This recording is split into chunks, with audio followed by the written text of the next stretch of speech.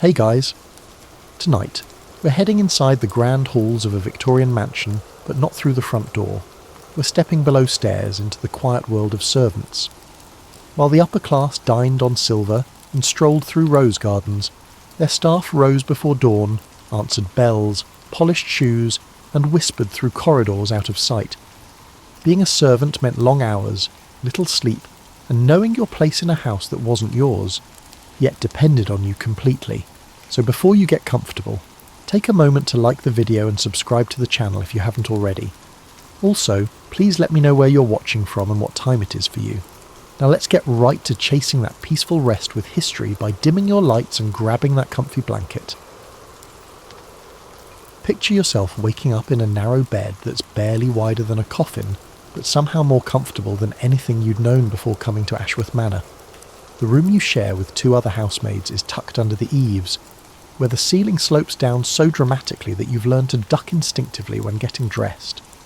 The walls are thin enough that you can hear Mrs. Pemberton, the head cook, already clattering about in the kitchen 3 floors below, her wooden spoons conducting an orchestra of copper pots.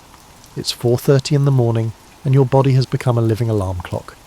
After 18 months in service, you no longer need the bell that Martha, the senior housemaid, rings to wake everyone. Your bones simply know when it's time to begin another day in the wonderful machine of the manor house. You slide your feet into boots that have moulded themselves to your particular brand of exhaustion, comfortable in all the wrong places, worn thin where you need them most. The floorboards creak their familiar greeting as you tiptoe around your sleeping roommates. Sarah, the scullery maid, talks in her sleep about her sweetheart back in the village, while Emma, who works in the laundry, snores with the dedication of someone who's earned every moment of rest. The servants' staircase serves as your primary route to all important places. It's narrow and steep, designed by architects who clearly never had to carry a coal scuttle up 4 flights, while balancing a chamber pot and trying not to wake the entire household. You've developed a peculiar grace navigating these stairs, part mountain goat, part ballet dancer, all determination not to tumble backward into catastrophe. Your first stop is the magnificent hall, where yesterday's ashes in the massive fireplace look like the remains of a small dragon.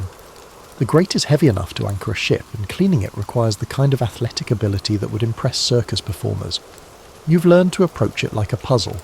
First the smaller pieces, then the grate itself, always mindful that coal dust has a magical ability to appear on surfaces you haven't even touched yet.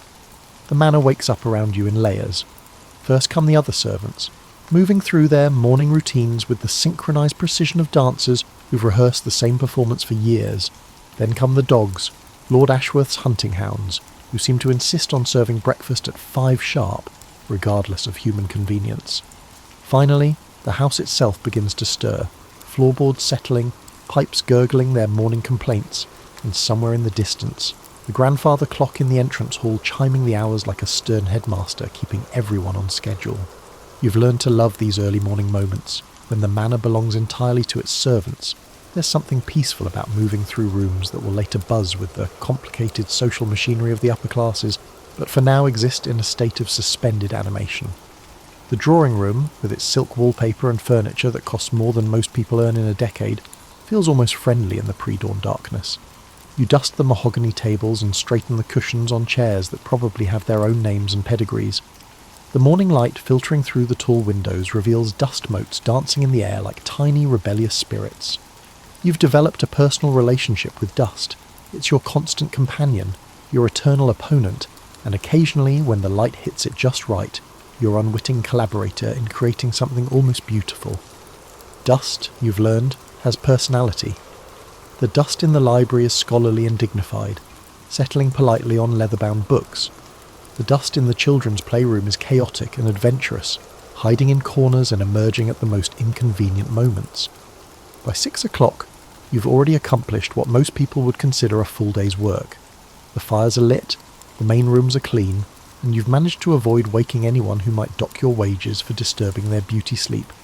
Your back aches in that particular way that comes from bending over grates and reaching under furniture, but there's also a satisfaction in seeing the manor slowly come to life around your efforts. The kitchen, when you finally make it there for your breakfast, is a warm refuge filled with the smell of fresh bread and the comfortable chaos of Mrs. Pemberton's domain. She rules her realm with the authority of a general and the warmth of a favourite aunt, dispensing both orders and wisdom in equal measure. The pecking order in a Victorian mansion is more complex than the family tree of European royalty, and twice as confusing for newcomers. You've learned to navigate this social labyrinth with the skill of a diplomat, always mindful of who outranks whom, and exactly how much courtesy each position demands. At the top of the servants' hierarchy sits Mr. Whitmore, the butler, who carries himself with the dignity of a man who's never doubted his place in the world. Mr. Whitmore, the butler, possesses the ability to elevate the mundane task of polishing silver to a sacred ritual, and his disapproval is unmistakable. You've seen him reduce footmen to stammering apologies with nothing more than a raised eyebrow and a slight tightening around the eyes. Just below him reigns Mrs. Hartwell, the housekeeper, who manages the female staff with the organisational skills of a military commander and the intuition of someone who's raised 12 children. She carries a massive ring of keys that jangles with every step, announcing her presence like a one-woman brass band. These keys unlock everything from the linen closets to the wine cellar, and the sound of them has become the soundtrack of authority in your daily life. Mrs. Pemberton rules the kitchen with an iron ladle and a heart that's softer than her Yorkshire pudding. She's a cook who meticulously remembers each servant's preferred tea and consistently provides an extra biscuit during a particularly challenging day. Her domain is distinct from the rest of the house hierarchy, as she reports directly to Mrs. Hartwell. However, within her kitchen, her authority is unquestioned. You've found your place somewhere in the middle of this complex social machinery. As a housemaid, you're above the scullery maids and the kitchen help, but below the ladies' maids and the governess. It's a position that requires a peculiar kind of social awareness. You need to be respectful to those above you, kind to those below you, and cautious around those at your level, because horizontal politics among servants can be more treacherous than anything happening upstairs. The footmen occupy their own strange category in this hierarchy. They're technically your equals, but they seem to believe their fancy uniforms and proximity to the dining room make them practically members of the family. James, the senior footman, has mastered the skill of sneering at people, while simultaneously serving them soup. His pomaded hair and pristine white gloves make him look like he's constantly ready for a formal portrait, even when he's just carrying coal scuttles. The daily dance of precedence plays out in 100 small ways. Who enters the servants' hall first for meals, who gets the best seat near the fire, who's allowed to voice opinions about the family's guests, and who must simply listen and nod. You've learned to read these subtle cues like a scholar studying ancient texts, because misunderstanding your place can result in anything from cold shoulders to actual dismissal. The strangest part of this hierarchy is how it mirrors the family upstairs while remaining completely separate from it. Lord Ashworth might be the master of the house, but he has no idea that William, the second footman, has been conducting a subtle campaign of psychological warfare against Thomas, the hall boy, over whose responsibility it is to polish the brass doorknobs. These servant dramas unfold parallel to the family's lives, invisible to them but consuming tremendous energy below stairs. You've developed a strategy for navigating these social waters that involves generous amounts of tea, careful listening, and an almost supernatural ability to become invisible when tensions rise. The key is understanding that everyone, from the lowliest scullery maid to the most exalted lady's maid, is desperately trying to maintain their dignity in a world that offers very little of it to people in service. The laundry maids exist in their own steamy universe, emerging from the basement washhouse looking like they've been wrestling with clouds. They speak their language of starch and soap, and their hands are permanently pruned from constant contact with water. Emma, who shares your attic room, comes to bed every night smelling like carbolic soap and lavender, a combination that's become as comforting as a lullaby. The truly fascinating members of this servant ecosystem are the specialists, the lamp trimmer, who treats each fixture like a delicate patient requiring surgery, the boot boy, who knows the footwear preferences of every family member and guest, and the under-butler who's being groomed for Mr. Whitmore's position and carries the weight of that future responsibility like a crown that's still being fitted. Living in a Victorian mansion means existing in two worlds simultaneously, like being an actor in a play where half the cast doesn't know the other half exists. You've mastered the art of becoming functionally invisible when family members are present, a skill that requires more athleticism than most people realise. The back staircase is your lifeline to invisibility. It's a narrow, winding passage that connects every floor of the house. To designed specifically so servants can move through the mansion without disturbing the family's carefully orchestrated daily life. You've learned to navigate these stairs in complete darkness, your feet knowing exactly where each step creaks and which handrail wiggles. It's like having a secret passage to everywhere that matters, except the secret is that you're not supposed to exist while using it. The family's daily routine creates a complex choreography that you've learned to dance around.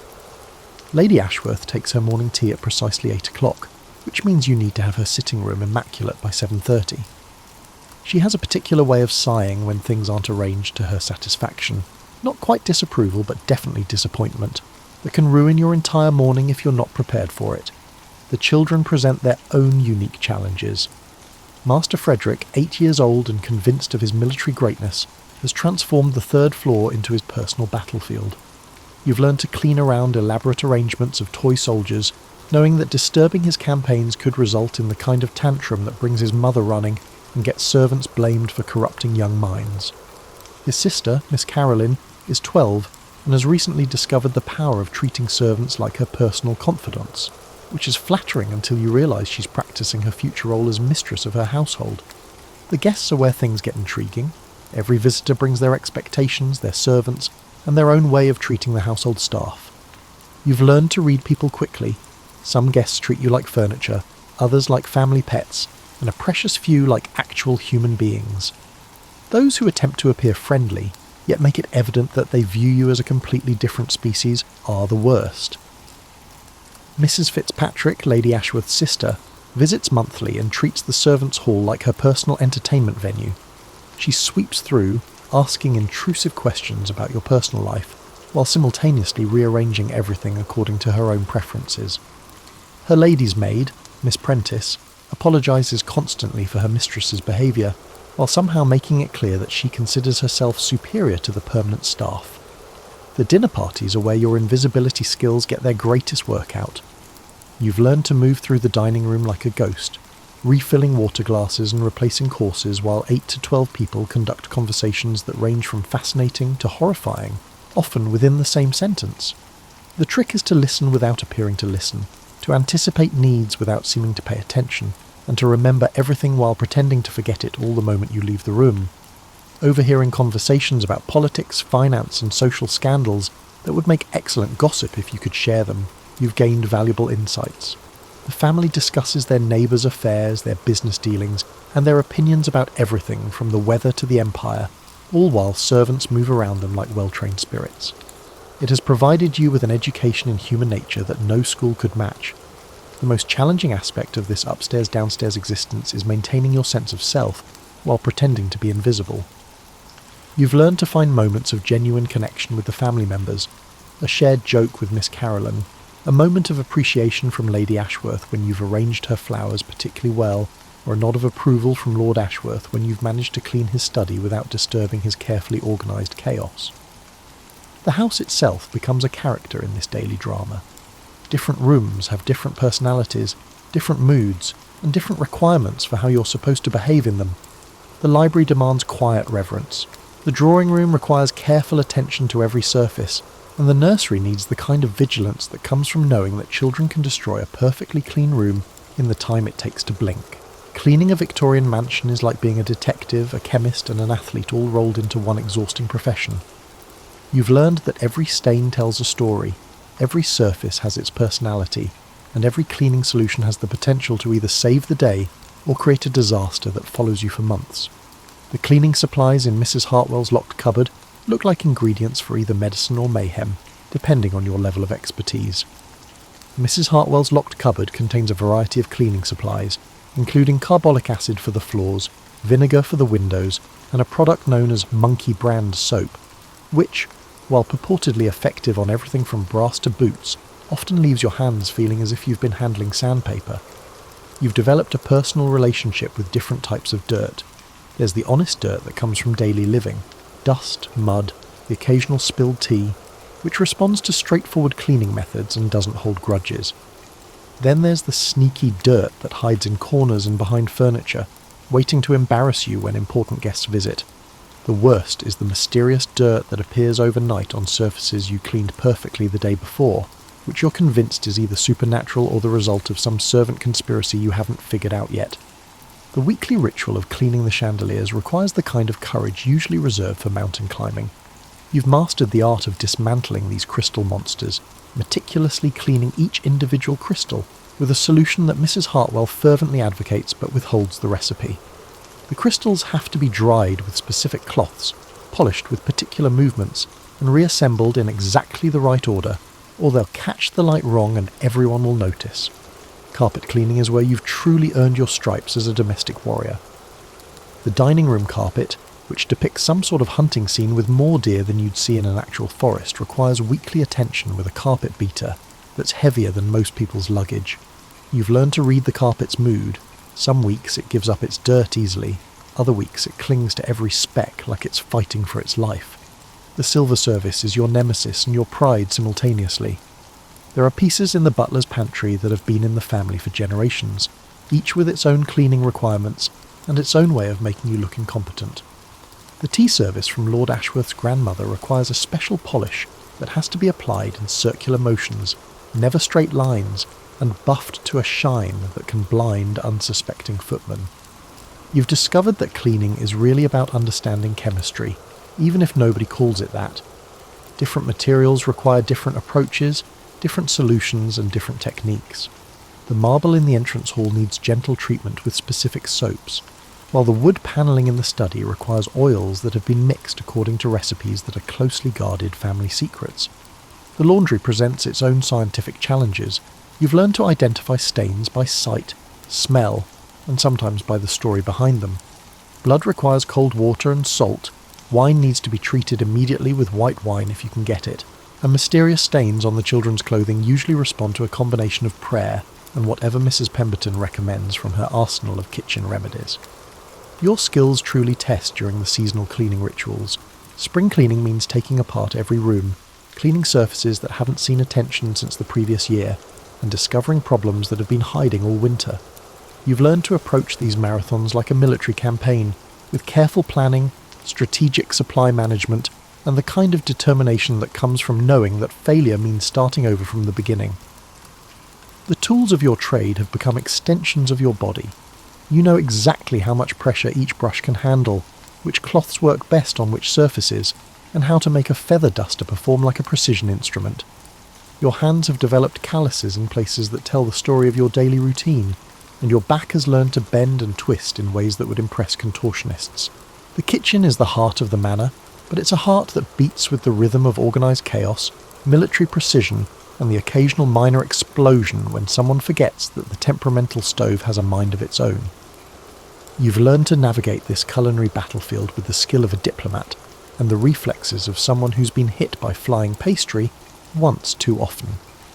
Mrs. Pemberton governs her domain with a wooden spoon that has endured more use than most medieval weapons. Mrs. Pemberton is a cook who adeptly prepares a 7-course dinner for 12 guests, manages the daily meals for 23 servants, monitors dietary restrictions that fluctuate with the weather, and maintains a constant commentary on the moral failings of anyone who has ever questioned her gravy. The kitchen follows a schedule that would leave railway conductors feeling envious.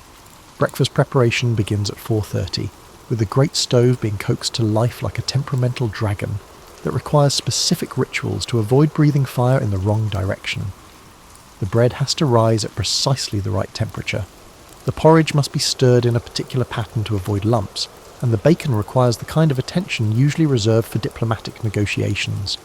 You've learned to read the kitchen's moods like a weather forecaster. When Mrs. Pemberton starts humming while she kneads bread, it's going to be a good day. When she begins muttering about ungrateful families and servants who don't appreciate proper cooking, it's time to become very useful, very quietly, and very far from her line of sight. When she starts banging pots louder than necessary, everyone knows to work faster and speak less. The scullery maid, poor Sarah, lives in a world of endless dishes, where every meal creates a mountain of plates, glasses, and serving pieces that need to be washed, dried, and put away before the next meal begins the cycle again. She's developed arms that could probably arm wrestle most of the footmen, and a philosophical approach to dishwater that borders on the mystical. Her domain is the enormous sink, a porcelain monster that could probably bathe a small horse, and she approaches each load of dishes like a general planning a campaign. The preparation of meals for upstairs is a performance that requires choreography, timing, and the kind of attention to detail that would impress Swiss watchmakers. Every plate must be warmed to the exact temperature, every garnish placed with artistic precision, and every course timed to arrive at the dining room exactly when the family is ready for it.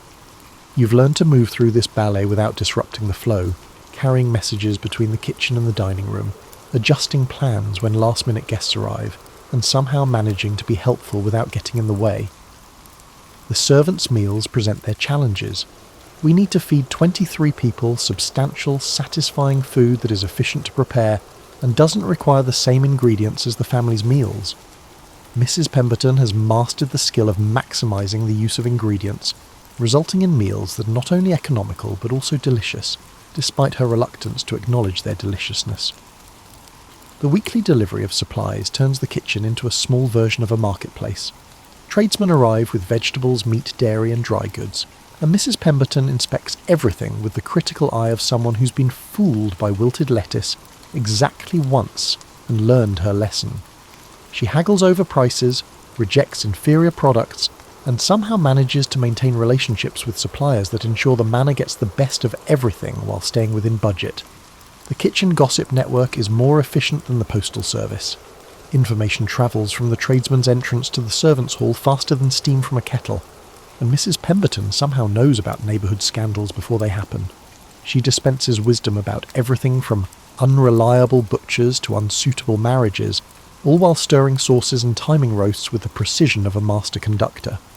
The kitchen reveals its true character during the evening clean-up. After a day of constant activity, the great room needs to be restored to perfect order for the next day's battles. Every surface must be scrubbed, every pot cleaned and put away, and the stove banked for the night like a faithful pet being tucked into bed. It's during these quiet moments that you appreciate the kitchen's warmth, both literal and metaphorical, and understand why it's considered the heart of the entire household. Living in a Victorian mansion also makes you an unwilling keeper of family secrets, neighbourhood gossip and blackmail material, which you would never do because that would be wrong and you need this job.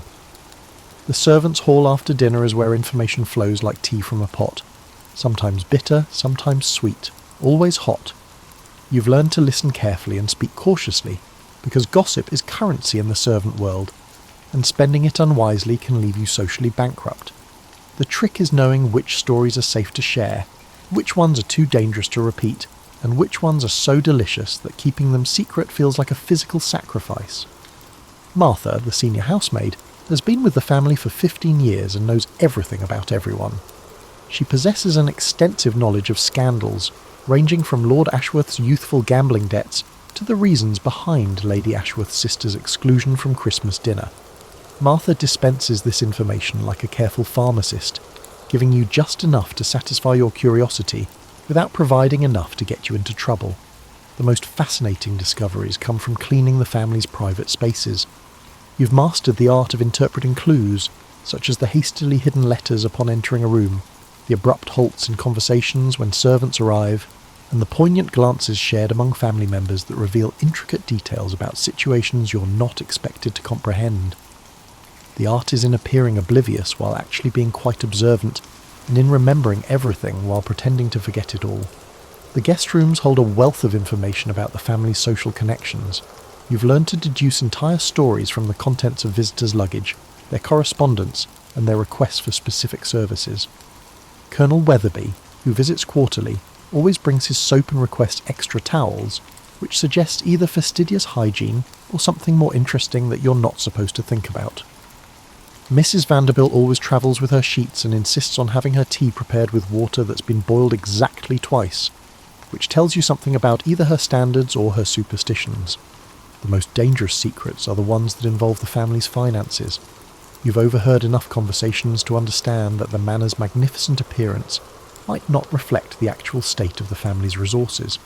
There are whispered discussions about mortgages, investments, and the need to make certain economies that must never be apparent to visitors. This knowledge lingers in your mind, too significant to overlook, yet too perilous to divulge. The romantic entanglements of the family provide endless entertainment for the servants' hall, Everyone is eagerly anticipating the moment when Miss Caroline's parents will notice her obvious infatuation with the young curate, who is visiting to discuss her charitable work. Master Frederick's current obsession with military history seems to be connected to his desire to impress Miss Julia, the daughter of a visiting general, which is adorable until you realise that 8-year-old romantic strategies involve increasingly elaborate displays of toy soldier expertise. Observing the relationship between Lord and Lady Ashworth from the unique perspective of someone who maintains their private spaces is a fascinating study in Victorian marriage. They maintain the perfect facade of domestic harmony in public, but you've learned to read the subtle signs of tension, separate bedrooms during certain weeks, conversations that are too polite to be natural, and the way they sometimes communicate through servants rather than directly to each other. The most unexpected secrets are the ones that reveal the family's humanity. You've discovered that Lord Ashworth writes poetry, which he hides in his desk drawer like it's evidence of criminal activity. Lady Ashworth discreetly transfers funds to her former governess, who is struggling financially. Master Frederick sleeps with a stuffed elephant he's had since infancy, and Miss Caroline keeps a diary locked in a box you would never dream of opening, even though you know exactly where she hides the key. The neighbourhood scandals that filter through the servants' network are like chapters in a novel that never ends. There's the ongoing mystery of why the Pemberton family down the road suddenly dismissed their entire staff last month. The speculation about whether Mr. Harrington's new wife is actually as young as she claims to be, and the delicious controversy surrounding the Methodist minister's daughter, who's been seen walking unchaperoned with a young man who's definitely not from a suitable family. After 18 months in service, you've learned that life in a Victorian mansion is built on rhythm. The daily beat of routine that keeps everything functioning, punctuated by moments of unexpected magic that make all the hard work worthwhile. Your days have developed a musical quality, each task flowing into the next with the kind of precision that comes from repetition and the knowledge that 22 other people depend on you doing your part perfectly. The changing seasons bring different rhythms to the manor. Spring means opening windows that have been sealed against winter's cold, beating rugs that have collected months of fireplace smoke, and the general resurrection of a house that's been hibernating. Summer brings garden parties, house guests, and the challenge of keeping cool in rooms that face the afternoon sun. Autumn means preparing for winter's siege, preserving food, and the melancholy beauty of watching the grounds transform into a landscape painting. Winter brings the cosy intimacy of smaller, warmer spaces, the constant tending of fires, and the satisfaction of keeping a large house comfortable when nature is doing its best to freeze everything solid. You've learned to find beauty in the most mundane tasks. There's something almost meditative about polishing silver until it reflects your face with perfect clarity, or arranging flowers in a way that makes an ordinary room feel like a scene from a fairy tale. The repetitive nature of your work has taught you to appreciate small improvements, tiny victories, and the satisfaction that comes from doing something well, even when nobody notices. The family has grown from distant figures to real people with quirks, habits, and personalities that you've learned to accommodate and even appreciate. Lord Ashworth's absent-minded professor tendencies mean you never move anything on his desk, even when it's been sitting in the same spot for months. Lady Ashworth's perfectionist streak has taught you to anticipate problems before they occur and to take pride in exceeding expectations. The children have shown you that growing up in privilege doesn't necessarily mean growing up without challenges, and that being wealthy doesn't protect you from the universal experiences of childhood confusion and the need for kindness. Your fellow servants have become the family you never expected to find. Martha's tough exterior conceals a heart shattered by numerous disappointments, yet she's the first to extend assistance when you're in need. Mrs. Pemberton's persistent complaints about ungrateful people conceal a profound joy in providing nutritious food and maintaining their health. Even Mr. Whitmore, with his intimidating dignity, has shown moments of unexpected humour and surprising kindness. The skills you've developed in service have changed you in ways you didn't anticipate. Your hands have become capable of delicate work that would have been impossible 18 months ago. Your back has grown stronger from all the bending and lifting. Your mind has become more organised, more efficient, and better at solving problems quickly. You've learned to read people's moods, to anticipate needs, and to provide comfort without being asked. The most surprising discovery is how much you've learned about yourself. Living in service has taught you resilience, patience, and the value of work well done. You've learned that you can adapt to unexpected situations, that you can do more than you thought, and that dignity isn't based on social status. The future stretches ahead, with possibilities you're still learning to imagine. Some servants spend their entire careers in service, rising through the ranks to positions of respect and responsibility. Others save their wages and eventually establish their households. A few marry and leave service altogether, carrying their skills into different lives. You haven't decided which path you'll take, but you've learned that having choices is a luxury you're grateful for. As you settle into your narrow bed at the end of another long day, listening to Sarah murmur about her sweetheart and Emma's reliable snores, you realise that this life you've built in service is more than just a job. It's a community, an education, and a foundation for whatever comes next. The manor house sleeps around you, peaceful and secure, and you drift off knowing that tomorrow will bring the same rhythm of routine and the same possibility of small magic. The last thing you hear before sleep takes you is the grandfather clock in the entrance hall, chiming the hours with the same steady reliability that has marked your days since you arrived. It's a comforting sound, a reminder that some things endure and that your part in keeping this small world functioning matters more than you might have thought when you first climbed those steep servant stairs with your single bag of possessions and a heart full of uncertainty. Your life in service has taught you that home isn't always the place you're born and family isn't always the people you share blood with. Sometimes home is a narrow bed under sloped ceilings, and family is the people who know exactly how you like your tea and never forget to save you the last slice of Mrs. Pemberton's apple tart. And just like that, we have come to the end of this exciting story. If you are still struggling to fall asleep, like a lot of us deal with, don't you worry, because I have placed some of my favourite stories here, old and new, for you to choose from if you want to hear something else or if you did not like tonight's main story. It's always a pleasure lulling you guys to sleep every night with all kinds of different historical stories and events. Sweet dreams, my friends. I'll see you later. Take care and good night.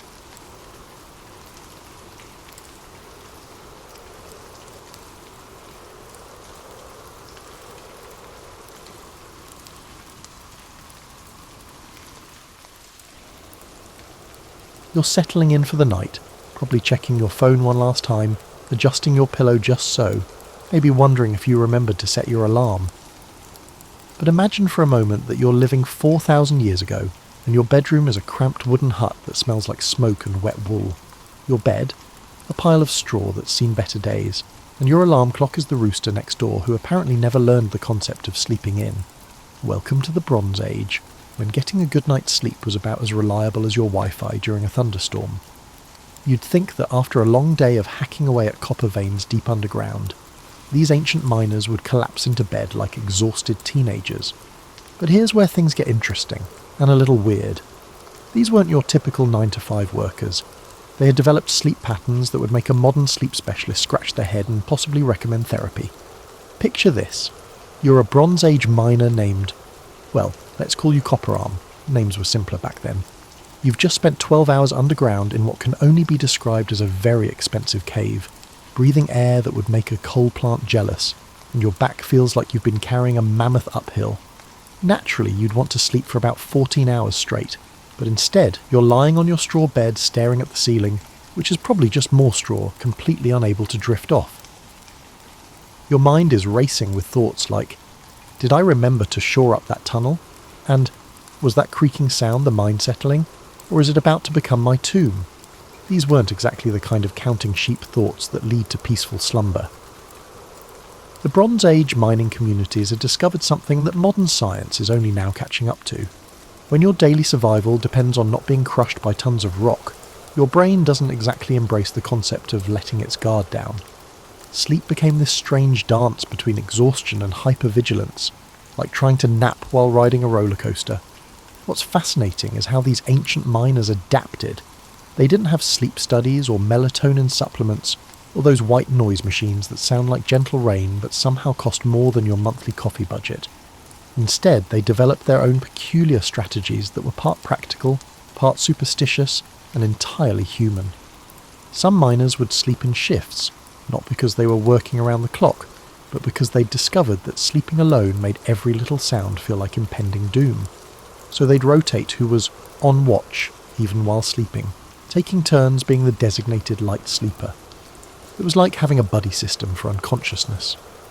Others developed what we might call preparation rituals that would make your bedtime routine look minimalist.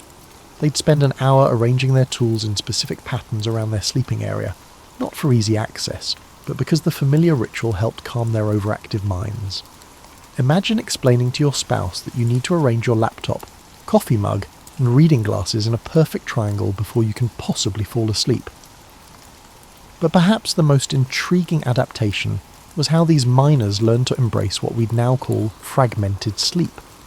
Instead of fighting their tendency to wake up every few hours in a panic, they built their rest around it. They'd sleep for a few hours, wake up naturally, usually convinced something terrible was about to happen, spend an hour or two doing quiet activities like mending tools or planning the next day's work, then settle back down for another sleep cycle. This wasn't insomnia, it was evolution in action. Their bodies and minds were adapting to a lifestyle that required constant alertness, even during rest. They were literally rewiring their sleep patterns to match their dangerous profession, creating a survival strategy disguised as a sleep disorder. And you thought your habit of checking your phone at 2 a.m. was problematic.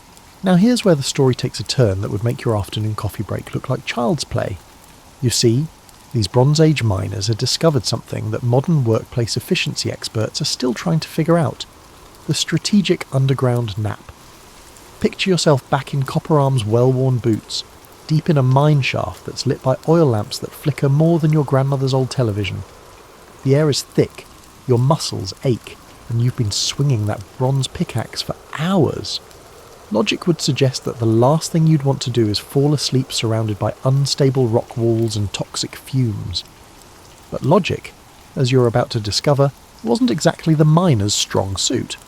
These crafty underground workers had figured out that a well-timed 20-minute nap in the depths of the mine could be the difference between productive afternoon digging and accidentally pickaxing your own foot. But here's the catch, and this is where things get delightfully weird. They couldn't just curl up anywhere. Oh no, that would be too easy. Underground napping had rules, serious rules. The kind of rules that would make your office handbook look like a grocery list. First, you had to find what they called a singing spot, a place in the mine where the acoustics were just right.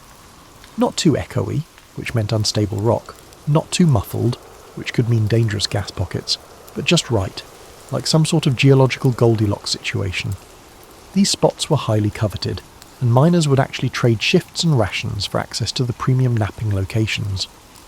Imagine the workplace politics. Listen, Tinbeard, I'll give you my extra bread ration and cover your morning shift if you let me have the Tuesday 2 p.m. slot in the good sleeping alcove. It was like booking a conference room, except the stakes were your sanity, and the conference room could potentially collapse on you.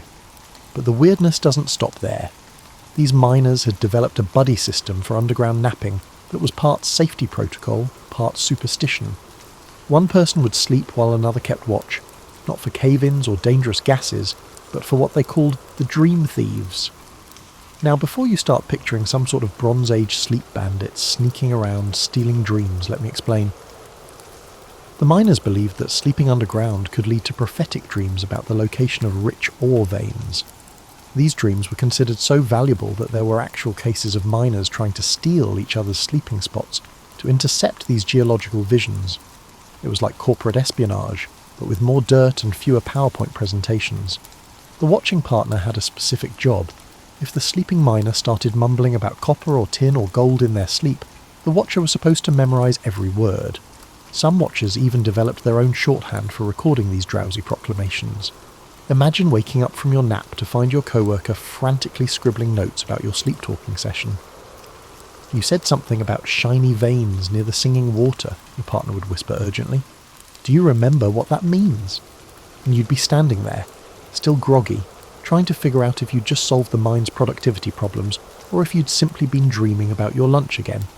The really fascinating part is that this system actually worked, not because the dreams were genuinely prophetic, but because the process of sleeping underground had actually trained these miners to be incredibly observant about subtle geological signs.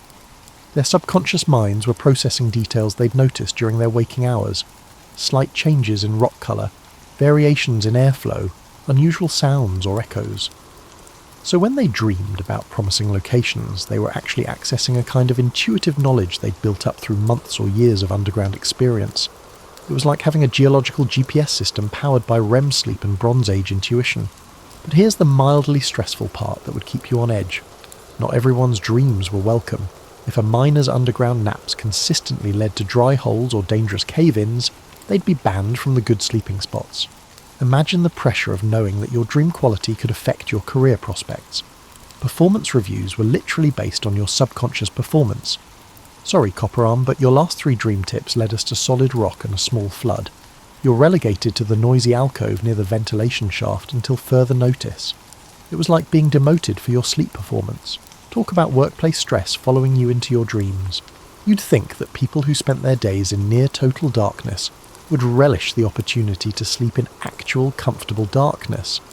But Bronze Age miners, as you're beginning to understand, weren't exactly conventional in their approach to rest and relaxation. Instead of embracing the darkness, they turned bedtime into what can only be described as a competitive sport. And like most competitive sports, it was simultaneously ridiculous and intensely serious. Picture this. You're back in your straw-filled hut after another day of underground adventures, and instead of simply lying down and closing your eyes like a reasonable person, you're participating in what the mining community called darkness challenges. These weren't official competitions with prizes and ceremonies. They were the kind of informal contests that emerge when people have too much time, too much stress, and not nearly enough entertainment options. The basic concept was simple. See who could fall asleep fastest in complete darkness. But like everything else in Bronze Age mining culture, the execution was wonderfully complicated. First, there were the preparation rituals. Each miner had their own pre-sleep routine that they swore was the key to rapid unconsciousness. Some would count their breathing in specific patterns, not the gentle 4-7-8 breathing you might have learned in yoga class, but intense mathematical sequences that would make your high school algebra teacher proud. Others would mentally catalogue every tool in their collection, every support beam in their section of the mine, every pebble in their daily path.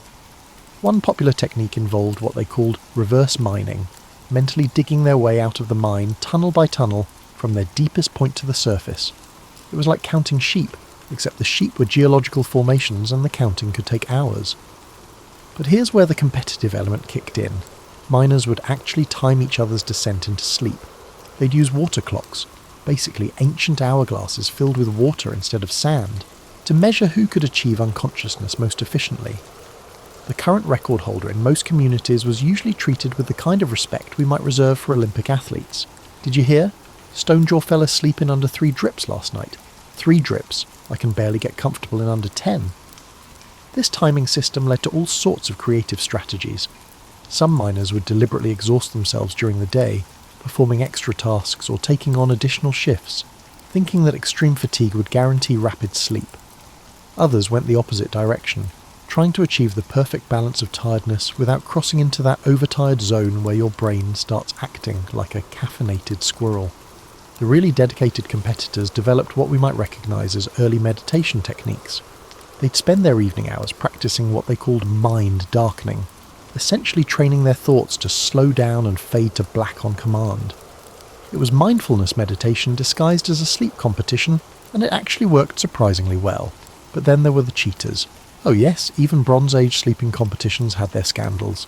Some miners would secretly consume fermented beverages before the challenge, figuring that alcohol-induced drowsiness should count as legitimate sleep speed. Others would claim they'd fallen asleep when they were actually just lying very still with their eyes closed, hoping the timekeeper wouldn't notice the difference.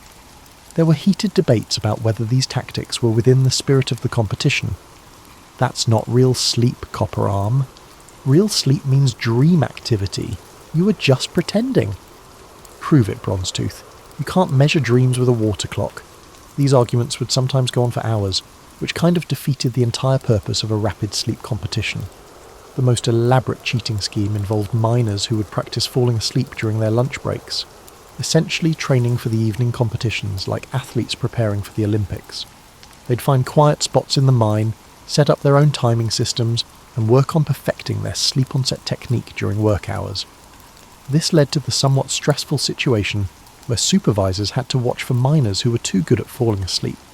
If you could doze off too quickly during the day, you might be suspected of practicing for the evening competitions instead of focusing on your actual job. Why were you able to fall asleep so fast during lunch break, Tin Hand? Are you training for tonight's darkness challenge when you should be thinking about copper extraction? Imagine having to defend your natural sleepiness as evidence that you weren't being competitive about bedtime. It was like being too good at relaxation for your own good. The competitions also created an unexpected side effect. Miners became incredibly sensitive to sleep disruption.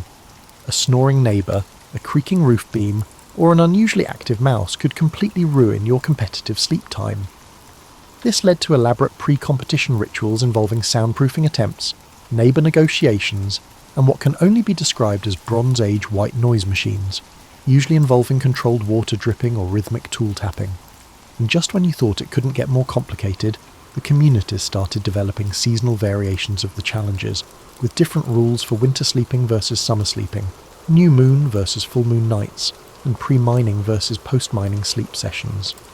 It was the kind of thing that started as simple fun and evolved into a complex subculture with its own rules, strategies, and social hierarchies. Because apparently, even sleep needed to be optimized for maximum efficiency and competitive advantage. Who knew Bronze Age miners were the original life hackers? Just when you thought Bronze Age sleep habits couldn't get any stranger, we encounter what might be the most peculiar phenomenon of all, the singing sleepers. And no, this isn't about miners who hummed lullabies to help themselves drift off, though that would be charmingly normal compared to what actually happened. You're lying in your Bronze Age bed. Remember, it's still that pile of straw that's definitely seen better days. And from somewhere in the darkness comes a sound that's part melody, part moan, and entirely mysterious. It's your neighbour, Bronzebeard, engaging in what the mining community called sleep singing, a phenomenon that was part medical condition, part social ritual, and entirely fascinating to everyone who witnessed it. Sleep singing wasn't like the occasional snoring or sleep talking that you might be familiar with. These weren't random mumbles or unconscious vocalizations. The singing sleepers produced elaborate melodic compositions while completely unconscious, often lasting for hours and featuring complex harmonies that they couldn't reproduce while awake. The weird part, as if it wasn't weird enough already. The songs seemed to follow the rhythm of mining. The melodies matched the tempo of pickaxe swings.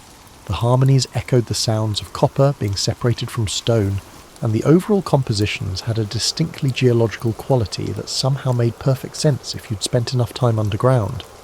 Imagine trying to explain this to your modern sleep specialist. Well, doctor, I seem to be composing symphonies in my sleep, but only ones that sound like mining equipment, and I can't remember any of it when I wake up. The mining communities didn't treat this as a medical oddity to be cured. They embraced it as a form of entertainment and in some cases divine communication. Families would actually adjust their sleeping arrangements to be closer to their household sleep singer, and neighbours would sometimes request specific songs by leaving symbolic objects near the singer's bed. Want to hear the copper vein discovery song? Leave a small piece of copper ore by the sleeper's head, hoping for the safe journey underground melody. A mining tool placed just so might do the trick. It was like having a prehistoric jukebox that operated on unconscious request fulfillment. But here's where things got mildly stressful for the sleep singers themselves. They started feeling performance pressure even while unconscious.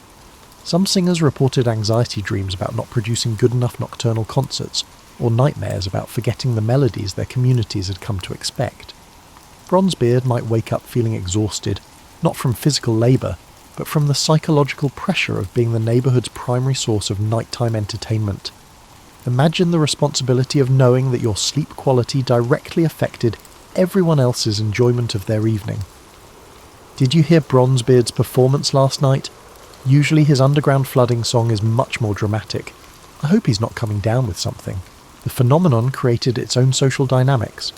Sleep singers became informal community leaders, their unconscious musical choices influencing group decisions about mining locations, safety protocols, and even interpersonal conflicts.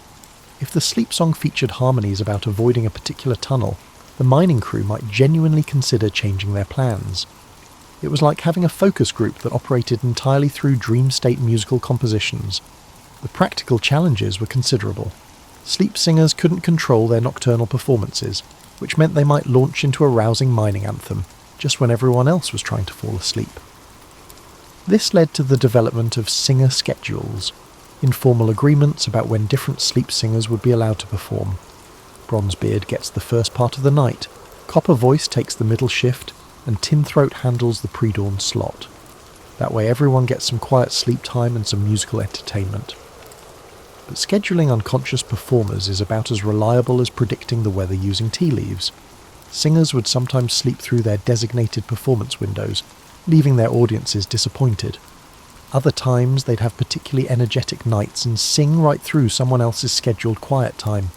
The communities developed surprisingly sophisticated ways to manage these challenges. Some groups appointed sleep conductors, people whose job was to gently influence the singers' performances through subtle, environmental cues. They'd adjust the temperature, introduce specific scents, or create gentle background sounds that might encourage certain types of songs. It was like being a DJ for unconscious performers, trying to create the right atmosphere for the kind of musical dreaming that would benefit the entire community. The most talented sleep conductors could allegedly influence not just the style of the songs, but their content. Want songs about successful mining ventures? Create an environment that feels prosperous and secure. Need melodies that would calm pre-mining anxiety. Focus on comfort and safety cues. Of course, this system was about as reliable as you'd expect when dealing with unconscious minds, environmental manipulation, and Bronze Age technology. Sleep conductors would spend hours preparing the perfect conditions for inspiring mining-themed lullabies, only to have their featured singer produce 3 hours of what sounded like rocks falling down a mountain. I specifically arranged everything to encourage the peaceful underground journey composition, and instead we got 4 hours of avalanche in a copper mine. What am I doing wrong? The pressure on both singers and conductors led to the development of backup entertainment systems, storytellers, musicians and other performers who could fill in when the sleep singing didn't meet community expectations. Because apparently even unconscious entertainment needed understudies. By now you've probably realised that Bronze Age miners had turned sleep into something resembling a complex logistical operation. But just when you think you've got a handle on their nocturnal peculiarities, we encounter what might be their most ambitious sleep-related innovation, the Great Sleep Migration. Picture this, you're copper arm again, and you've just discovered that your usual sleeping spot, that carefully chosen corner of your hut where the straw is just the right density and the roof doesn't leak too much, is no longer providing quality rest. Maybe the sleep-singing neighbour has changed their repertoire to something that sounds like rocks having an argument. Maybe the local mouse population has decided your sleeping area is prime real estate. Or maybe you've simply outgrown your current sleep environment the way you might outgrow a favourite coffee shop that suddenly starts playing music that makes your teeth hurt. The logical solution would be to adjust your sleeping arrangements within your existing space. Add more straw, negotiate with the neighbour, declare war on the mice. But Bronze Age miners, as you've learned, weren't particularly interested in logical solutions when creative ones were available. Instead, they developed a system of seasonal sleep migration that would make modern minimalists weep with envy and digital nomads nod with understanding. The concept was beautifully simple. Instead of trying to perfect one sleeping location, why not rotate through multiple sleeping spots throughout the year, following optimal sleep conditions the way birds follow favourable weather patterns? This wasn't just about comfort, though comfort was certainly part of it. The miners had observed that different sleeping locations seemed to produce different types of dreams, different quality of rest, and different levels of preparation for the next day's underground work. Some places were better for deep restorative sleep. Others seemed to encourage the kind of light, alert rest that kept you ready for unexpected mine emergencies. Migration routes weren't random. Mining communities developed elaborate maps of optimal sleeping locations, complete with seasonal ratings, dream quality assessments, and detailed notes about environmental factors that affected rest quality. The sleeping alcove behind Stonejaw's hut is excellent for deep winter rest, but avoid it during the rainy season unless you enjoy the sound of water dripping directly onto your forehead every 37 seconds. The elevated platform near the mine entrance provides superior ventilation for summer sleeping, but the sunrise light makes it unsuitable for anyone who values sleeping past dawn. These sleep migration maps became highly valued community resources, passed down through families and traded between mining settlements like precious commodities.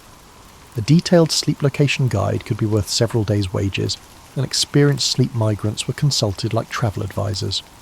I'm thinking of trying the rocky outcrop near the eastern mine shaft for my autumn sleep rotation. What's your assessment of the wind patterns and rodent activity in that area? The migration system created its own social dynamics. Popular sleeping spots would become overcrowded during peak seasons, leading to reservation systems and waiting lists.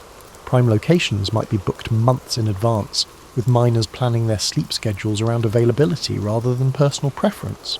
Some entrepreneurs, yes, Bronze Age miners had entrepreneurs, started offering sleeping location rental services. They'd scout new spots, test them for optimal sleep conditions, and then lease them to other miners for premium rates during high-demand periods. For just 3 extra copper pieces per moon cycle, you can have guaranteed access to the sheltered grove with a natural sound dampening and built-in morning sun alarm. No mice, no leaks, no snoring neighbours. Premium sleep location with a satisfaction guarantee. But the migration system also created unexpected challenges.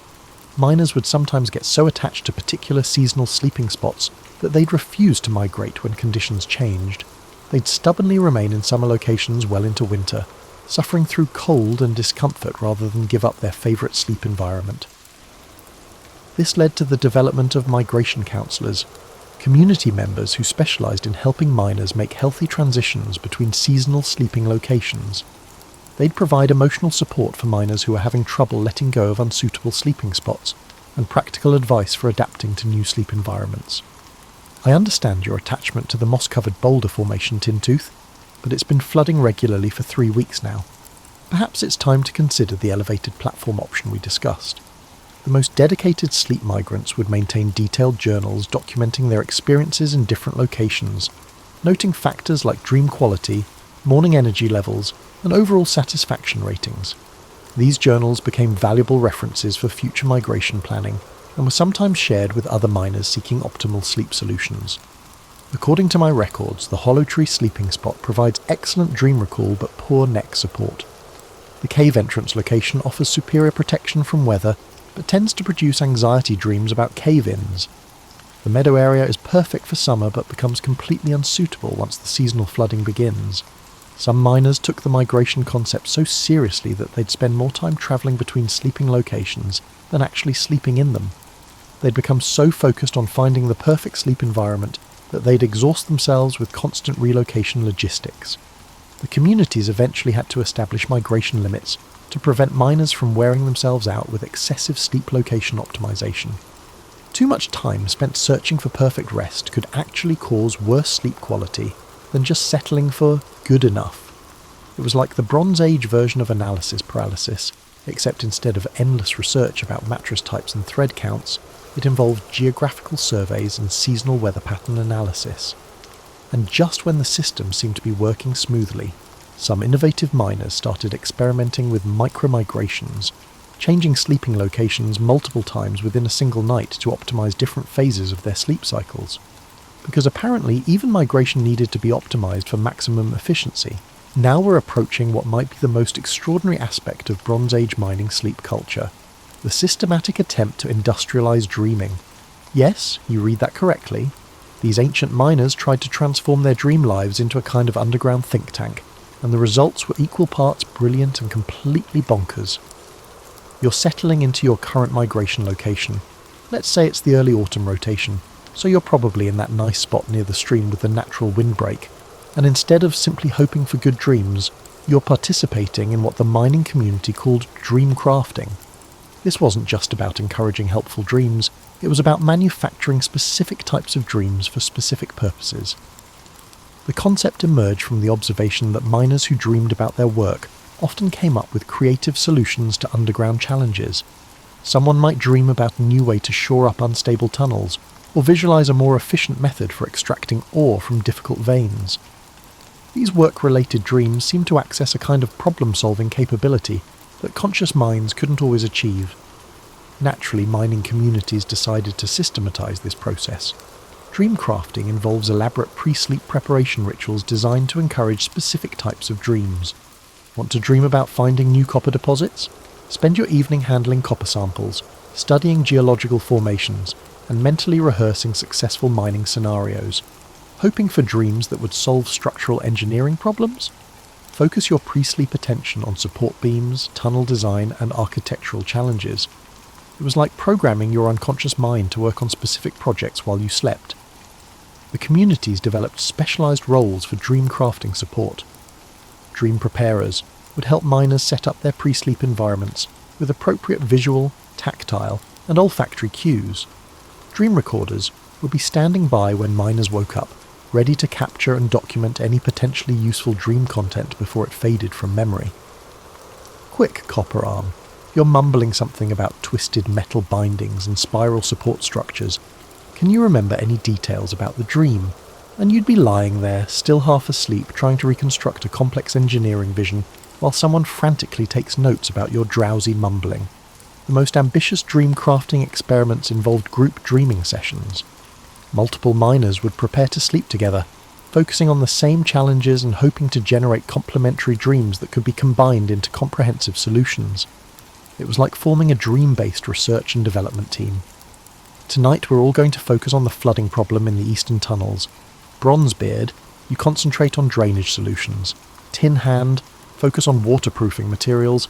Stonejaw, see if you can dream up some kind of early warning system for water detection. The success rate for these group dreaming projects was about what you'd expect when trying to coordinate unconscious minds working on complex technical problems. Occasionally the miners would awaken with innovative, complementary solutions that seamlessly blended together like a puzzle.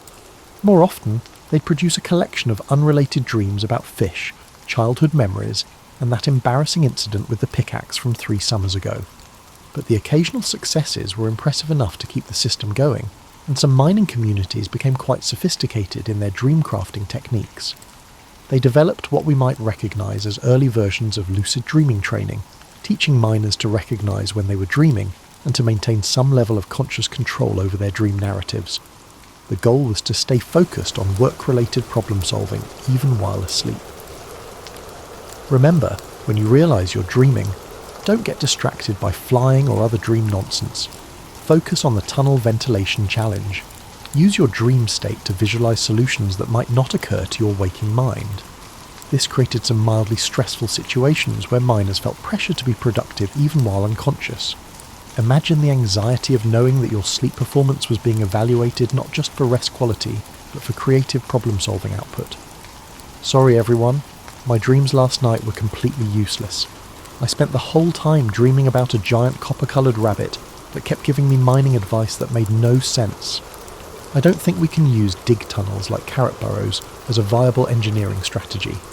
The communities eventually had to establish dream failure forgiveness policies to prevent miners from developing sleep anxiety that would actually reduce their dream productivity. Some of the most dedicated dream crafters started keeping detailed dream journals, documenting not just the content of their dreams, but the pre-sleep preparation techniques that seemed to produce the most useful results. These journals became valuable community resources, like recipe books for generating specific types of dreams. For dreams about ore quality assessment, I recommend spending the evening examining different metal samples while thinking about colour variations and density testing. Avoid eating fermented foods before sleep, as they seem to introduce random elements that distract from metallurgical focus. The most successful dream crafters developed personal specializations, becoming known for their ability to generate specific types of problem-solving dreams. Some became specialists in structural engineering dreams, others focused on geological survey dreams, and a few became known for their uncanny ability to dream about workplace safety solutions. These specialists would sometimes be consulted by other mining communities facing similar challenges. They'd travel to different settlements, learn about local mining problems, and then attempt to dream up solutions that could be implemented by the visiting community. It was like having Bronze Age consulting services powered by REM sleep and unconscious creativity. But the system also produced some wonderfully unexpected results. Miners who were trying to dream about technical solutions would sometimes come up with innovations in completely unrelated areas. Someone focusing on tunnel support might dream up new food preservation techniques. A miner concentrating on ore extraction might wake up with ideas for improved textile manufacturing. The community started maintaining unexpected innovation logs to capture these accidental discoveries, leading to a kind of Bronze Age cross-pollination of ideas between different industries and crafts. And just when the dream crafting system seemed to be reaching peak sophistication, some innovative miners started experimenting with dream trading, attempting to share their dreams with other people through detailed storytelling and visualization exercises. This suggests that even unconscious creativity required optimization for maximum distribution and collaborative efficiency. As you're drifting towards sleep in your modern bed, with your climate control and blackout curtains and probably a dozen different apps designed to optimize your rest, it's worth considering what happened to all this Bronze Age sleep innovation. Did these elaborate systems simply disappear when mining techniques evolved, or did they leave traces that still influence how we think about rest and dreams? The answer, as you might expect, is wonderfully complicated. Some of the Bronze Age sleep practices evolved into traditions that persisted for thousands of years. The concept of sleep migration, for instance, influenced the development of seasonal living patterns in many cultures. The idea that different environments produce different qualities of rest became embedded in various folk wisdom traditions about optimal sleeping conditions. Dream crafting techniques found their way into religious and spiritual practices where directed dreaming became associated with divine communication and prophetic vision. The systematic approach to dream incubation that Bronze Age miners developed can be traced through various mystery traditions, shamanic practices, and even early medical applications where dreams were used for diagnostic purposes. The competitive aspects of Bronze Age sleep culture evolved into more formal sleep-related customs and ceremonies. Various cultures developed rituals around bedtime, sleep quality assessment, and dream sharing that echo the miners' systematic approach to rest optimization. But perhaps the most significant legacy was the fundamental idea that sleep could be actively managed and optimized rather than simply endured. Bronze Age miners were among the first people to treat sleep as a skill that could be developed, a resource that could be managed, and a tool that could be used for specific purposes. This conceptual framework laid the groundwork for later developments in sleep medicine, dream research, and what we now call sleep hygiene. The miners recognized that environmental factors, social dynamics, and psychological preparation could dramatically affect sleep quality, which was remarkably sophisticated for its time. Their understanding that different types of rest serve different purposes, that deep sleep, light sleep, and various dreaming states each had distinct benefits, predated modern sleep science by thousands of years. They were essentially conducting primitive sleep studies, using themselves as test subjects and developing practical applications for their discoveries. The social aspects of their sleep innovations were equally influential. The idea that individual sleep quality could affect community well-being, that sleep patterns could be coordinated for group benefit, and that sleep-related skills could be shared and taught became embedded in many cultures' approaches to rest and community living. Even some of their more unusual practices left lasting influences. The concept of sleep singing evolved into various traditional lullaby practices and bedtime musical customs. The idea of sleep location optimization influenced architectural approaches to bedroom design and the development of sleeping spaces in different cultures. Their systematic approach to managing sleep-related anxiety, recognizing that worry about sleep quality could actually interfere with rest, became a cornerstone of later therapeutic approaches to sleep disorders. Bronze Age miners were essentially practicing primitive cognitive behavioral therapy for sleep problems, but perhaps most importantly, they established the precedent that sleep was worth paying attention to, worth investing effort in, and worth treating as a serious aspect of human health and productivity. This wasn't just about getting enough rest, it was about getting the right kind of rest, in the right environment, with the right preparation and support systems. Modern sleep research continues to confirm many intuitive findings. We now know that sleep environments do significantly affect rest quality, that social factors can influence sleep patterns, that pre-sleep routines can improve sleep onset and quality, and that different types of sleep serve different physiological and psychological functions. The contemporary interest in sleep optimization, sleep tracking, and sleep-related wellness products reflects the same basic impulse that drove Bronze Age miners to develop their elaborate sleep management systems. We're still trying to solve the same fundamental challenge: how to get the kind of rest that sustains our demanding, often stressful lives. Of course, we have advantages that Bronze Age miners couldn't have imagined. We understand sleep physiology, we have effective treatments for sleep disorders, and we can create sleep environments that are safer and more comfortable than anything available 4,000 years ago. but we may have lost some of their wisdom about the social and psychological aspects of sleep. Their recognition that rest is not just an individual activity, but a community resource, that sleep quality affects not just personal performance but group well-being, and that the journey towards sleep can be as important as the sleep itself, offers insights that remain relevant today. As you settle into your sleep routine tonight, you're participating in a tradition that stretches back to those ancient copper miners who refused to accept poor sleep as an inevitable part of difficult work.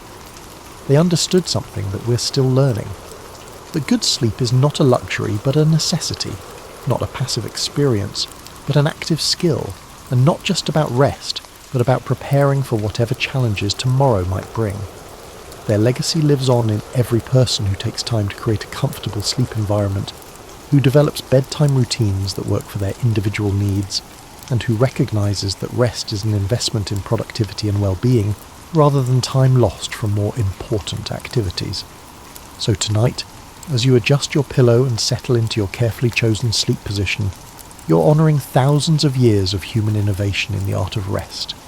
You're the beneficiary of countless generations of people who refused to accept that sleep was simply something that happened to them, rather than something they could actively improve. Your memory foam mattress and your smartphone sleep tracking apps would probably amaze the Bronze Age miners, but they'd immediately understand your desire to optimise your rest for tomorrow's challenges. They'd recognise the familiar human impulse to turn even unconsciousness into an opportunity for improvement and innovation. And maybe, in their honour, you could take a moment to appreciate not just the sleep you're about to enjoy, but all the creativity, experimentation, and stubborn determination that made it possible. From their underground napping experiments to your white noise machine by the bed, it's all part of the same ongoing human project, the quest for rest that truly restores. Sweet dreams. The Bronze Age miners would be proud of how far we've come and how much we still have in common with those ancient seekers of perfect sleep. After all, some things never change. We all just want to wake up feeling like we can face whatever the day might throw at us, whether it's a dangerous mine shaft or a challenging Monday morning. And in that universal desire for restorative rest, we're connected across thousands of years to those ingenious, sleep-obsessed miners who turned bedtime into an art form and dreaming into a collaborative enterprise. Rest well, knowing you're part of a very long tradition of people who take their sleep seriously and aren't afraid to get creative about it.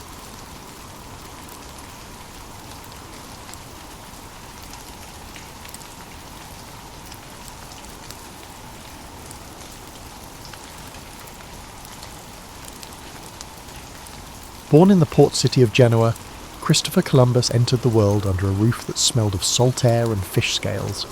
His father, a wool weaver by trade, held lofty aspirations that his son might avoid the repetitive, grinding tasks of carding, spinning and weaving, the bustle of people coming to trade in the harbour, yelling over each other in half a dozen dialects, made an indelible impression on young Christopher.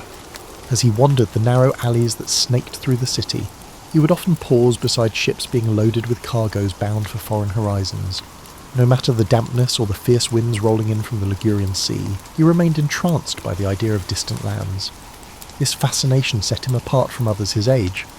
He was far less interested in the local gossip about the new bishop or who would marry into which family. Instead, he chased fleeting rumours about gold-laden shores, where people spoke in languages sounding like music. When he was old enough to leave home, Columbus began to sail modestly, short voyages in which he served as a messenger or a humble hand, making sure to note every detail. Once, while aboard a small merchant ship, he encountered a fierce storm that pitched the vessel so violently several men were lost at sea. Yet Columbus persevered, occasionally gripping the rigging and feeling both dread and a certain strange euphoria. He later recalled this episode as the exact moment he realised that fortune favoured risk-takers. The wind stung his face, but he felt alive in a way that overshadowed the fear. At that time, the known world for most Europeans was bracketed by misunderstandings about what lay beyond the horizon. Maps were often imaginative, featuring sea monsters, swirling vortexes, or vast empty spaces labelled terra incognita. Columbus devoured any chart or ragged bit of parchment he could find. In taverns, He listened to old sailors speak of land glimpsed through squalls and thick fog, and not shown on official charts. While some dismissed these tall tales as bar-brawlers' fables, Columbus tucked them away in his mind like precious cargo. He made sure to learn from the best navigational minds available. By day, he subjected himself to the strict discipline of mathematics, angles, distances, how to track the sun and stars. By night, he pored over translations of Ptolemy, or any scraps referencing far-off kingdoms. His curiosity was insatiable, but always tinged with pragmatism.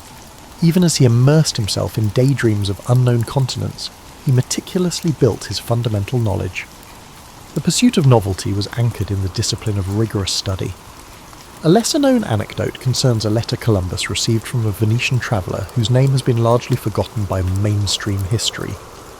This Venetian teased glimpses of a rumoured passage, a route leading west across the Atlantic to Asia's riches. The letter wasn't coated with the florid hyperbole common in travel accounts at that time. Instead, it was almost stark, describing a place where the sun set over expanses of water few dared to traverse. Columbus cherished that letter, convinced it held the kernel of a secret known only to a handful of traders or explorers who lacked the means to follow up on it. The Venetian might never have expected his words to incite one of the most daring voyages of the age. Yet for Columbus, that letter represented a subtle push, a sign that the improbable might be real. In the decades leading up to his famed expeditions, Europe wrestled with power shifts. Italy's city-states squabbled with each other. The Ottoman Empire flexed control over trade routes, and Portugal angled for maritime dominance. People in Columbus's circles debated the viability of sailing west to reach the spice-laden east. The question was more than academic curiosity. It came down to wealth, alliances, and bending the map to serve power. Genoa, sitting at the crossroads of so many trading arteries, was itself a testament to how maritime acumen could drive prosperity. Columbus was neither the best educated nor the wealthiest visionary of his time, but he excelled in marrying lofty dreams with a canny political sense.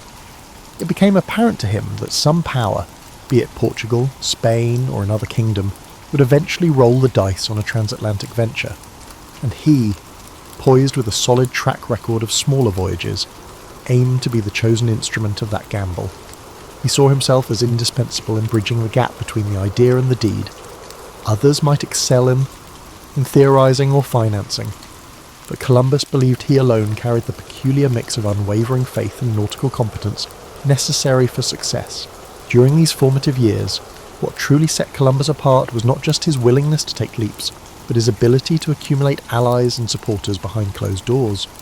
He had a gift for speech, particularly when discussing navigation or potential wonders that might lie across the Atlantic.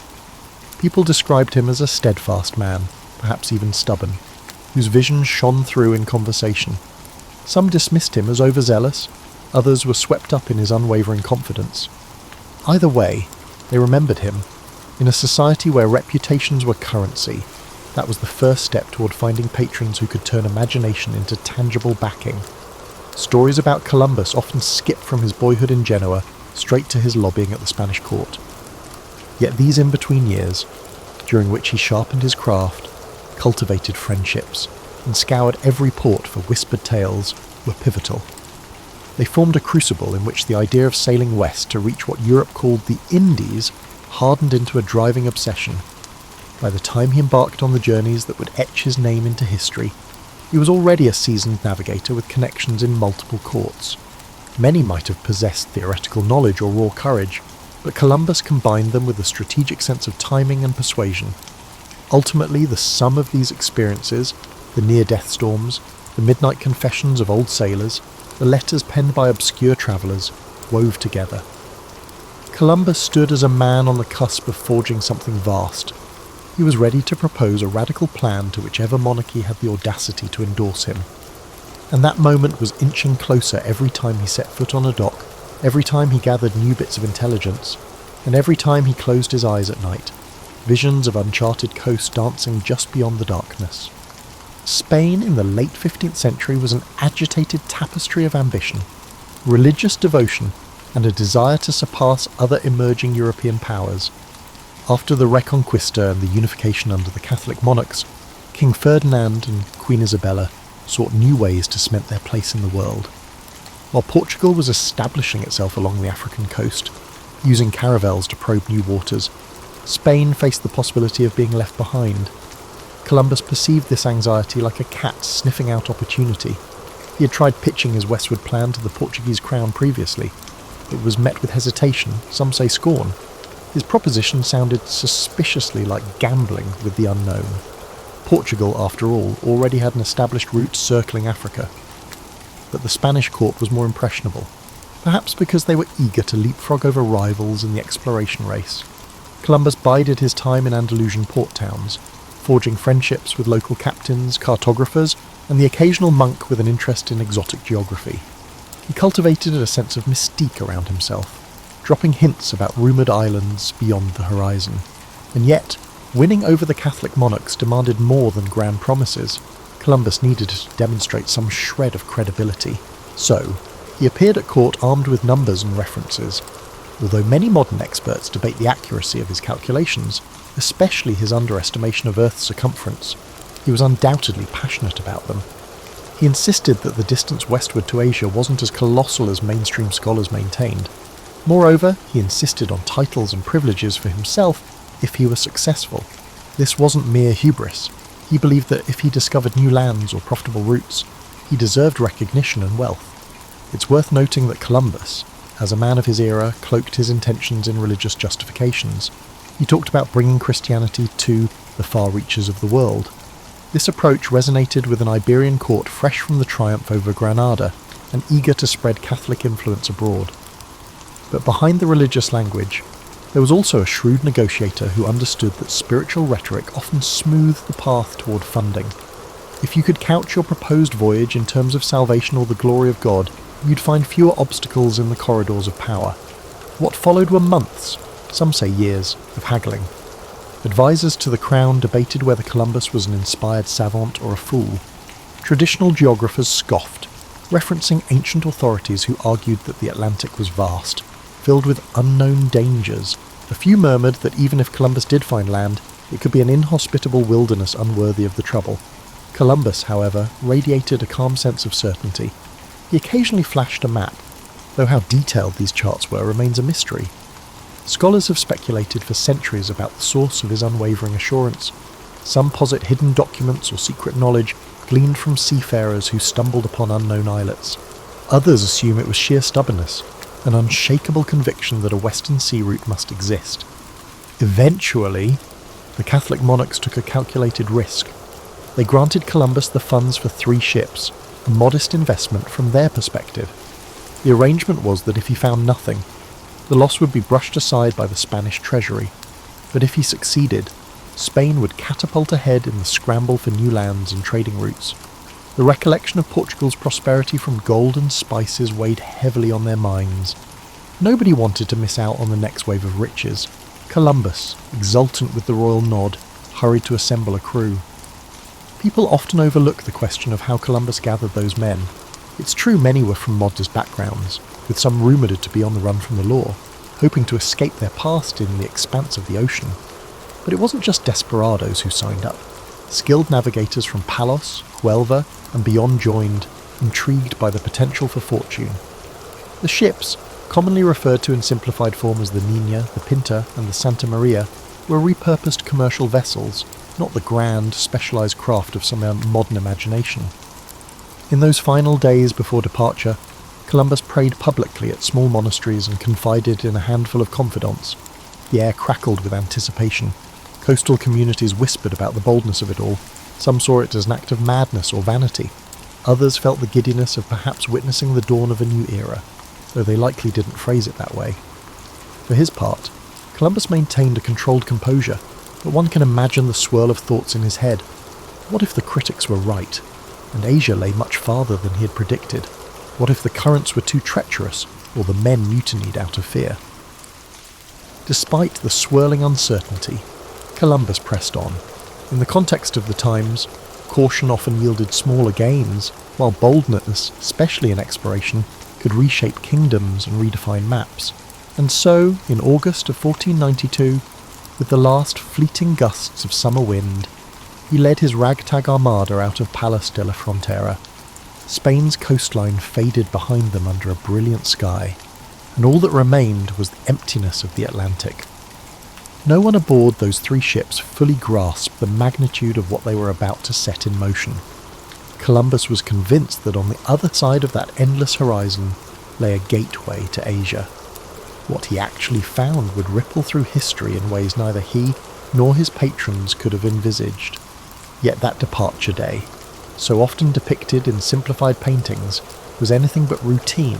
The tension on deck, the unspoken prayers of the men, the spectre of turning back if storms threatened, it all brewed a potent mix of hope and dread.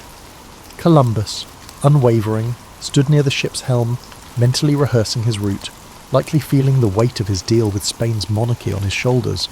But as a faint breeze pushed them out to open sea, he also might have felt an intoxicating rush of possibility. Sailing into the unknown demanded more than bravado.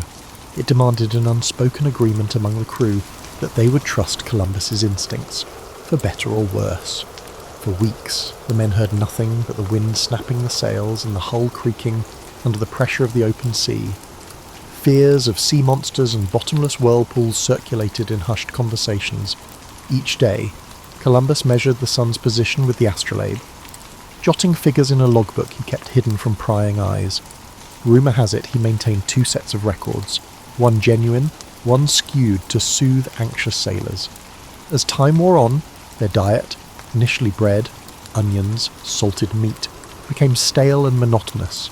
Water turned brackish, tempers flared as frustrations boiled over. The sense of distance from any known shore was paralysing for some. A few men muttered that they should force Columbus to reverse course. Yet each evening, Columbus delivered a kind of pep talk, reminding them of the wealth rumoured to be waiting just beyond the horizon, of the possibility that each day's sail brought them closer to Asia's spice markets. From a modern perspective, such promises might seem manipulative, but within their historical context, Columbus was playing the necessary role of morale builder. Along the voyage, certain signs stirred fleeting moments of optimism. Floating clusters of seaweed, stray birds overhead, even the faint smell of unfamiliar vegetation on the breeze. Sailors latched onto these clues like lifelines, interpreting them as evidence that land must be near. Some historians argue that these were the crucial threads holding the expedition together when minds threatened to unravel. Columbus, however, rarely displayed his own doubts. His journals hint at the internal turmoil he felt when days stretched into weeks and no solid coastline materialised. But to the men, he projected unwavering determination. Then came a fateful night in October, when the cry of "Tierra, Tierra" finally broke the silence. The men scrambled to the sides of the ship, eyes scanning the dark horizon. Shrouded in moonlight was a low, dark outline that could only be land. Relief, excitement, and a twinge of disbelief shot through the crew. They had survived the dreaded emptiness. When morning came, they saw a lush island, beaches gleaming under the sun. Columbus, convinced he was near Asia, unfurled the Spanish flag and claimed the land for the crown. In his diary, he described the island's inhabitants as friendly, curious, and naive about European ways, though he likely wrote with the tinted lens of an outsider imposing his own worldview. The early interactions between Columbus and the indigenous people, often referred to as the Taino, began with gestures of goodwill. Small gifts of glass beads and trinkets were exchanged for parrots, cotton, and rudimentary gold ornaments. Columbus interpreted these gestures in a context shaped by centuries of European feudal and mercantile culture. He wrote excitedly about the potential for future riches and the ease with which Spain might extend its reach across these lands. That initial moment of wonder, 2 distinct worlds meeting for the first time, held a fragile promise of mutual discovery. Yet history shows us how illusions can fracture under the weight of greed and cultural misunderstanding. Columbus recorded that some of the islanders directed him farther to the south and west, mentioning places with greater wealth. So, he pressed on, navigating among the islands of what we now call the Caribbean. The further he travelled, the more he convinced himself that the Grand Khan's palaces might lie just around the next coastline. He heard stories, interpreted them through his own lens, and wrote letters back to Spain brimming with excitement. However, the land was not the Asia of silks and spices he had imagined. The mistake was largely geographical. The world was far bigger than he had presumed. Unwittingly, Columbus had stumbled upon a separate continent that was new only to Europeans, though not to the millions who already lived there. The seeds of future conflict were sown in these early encounters.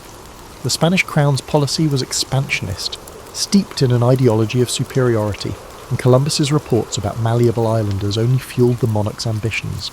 He built a makeshift fort on Hispaniola, leaving some men behind while he returned to Spain with captured islanders as evidence of his discoveries. In modern eyes, that action signals a grim foreshadowing of how the New World's inhabitants would be treated, as curiosities, labour sources, or impediments to colonial aims. But in Columbus's time, such manoeuvres were considered strategic.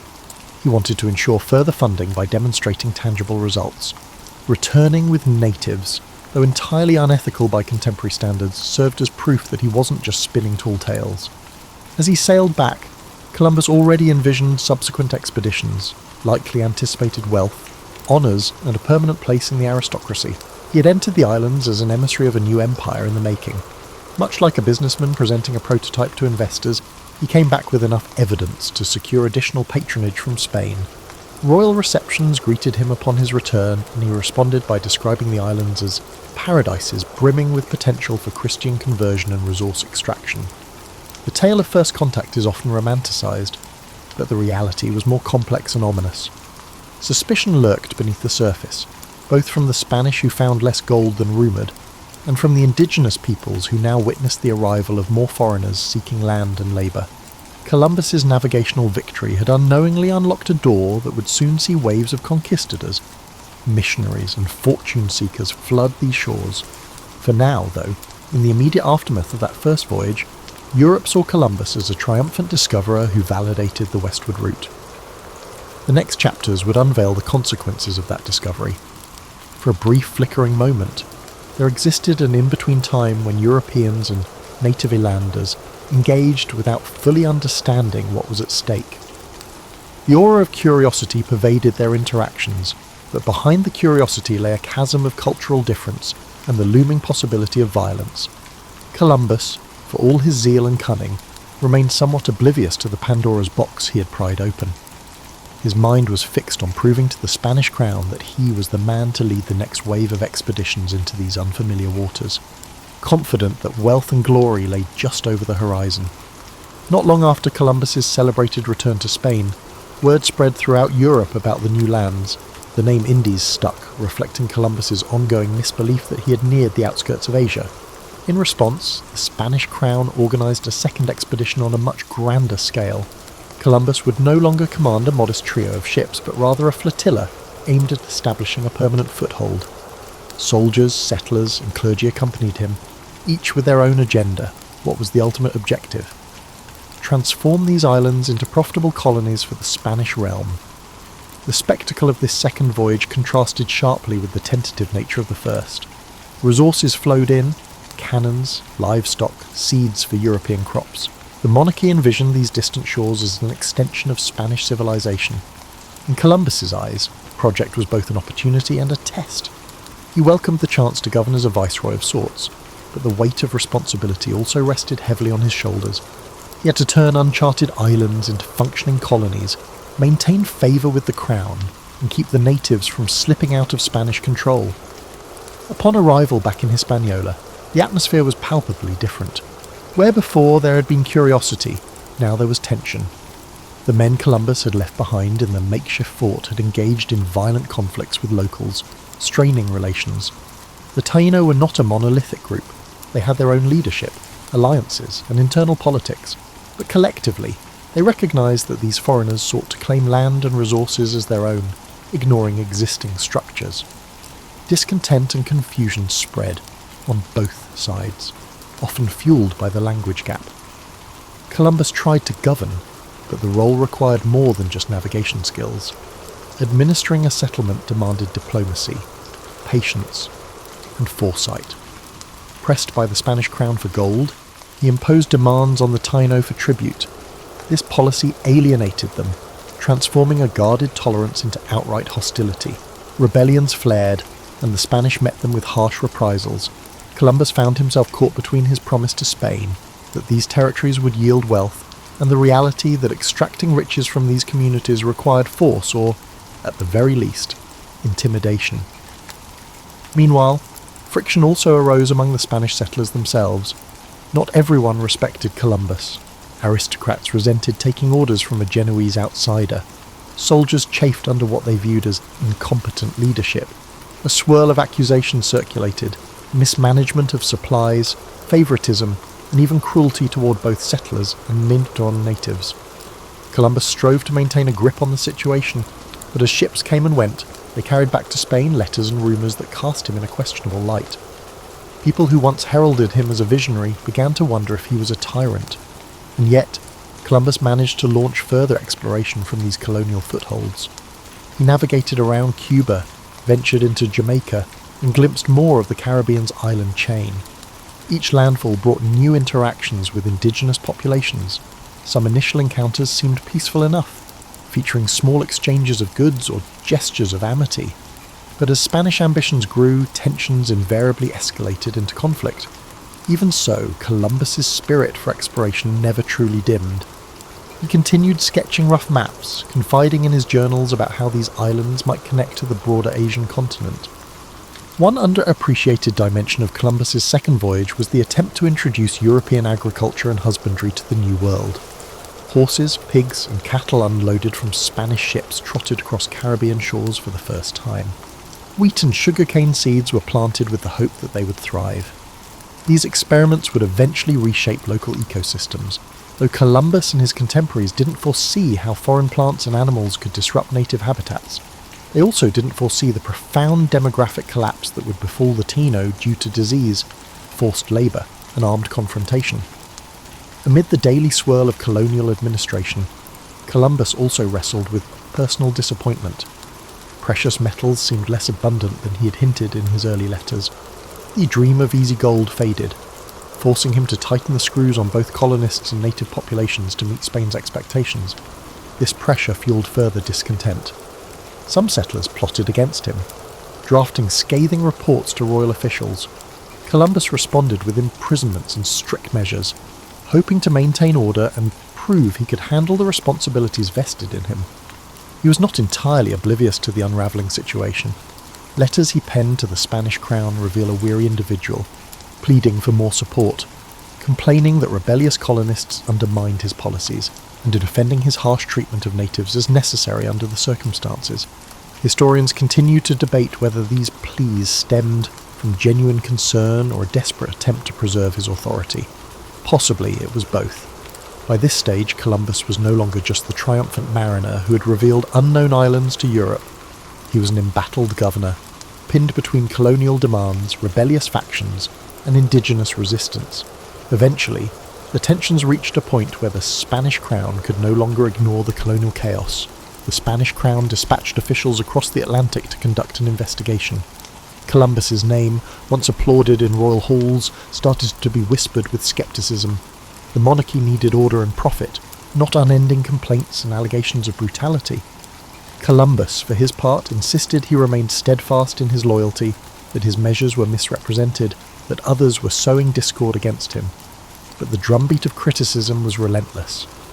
These were pivotal years in which the promise of new lands collided with the practical realities of conquest. The idea of finding a paradise was replaced by the harsh realities of colonization. Columbus's navigational achievements could not shield him from the complexities of trying to rule a far-flung colony under the watchful, profit-hungry eyes of the scowl of the Spanish crown. And so, amid fractious settlers and indigenous communities on the brink, the stage was set for a reckoning. The once celebrated admiral, whose unwavering conviction had brought him so far, found himself ensnared in the bureaucracy and violence of empire building, an empire that demanded more than a dreamer's spirit could easily deliver. When people talk about Christopher Columbus today, they often reduce him to a single act, that of discovering America. In that narrative, the nuance of his multiple voyages and the complexities of his tenure as a colonial administrator often vanish. Yet it's precisely in the aftermath of these voyages that the full dimensions of his influence and his failures come into stark relief.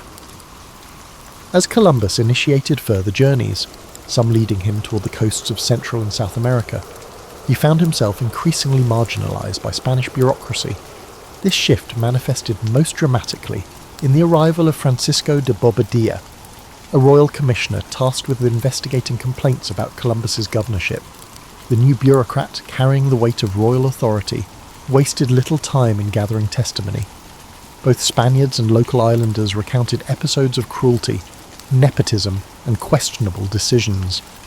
Bobadilla was apparently so appalled that he arrested Columbus and his brothers, sending them back to Spain in chains. Legend has it that Columbus wore his shackles defiantly, even when given the chance to remove them on the ship. He saw them as a symbol of injustice, proof that his loyalty and service were being repaid with humiliation. It was a potent image for someone who once stood triumphant before the same crown that now authorised his imprisonment. The question of guilt remains tangled in historical debate. Some accounts suggest that Columbus, overwhelmed by the labyrinth of colonial politics and the pressure for gold, resorted to extreme measures. Others argue Bobadilla's actions were also politically motivated, using Columbus as a scapegoat to appease the crown's dissatisfaction with the colony's performance. Upon returning to Spain in disgrace, Columbus managed to secure an audience with Queen Isabella. Accounts from the time suggest that he pleaded his case with tears in his eyes, lamenting how he had been treated. The Queen, who once supported him so fervently, was moved enough to release him. However, his authority over the New World territories would never be fully restored. The monarchy recognised his contributions as an explorer, but deemed his administrative methods unacceptable, or at least too fraught with controversy to continue under his leadership. Despite these setbacks, Columbus managed to mount a fourth voyage, albeit with far fewer resources and a more modest mission, to find a passage to the Indian Ocean. He skirted the coasts of Central America, enduring hurricanes, shipwrecks, and near mutinies. This journey carried a distinct sense of desperation. Columbus remained convinced he could unstumble upon a maritime strait that would vindicate his original thesis, that these lands were indeed part of Asia's outskirts. He found no such passage, of course, and ended up stranded in Jamaica for a time, relying on the uneasy goodwill of local communities to survive. During that ordeal, Columbus famously exploited his knowledge of an upcoming lunar eclipse to secure provisions from the indigenous people. By predicting the moon would turn dark as a sign of divine displeasure if they withheld supplies, he manipulated the local population. This episode underscores the lengths he would go to maintain authority in precarious circumstances, and it also points to the lopsided power dynamics at play. Even when cut off from Spanish support, Columbus found ways to leverage advanced European knowledge like astronomy for short-term advantage. Eventually he managed to return to Spain in failing health, battered by the years at sea. The illusions that he might still be recognised as the viceroy of a new empire, or that he might uncover the golden cities of Asia, had diminished. Queen Isabella's death in 1504 further eroded his political support. King Ferdinand was far more pragmatic and less inclined to indulge Columbus's petitions for power or wealth. Over time, other explorers, such as Amerigo Vespucci, began to map the contours of the so-called New World, inadvertently challenging Columbus's fixation on Asia. In his later years, Columbus lived in semi-retirement, dogged by lawsuits over revenues he believed were owed to him based on his original contract with the Crown. The once bold dreamer was reduced to lodging legal complaints. He penned letters that oscillated between self-justification and appeals to higher Christian purposes. Even on his deathbed in 1506, he seemed unwilling to let go of the conviction that he had indeed found a western route to Asia. From a purely human perspective, these final chapters present a poignant figure. A man once lauded as an unrivaled pioneer, brought low by the machinery of the empire he helped expand. It's tempting to cast him as either victim or villain. He was, in truth, a complex amalgamation of ambition, faith, calculation, and tunnel vision. His voyages unleashed colossal consequences for countless indigenous peoples who bore the brunt of colonization's brutality, disease, and cultural upheaval, and yet, from a European standpoint, he undeniably altered the map and opened an era of unprecedented maritime expansion. One might argue that his ultimate downfall was that he neither adapted nor let go of his initial misconceptions. Had he recognised these territories as a separate landmass, he might have adjusted his strategies, perhaps forging alliances or seeking more sustainable ways to govern. Instead, he persisted, year after year, in claiming that Asia was just around the corner, that a strait or a city of gold would validate his calculations. This inflexibility collided with the messy reality of empire building. The monarchy demanded tangible riches and stability, not unending quests based on outdated assumptions. By the time Columbus died, he had seen only fragments of his grand vision realised. The world had indeed changed, but largely beyond his personal control. Ships from other European nations would soon arrive, each with their own agendas, as the scramble to exploit the newly unveiled continents gained momentum. Columbus's name would echo through centuries, but his latter days were marked by a troubled sense of having been eclipsed. The shimmering illusions that guided him across unknown waters faded into a legacy far more complicated and far more transformative than even he could have imagined. The ramifications of Columbus's journeys extended far beyond the man himself, unleashing a chain of events that would reshape the globe. With each subsequent ship sailing westward, more European settlers landed on Caribbean shores and, eventually, the mainland. While the Spanish crown extracted gold and silver from mines carved out of the soil, indigenous societies buckled under forced labour and diseases like smallpox, measles and influenza.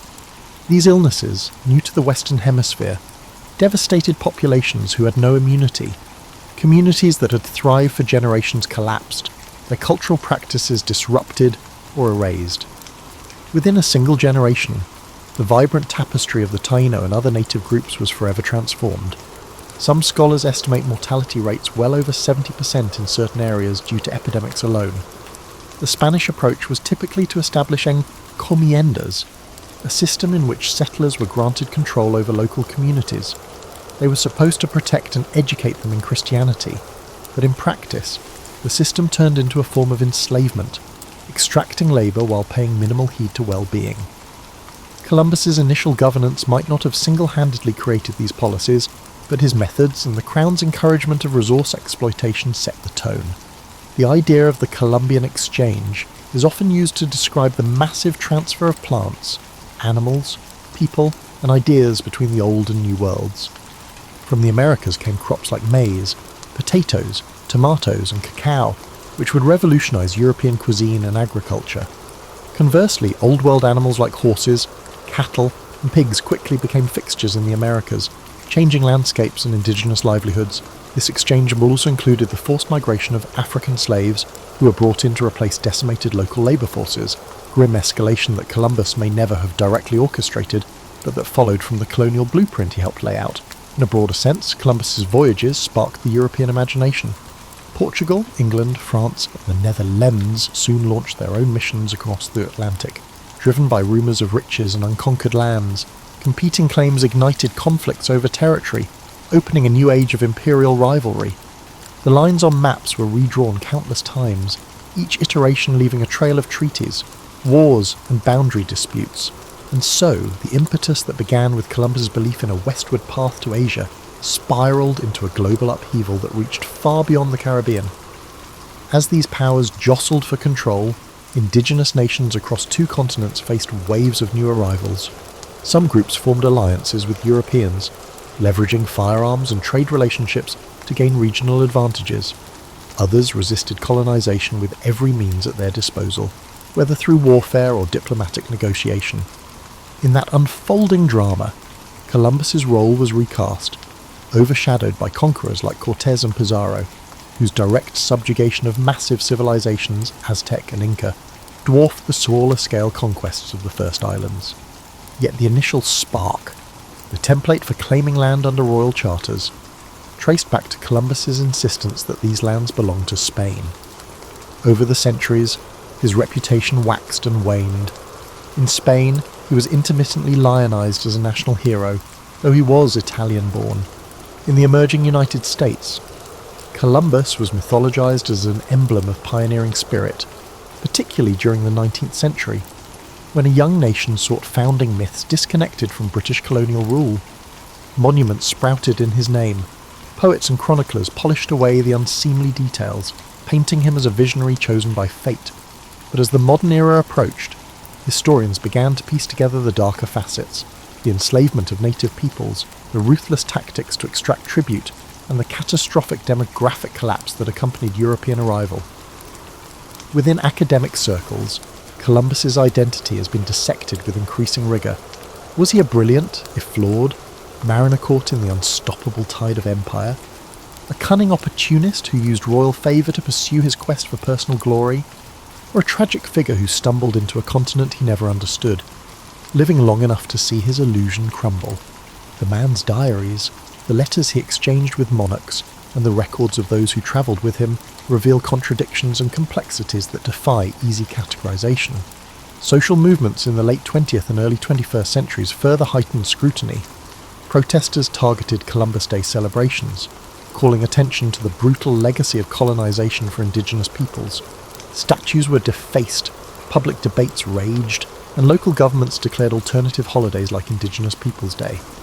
The conversation shifted from glorifying Columbus's navigational triumphs to examining the price others paid for his endeavours. Some people clung to the older narrative, seeing him as an icon of exploration and progress, while others demanded a more candid acknowledgement of the suffering woven into his story. In many ways, Columbus embodies the paradox of exploration, a thirst for new knowledge and wealth, coupled with the violent imposition of power over those encountered. Modern sentiments often try to reduce historical figures to moral absolutes, hero or villain, but people, and particularly those who lived centuries ago, exist in moral shades shaped by the context of their times. Columbus was no exception. He followed the traditions of his society: exploitation, religious zeal, hierarchical rule, while also forging new paths that irrevocably altered the world's trajectory. Reflecting on this, one sees that the significance of Columbus's voyages cannot be understated. Regardless of how one judges his personal character, entire continents were thrust into a new era of connectivity and strife. Commodities, pathogens, and cultural practices mingled in a transoceanic dance, with consequences that continue to unfold. That global transformation can be traced to this determined navigator who, despite incorrect assumptions and an inflexible mindset, was the catalyst for an epical shift. History, for all its tumult and tragedy, hinged on that moment he and his crew sighted land in 1492. With the benefit of hindsight, we might picture Columbus standing at a symbolic crossroads, holding the map of his flawed calculations in one hand and a fervent sense of destiny in the other. To some, he remains an adventurer who proved the feasibility of crossing the Atlantic, bridging worlds that for thousands of years had developed independently. To others, he represents the darkest impulses of colonial ambition, unleashing oppression and subjugation on societies that neither desired nor invited his arrival. Through the prism of 5 centuries, perhaps both views hold merit, intertwined in the complexities of historical momentum. In contemporary times, the story of Columbus resonates differently depending on cultural, educational, and national perspectives. For those whose ancestors hailed from Europe, his voyages might be hailed as the dawn of a new chapter in global affairs, an invitation to expand horizons and share in cultural exchanges. For the descendants of indigenous peoples, it can symbolise the devastating onset of invasion and loss of sovereignty.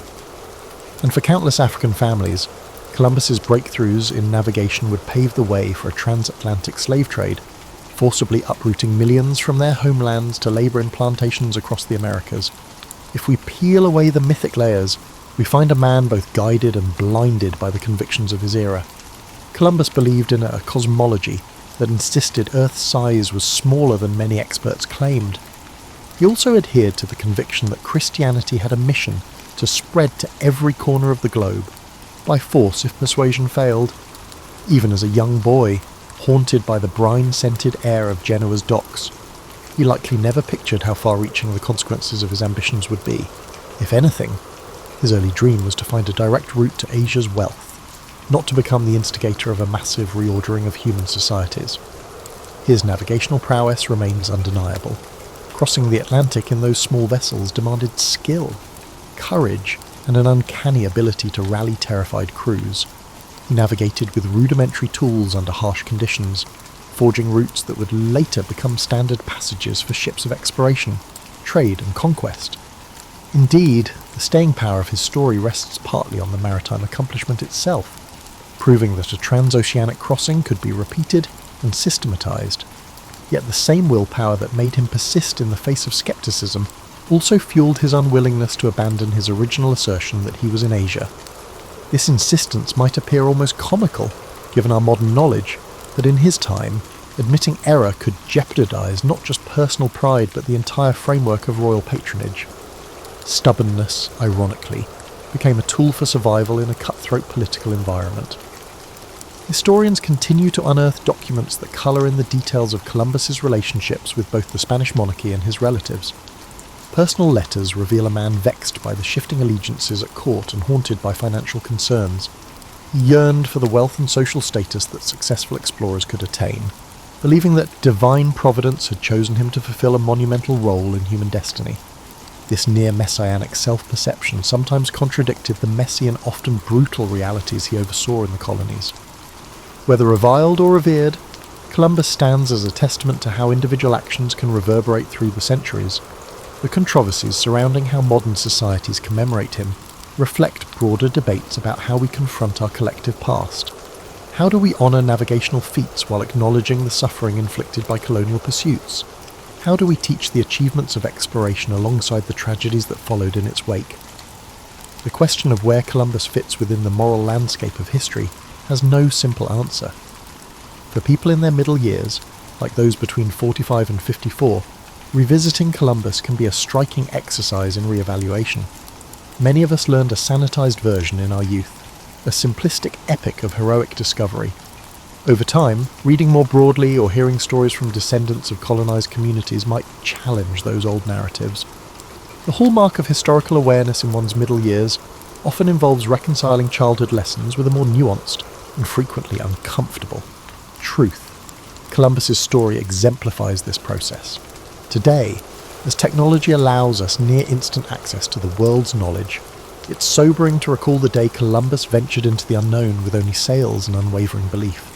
That leap, underpinned by flawed assumptions, still gave birth to our interconnected modern world. A world where the ripple effects of his crossing shape our politics, cultures, and environment. Whether we choose to cast him as a visionary, a reckless conqueror, or both, the fact remains, his voyages forever altered the course of history.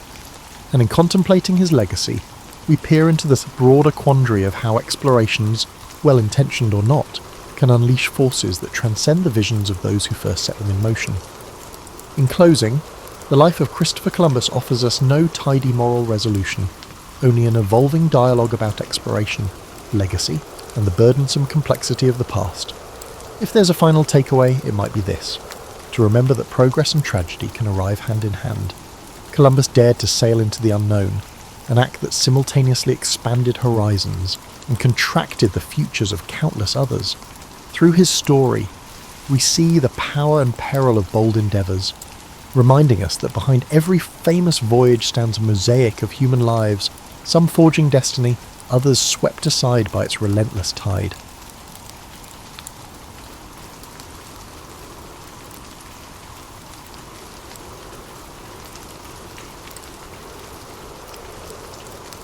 Charles John Huffam Dickens entered the world on February 7, 1812, in Portsmouth, England, an unassuming coastal city whose naval docks were alive with shipyard clamour. His father, John Dickens, was a clerk in the Navy Pay Office, and his mother, Elizabeth Barrow, juggled household duties with literary aspirations of her own. Though future readers might picture Dickens's early years brimming with quaint scenes, his youth was less storybook and more precarious. In many accounts, Dickens first emerges as a child forced to work in a bootblacking warehouse after his father's imprisonment. While that humiliating episode is well known, less noted is how Dickens' sense of betrayal took root during that time. He felt cast off by parents who placed him in a grimy riverside factory, scraping labels from bottles for hours on end.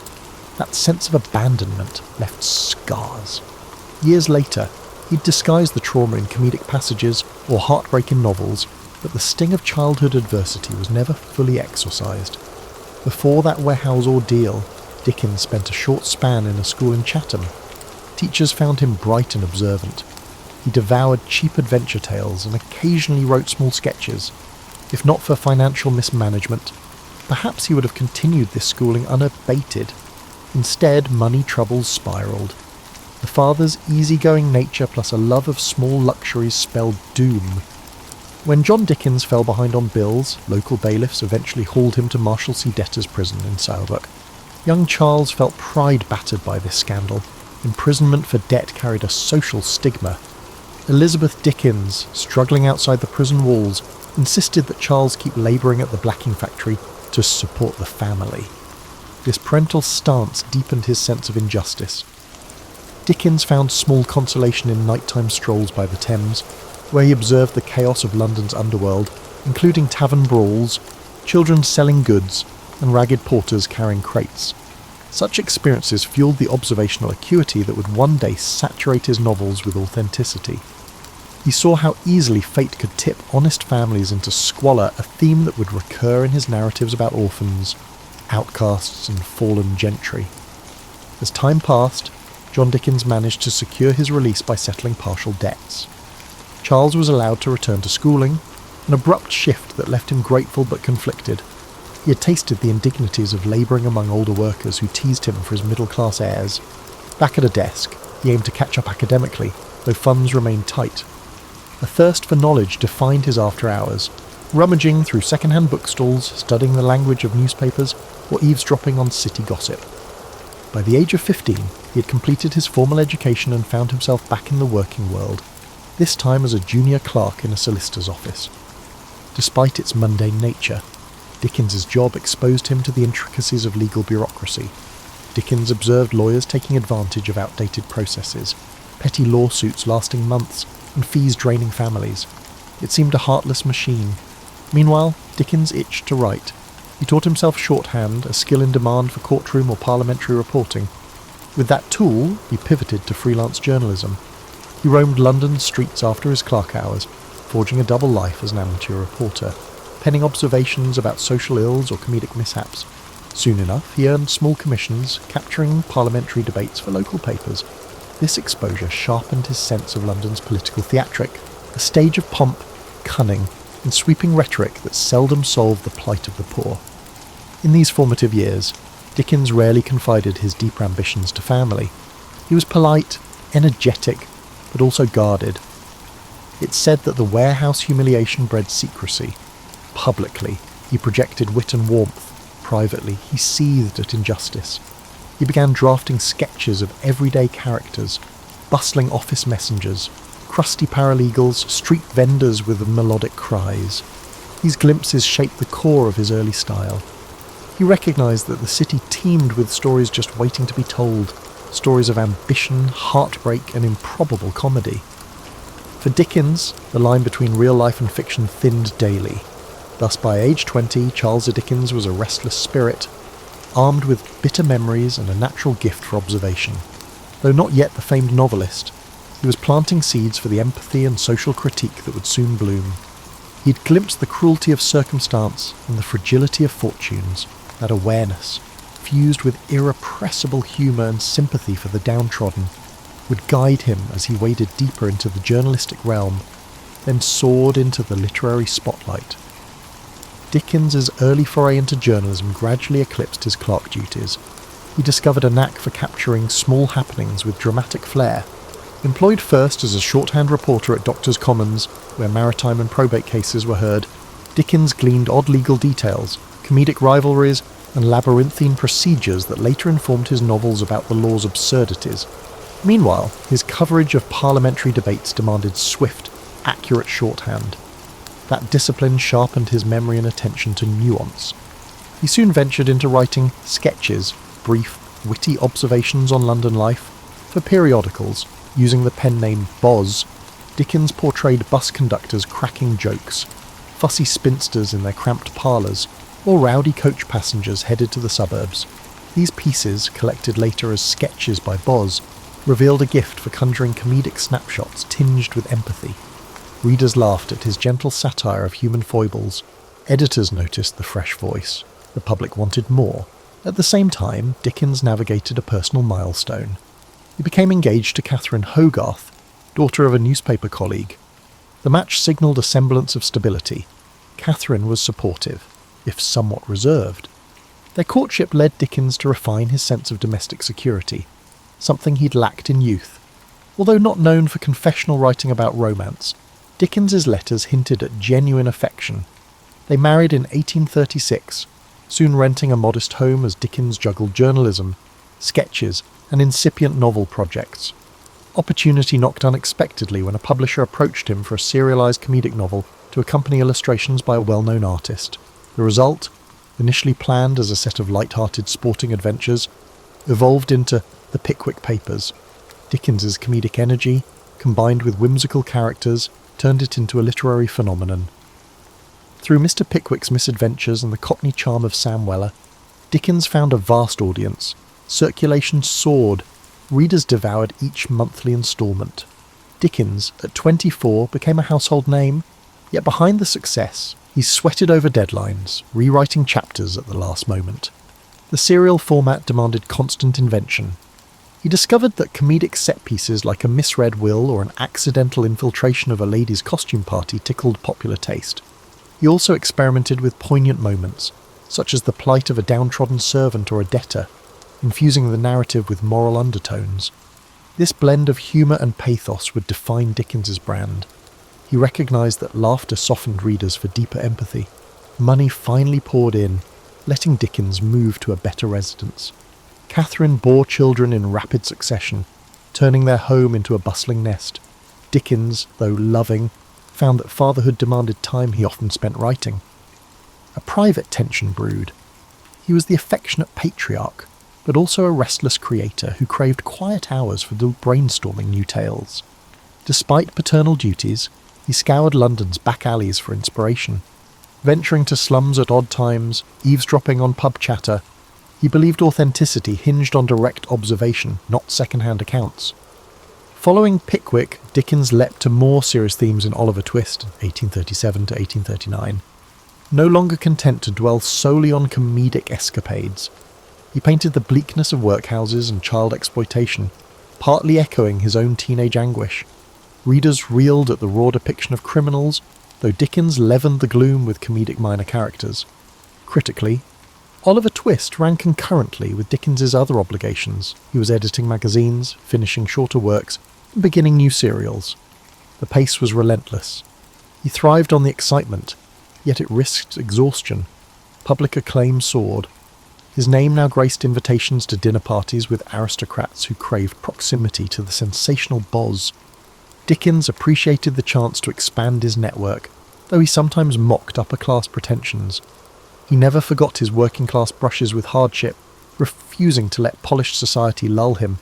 Instead, he leveraged connections to champion philanthropic concerns. He privately aided London charities and joined reform committees. While not a radical agitator, Dickens believed in social improvement through publicity and moral suasion. His novels became a subtle force for that cause, exposing readers to the realities of orphanages, slums, and corrupt institutions. Around this time, Dickens also travelled to rural areas, gleaning stories from rickety stagecoaches or decrepit inns. These journeys reaffirmed that outside London's bustle lay entire pockets of tradition and superstition, fertile ground for future plots. Meanwhile, Catherine's sister Mary Hogarth, who had moved in to assist the household, died suddenly. Her death devastated Dickens, triggering a profound grief that coloured some subsequent chapters in his writing. The ephemeral nature of life became a quiet refrain in his novels, as he realised that personal tragedy was inseparable from comedic levity. The public continued to clamour for his narratives, hungry for that singular Dickens style, vibrant characters dancing between humour and sorrow. Thus, Dickens closed the 1830s riding high, yet increasingly aware of the moral gravity behind his fictional worlds. Beneath the success, the seeds of tension sprouted, creative demands, a growing family, and an evolving conscience about society's failings. He pressed on, certain that fiction could spark empathy and reform, forging a path into the next decade, where his ambition would expand with each new novel's unveiling. Dickens's star blazed brightly as he entered the 1840s. Publishers clamoured for fresh novels, while the public devoured each serial instalment. Determined to balance entertainment with social commentary, he embarked on projects like Nicholas Nickleby, spotlighting the abuses in Yorkshire boarding schools. He visited one such institution incognito, alarmed by the squalor inflicted on children. That raw evidence infused the novel's savage critique. Dickens aimed to jolt readers from complacency, believing that shining light on corruption might spur reform. Yet despite success, Dickens felt a creeping restlessness. Continual deadlines hemmed him in, and London's sprawl began to stifle. Seeking fresh inspiration, he travelled abroad in 1842, first to America, anticipating a land of democratic ideals. The trip, however, exposed contradictions. Dickens found some Americans warm and inventive, but balked at rampant slavery and a cultural appetite for piracy of his works, without royalty payments. He penned American Notes, a travelogue mixing admiration with pointed criticism. Some Americans felt betrayed by his frankness. Dickens, unbowed, believed honesty trumped politeness. Back in England, he completed Martin Chuzzlewit, weaving an American episode reminiscent of his journey's sour encounters. Sales dipped initially. The novel's complex structure confounded some fans expecting a simpler comedic flair. But Dickens pressed on, trusting in his evolving style. Privately, he wrestled with financial anxieties. Despite robust earnings, his lavish lifestyle, big houses, numerous children, constant entertaining, consumed funds. He dreaded the possibility of slipping back into the precarious economy of his youth. Amid these pressures, Dickens found solace in philanthropic efforts. He teamed with Angela Burdett Coutts to establish Urania Cottage, a refuge for homeless women and former prostitutes. There, they received training in practical skills and moral guidance. Dickens, involved in every detail, interviewed potential residents, planned daily schedules, and wrote them short moral stories. This hands-on approach underscored his sincere desire for personal involvement in charitable causes. He saw direct intervention as more potent than abstract philanthropic gestures. In the midst of editing magazines and writing novels, Dickens craved a side project more playful yet meaningful. That impulse birthed A Christmas Carol, 1843, a slender novella penned with fervour. Observing the plight of the urban poor amid festive spending, Dickens aimed to spark compassion through a ghostly redemption tale. He wrote it rapidly, spurred by both moral zeal and a need for fresh income. The result was a cultural phenomenon, stirring readers to reflect on generosity and social conscience. Dickens realised short, impactful works could amplify moral messages as powerfully as sprawling tomes. Despite public adoration, his personal life showed strains.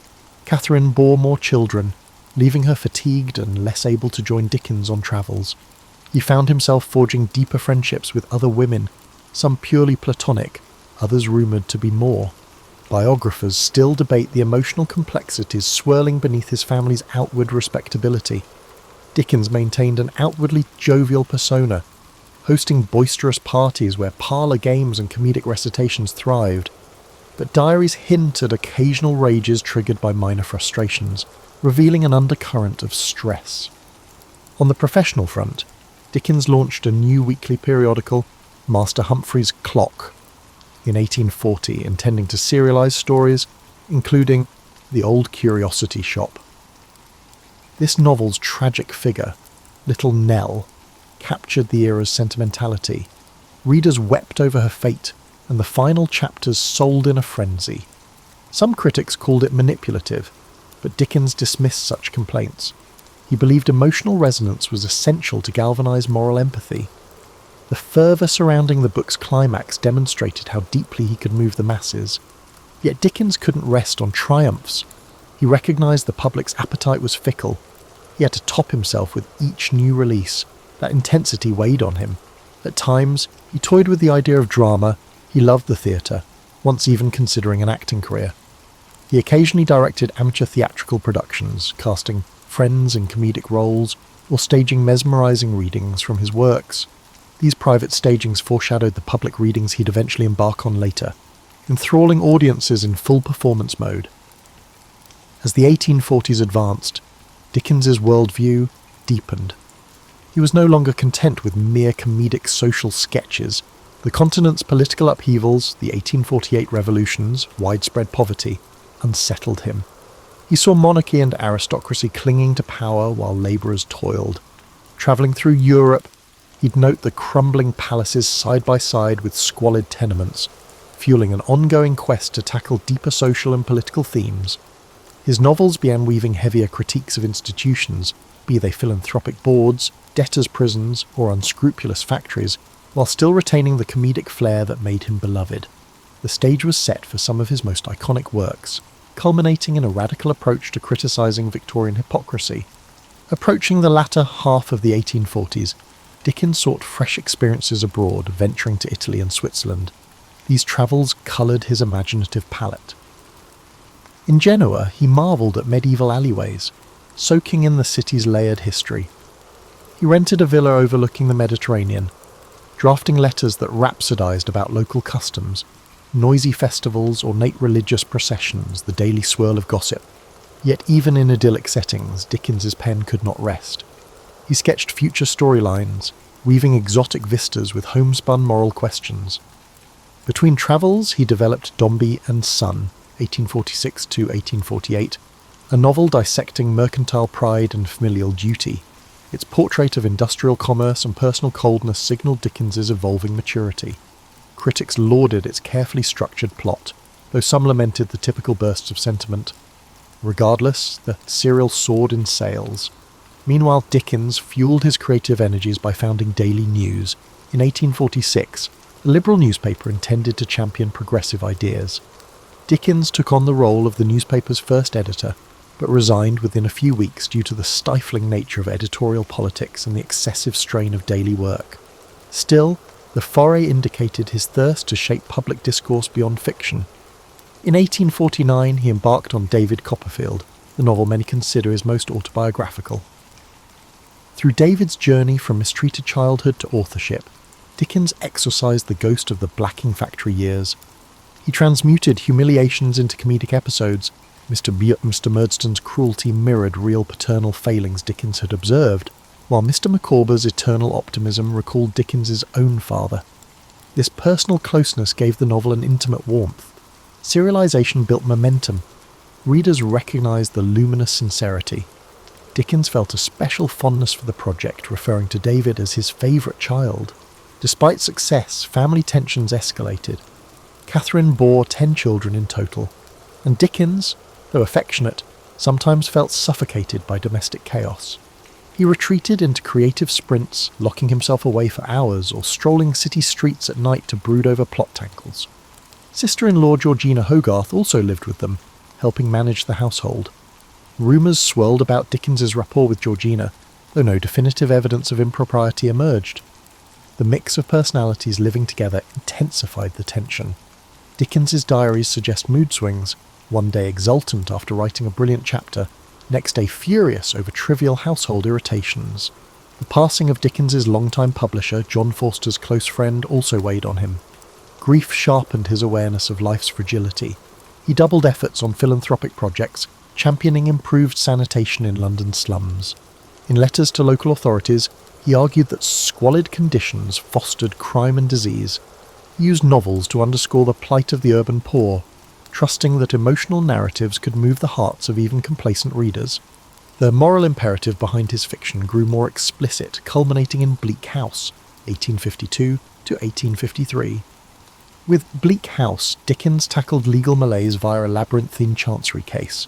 Here he fused satire and tragedy, painting how sluggishly court processes devoured fortunes and lives. The novel's dual narrative style, which alternates between a sardonic omniscient voice and the calm recollections of Esther Summerson, pioneered a new approach. Victorians found the depiction of foggy London literal and metaphorical haunting. Sales soared, though certain critics argued Dickens had grown too didactic. He dismissed such claims, believing the Times demanded unflinching critiques. Indeed, Bleak House spurred public debate on legal reform. His personal restlessness persisted.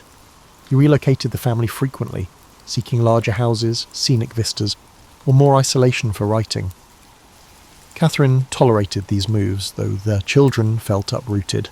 Dickens yearned to shape his environment meticulously, from the colour of wallpaper to the arrangement of furniture. Some friends teased him about meddling in minor domestic details while juggling epic social commentary in his novels.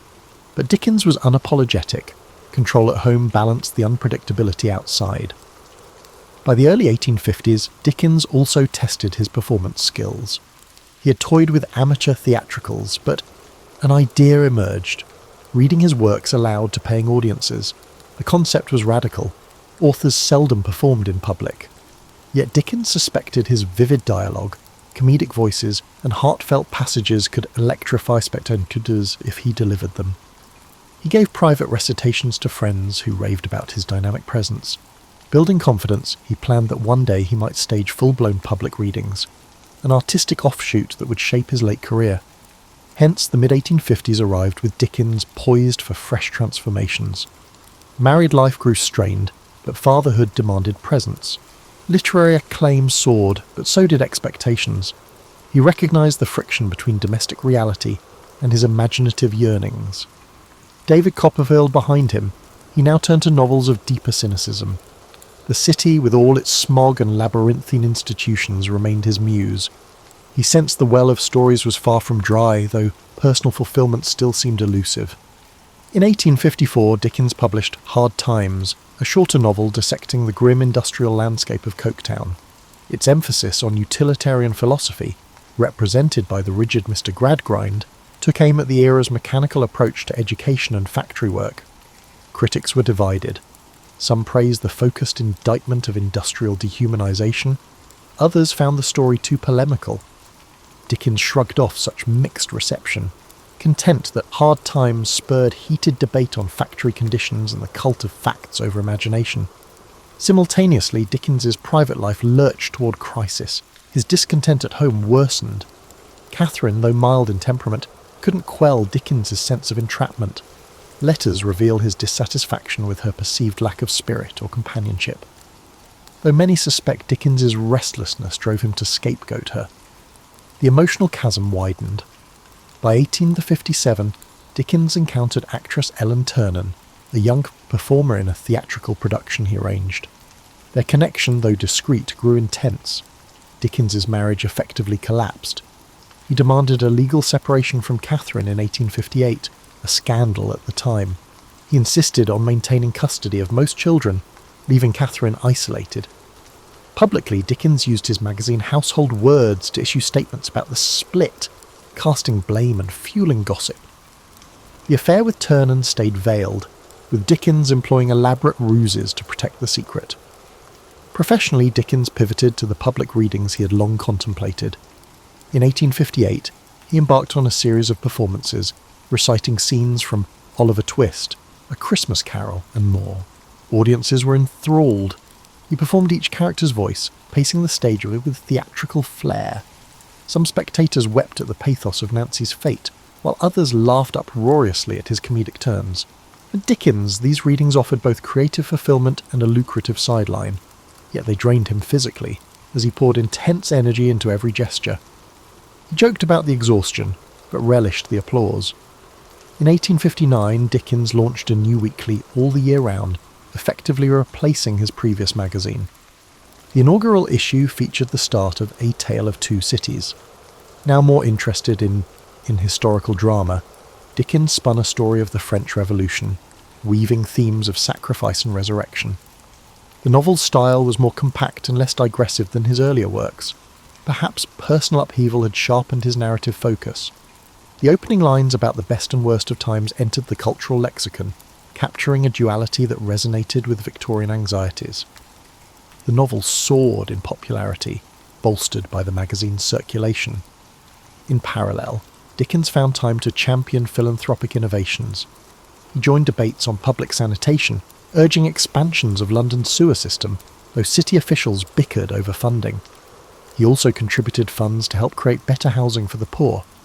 But Dickens's philanthropic impulses were inseparable from moral paternalism. He believed discipline and moral instruction were keys to uplifting the impoverished. This outlook could clash with more radical voices demanding structural change. Still, Dickens's currency as a public figure lent weight to calls for incremental reform. Another major novel, Great Expectations, emerged in serialized form from December 1860 to August 1861. Written amid Dickens' separation scandal, it resonated with questions of identity, social ambition, and illusions. Pip's yearning for gentility paralleled Dickens's own drive to transcend humble origins. The moody atmosphere around Satis House mirrored Dickens's emotional state, a mix of regret, bitterness, and abiding compassion for flawed humanity. readers embraced the story as a masterpiece, praising its taut plot and minimal sentimentality. Dickens cherished the success, yet behind the scenes he struggled with heartbreak and a sense of personal failure. As the 1860s wore on, Dickens's health began to falter. He endured gout, swollen foot pains and near constant fatigue. Relentless reading tours demanded travel by train, sometimes late at night. The 1865 Staplehurst rail crash nearly took his life. Dickens was in a first-class carriage that dangled over a destroyed track. Though he helped rescue fellow passengers, the psychological shock lingered, aggravating his ailments. Still, he persisted with public readings, forging new scripts from David Copperfield and Nicholas Nickleby. Audiences remained enthralled. Dickens, by then a venerable figure in a black frock coat, coughed through performances but refused to scale back. Meanwhile, rumours about Ellen Ternan continued swirling. Dickens confided only in a tight circle. He shielded her with cunning strategies, renting separate dwellings under assumed names. The moral climate of Victorian society demanded secrecy. Though some close acquaintances quietly pitied Catherine, few confronted Dickens. He pressed on, certain that his literary mission justified any personal complexities. Always craving momentum, he flung himself into each new project as if outrunning regret. That paradox, immense empathy for fictional sufferers but complicated empathy in private life, defined Dickens's twilight decade. The public saw the champion of social justice. His family endured the strains of his single-minded devotion. By the late 1860s, Charles Dickens' hectic schedule showed little let-up. I'm still editing all the year round, still unveiling novels in serial format. He also committed to more reading tours, travelling beyond London to the Midlands and Scotland. Each venue overflowed with admirers who yearned to see the outstanding novelist conjure Fagin, Scrooge or other beloved characters live. Dickens refined his renditions, perfecting dramatic pauses and comedic timing. Ticket prices soared, yet spectators felt it worth the cost to witness that magnetic stage presence.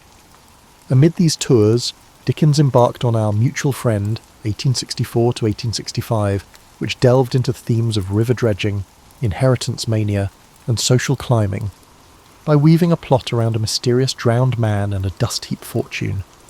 Dickens captured the macabre side of Victorian London.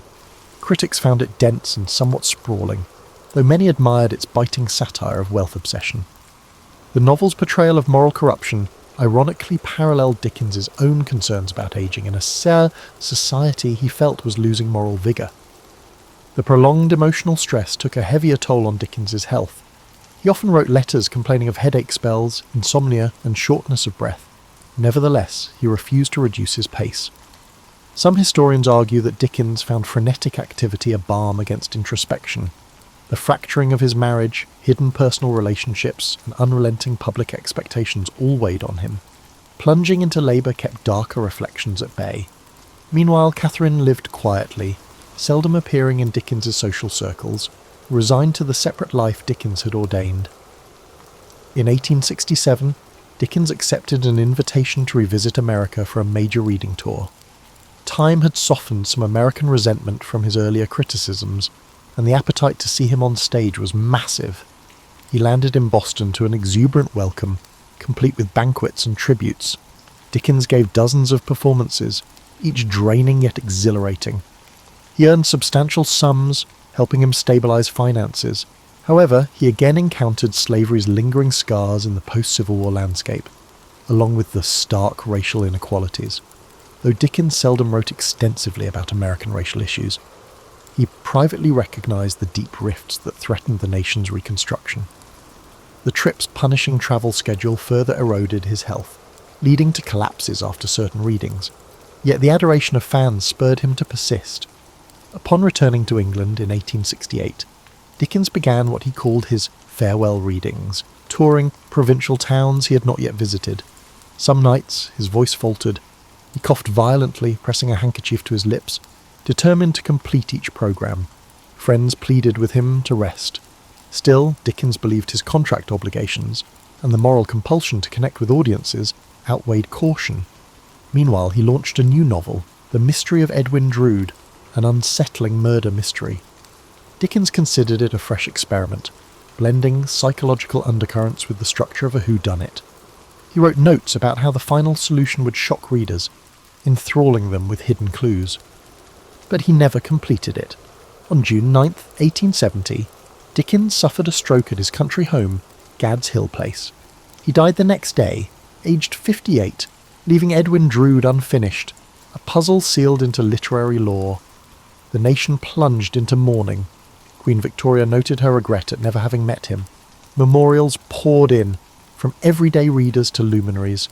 Against Dickens's personal wish for a simple funeral, he was interred in Poets' Corner at Westminster Abbey.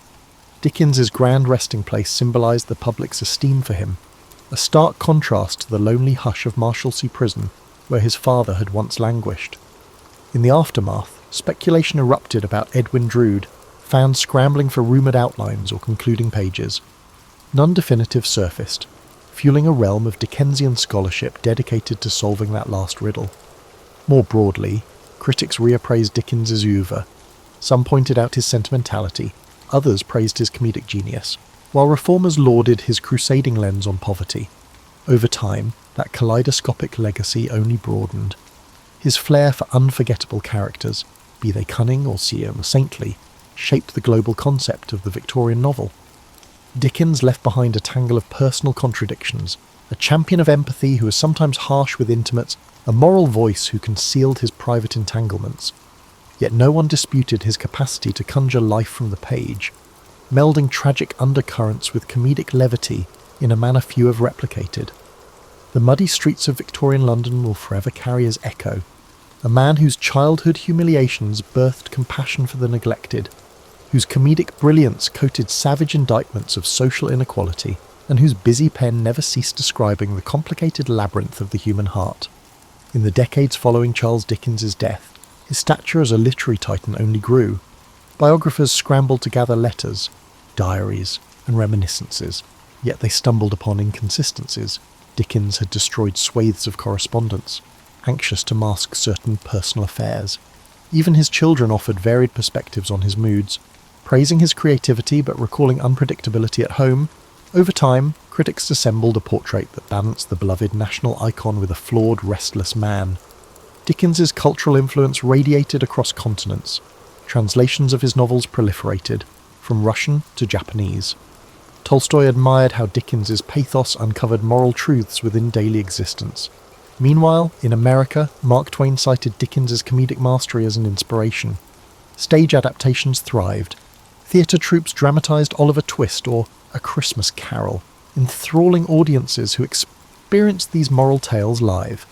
Eventually, with the emergence of film, Dickens's episodic style lent itself to cinematic versions, hooking new generations on characters like Scrooge and David Copperfield. Yet beneath the general adoration lay deeper debates. In the early 20th century, the modernist movement dismissed Dickens as sentimental and structurally messy. Overshadowed by psychological realism from authors like James Joyce, they disdained Dickens's improbable coincidences and stark moral polarities. However, around mid-century, a scholarly reappraisal highlighted the purposeful craft in Dickens's narrative arcs and social critiques. Far from naive, his comedic touches often disguise sharp societal barbs, letting him slip radical criticisms past censors and readers unaccustomed to confrontation. Dickens also shaped philanthropic and social activism. His scathing depiction of workhouses or the cruelty of child labour galvanised subsequent reformers. Wilkie Collins, Elizabeth Gaskell, and others in Dickens' circle integrated similar strategies, using fiction to dramatise social injustice. Modern charities focusing on literacy or child welfare sometimes invoke Dickens's name, pointing to the universal empathy that his works evoke. Even today, policy discussions about homelessness or child poverty occasionally mention Dickens as a moral reference, a reminder that ignoring society's vulnerable fosters deeper crises. In the personal realm, revelations about Ellen Ternan emerged in the late 19th and early 20th centuries, shaking Dickens' pristine image. Letters and memoirs indicated he financially supported Ternan, dividing his life between public duties and a hidden domestic arrangement. Some fans felt betrayed that the moralist had lived a double life. Others argued that Dickens' private complexities underscored the raw human contradictions fueling his fiction. The debate paralleled broader shifts in how Victorian icons were reassessed under modern scrutiny. Dickens's method of serial publication also influenced subsequent generations of writers. The concept of releasing stories in weekly or monthly segments maintaining suspense and forging a close bond with readers found echoes in everything from 20th century pulp magazines to today's online web serials. The interplay between real-time audience reaction and the writer's evolving plot shaped Dickens's approach. He adjusted character arcs mid-serialization if he sensed a shift in public sympathy. Contemporary authors who experiment with episodic storytelling owe a quiet debt to his pioneering structure. Tourists still flock to Dickensian landmarks in London, the Dickens Museum in Doughty Street, the blacking factory's location near the Thames, and the austere Marshalsea prison relic. At Christmas, especially, people revisit A Christmas Carol, with countless adaptations reinforcing generosity's victory over miserliness. The story's cultural resonance persists because Dickens tapped into elemental themes: regret, redemption, and communal warmth. The name Scrooge remains a byword for stinginess, a testament to Dickens's enduring hold on language itself. Dickens's life is reflected as an illustration of reinvention and unstoppable drive. From a traumatized boy polishing boots to an international celebrity juggling philanthropic causes and labyrinthine plots, he exemplified resilience fueled by moral impetus. Though times have changed, his emphasis on shining a spotlight on the marginalized rings contemporary. We see echoes in campaigns for social justice, echoing Dickens's call for empathy. Ultimately, Charles Dickens stands as both the comedic chronicler of Victorian quirks and the fierce critic of institutional failings. His labyrinthine plots, bursting with eccentric figures, overshadow none of the raw undercurrents of injustice. He remains a puzzle of contradictions, public moralist but private enigma, champion of familial warmth yet fracturer of his home, comedic entertainer yet scathing social commentator. That complexity, rather than undermining his legacy, enriches it. His works endure, reminding us that laughter and compassion can coexist with deep outrage at cruelty, and that a single pen, guided by empathy and irrepressible imagination, can shift how an entire society views itself.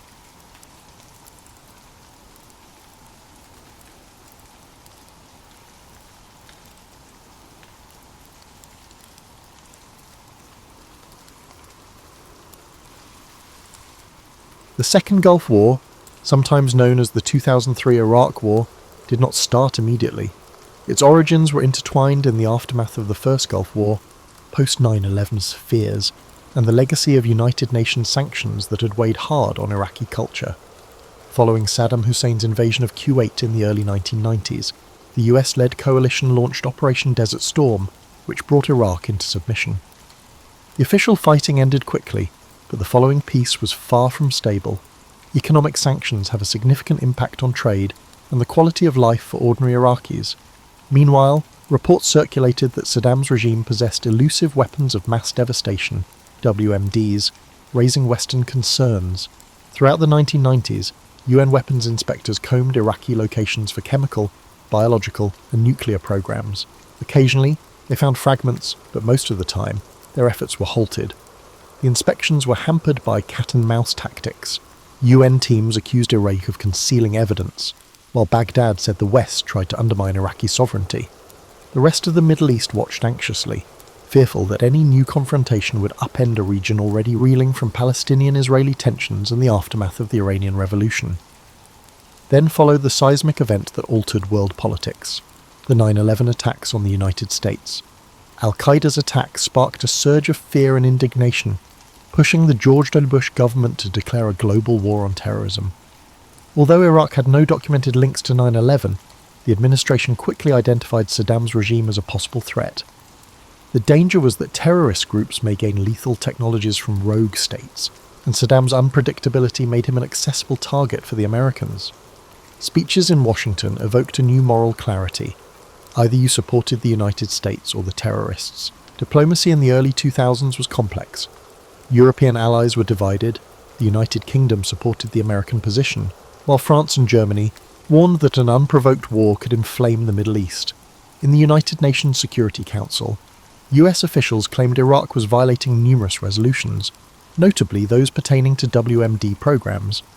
Meanwhile, Hans Blix and other inspectors returned to Iraq, inspecting sites ranging from desert bunkers to elegant homes. They issued cautious reports, stating that they had yet to locate conclusive evidence of WMDs and were uncertain. However, the White House and Downing Street insisted that Saddam had perfected evasion methods, citing previously contested intelligence on a chemical and biological stocks. Public opinion around the world was sharply divided. In America, memories of 9/11 were still fresh. A sizable proportion of citizens supported the administration's attitude, believing that neutralizing any threats was critical. Others questioned the intelligence, pushing for stronger evidence. The largest anti-war protests since Vietnam erupted in global capitals, London, Rome, Sydney, and elsewhere, where protesters criticized the march as a war of choice. Skeptics demanded definitive evidence, apprehensive about a replay of previous tragedies where erroneous or fabricated data ignited hostilities. Iraqis, meanwhile, braced for the worst. After 12 years of grinding sanctions and periodic bombing campaigns in the so-called no-fly zones, many people were pessimistic. International journalists who visited Baghdad described a strange mix of defiance and fatalism. State-run media broadcast propaganda about Iraq's resilience, while ordinary citizens speculated about escaping or storing supplies.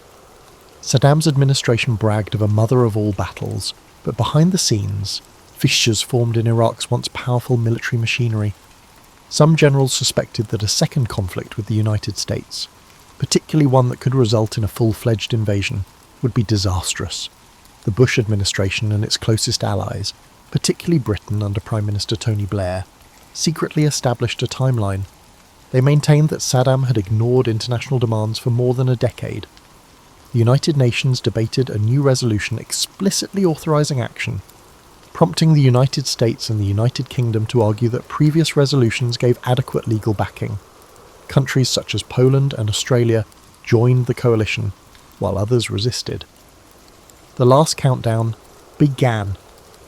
From mid-2002 until early 2003, rhetorical intensity skyrocketed. The expression coalition of the willing became popular, referring to countries that agreed to cooperate with the United States. Officials at the Pentagon devised comprehensive plans for shock and awe, a technique designed to overwhelm Iraqi defences with overwhelming aerial bombardment and rapid ground attacks. Meanwhile, anti-war movements organised protests and demonstrations. ISIS set up human shields in Baghdad, while US Marines practiced manoeuvres in the sweltering Kuwaiti desert. The drumbeat of war grew louder, reverberating across dinner tables, television channels, and diplomatic hallways around the world. In that tense atmosphere, the last spark was poised to ignite. The first salvo of the US-led invasion lit up the skies over Baghdad on March 20th, 2003. Hundreds of cruise missiles and precision bombs were dropped on important government buildings, communication centres, and military locations, putting the shock and awe concept into practice. Western journalists locked up in city hotels aired live photos of the nocturnal assault, which featured tracer fire shooting across the horizon and ominous rumbles as bombs hit their targets. Many observers remembered the spectacle of the 1991 Desert Storm campaign, but its aftermath felt grander and more final. The goal was no longer only to liberate Kuwait, but to overthrow Saddam Hussein completely. Within hours, coalition ground forces had crossed the Kuwaiti border into southern Iraq. American and British columns, led by tanks and motorised infantry, moved quickly through desert terrain. Some Iraqi battalions collapsed without a fight, while isolated pockets of resistance set up intermittent fortifications around vital towns. The coalition's technological advantage was stark. Computerized command systems, improved night vision equipment, and precision air support outperformed the outdated Soviet-era munitions on which many Iraqi soldiers relied. Observers were amazed at the rapidity with which the US Army's 3rd Infantry Division advanced north. Despite the blitzkrieg, mayhem ensued in unexpected places. In southern cities such as Basra, irregular forces loyal to Saddam staged ambushes. The embedded media, reporters accompanying military units, captured scenes of joy from residents pleased to see Saddam's grasp loosen. Others, however, remained wary, unsure whether the invaders were liberators or occupiers. Some Iraqi conscripts surrendered at the first opportunity, while others fought hard out of loyalty or fear of retaliation. The desert, meanwhile, provided no obvious refuge, with dust storms reducing vision to a few meters. Days into the campaign, the seizure of the southern oil fields became a priority. Coalition strategists intended to keep them intact to avoid environmental calamities such as the 1991 oil well fires. At the same time, they intended to save Iraq's oil infrastructure for the post-Saddam era. Civilians nearby were concerned about collateral damage, as pipelines and refineries studded the area. Sporadic fires sprang out when retreating Iraqi forces ignited installations, but the coalition was able to prevent widespread devastation. Baghdad, for its part, remained under aerial siege. State television carried Saddam's belligerent comments, while rumours circulated that he was on the run or sheltering in underground bunkers. Iraqi soldiers established defence lines on the outskirts of the capital, but coalition gunfire overshadowed the full might of Saddam's elite formations, the Republican Guard. Meanwhile, propaganda pamphlets showered down from coalition aircraft, pushing Iraqi troops to surrender. Some took notice, but others persisted in harassing ambushes with small weapons and rocket-propelled grenades. The international reaction was scattered. Some states condemned the invasion as illegitimate without a new United Nations mandate, and global protests erupted, dwarfing even pre-war rallies. However, the White House felt that Saddam's regime posed a global threat.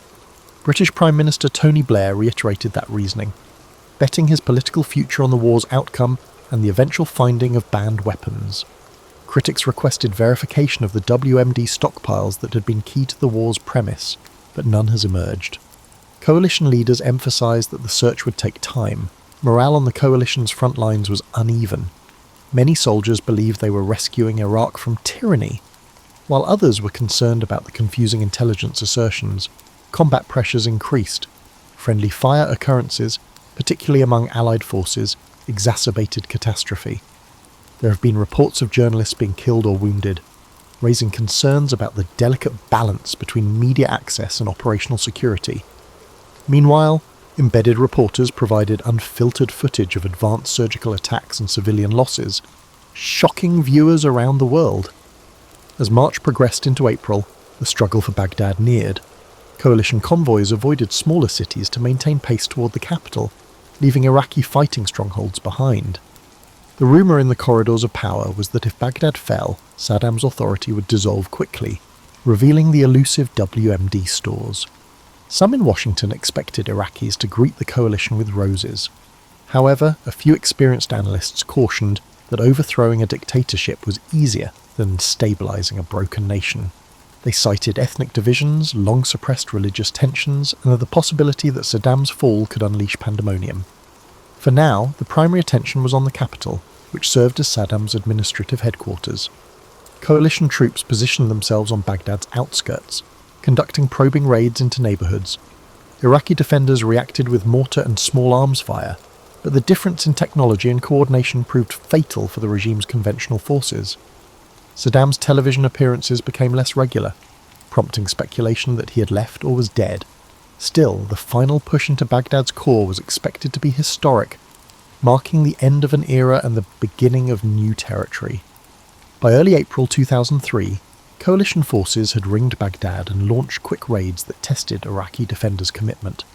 US armoured vehicles rumbled down main thoroughfares, facing occasional resistance from Republican Guard remnants and armed militias. The approach was based on exhibiting overwhelming superiority, a show of power intended to destabilise Saddam Hussein's command.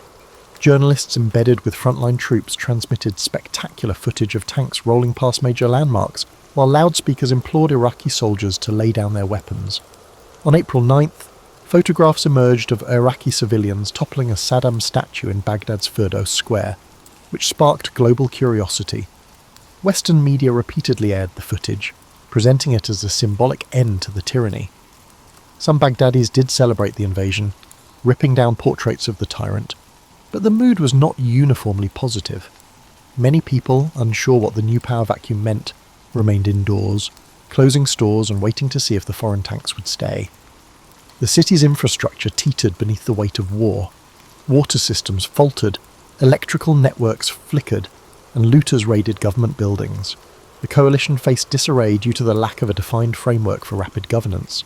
The former system had disintegrated unexpectedly quickly, leaving no transitional authority.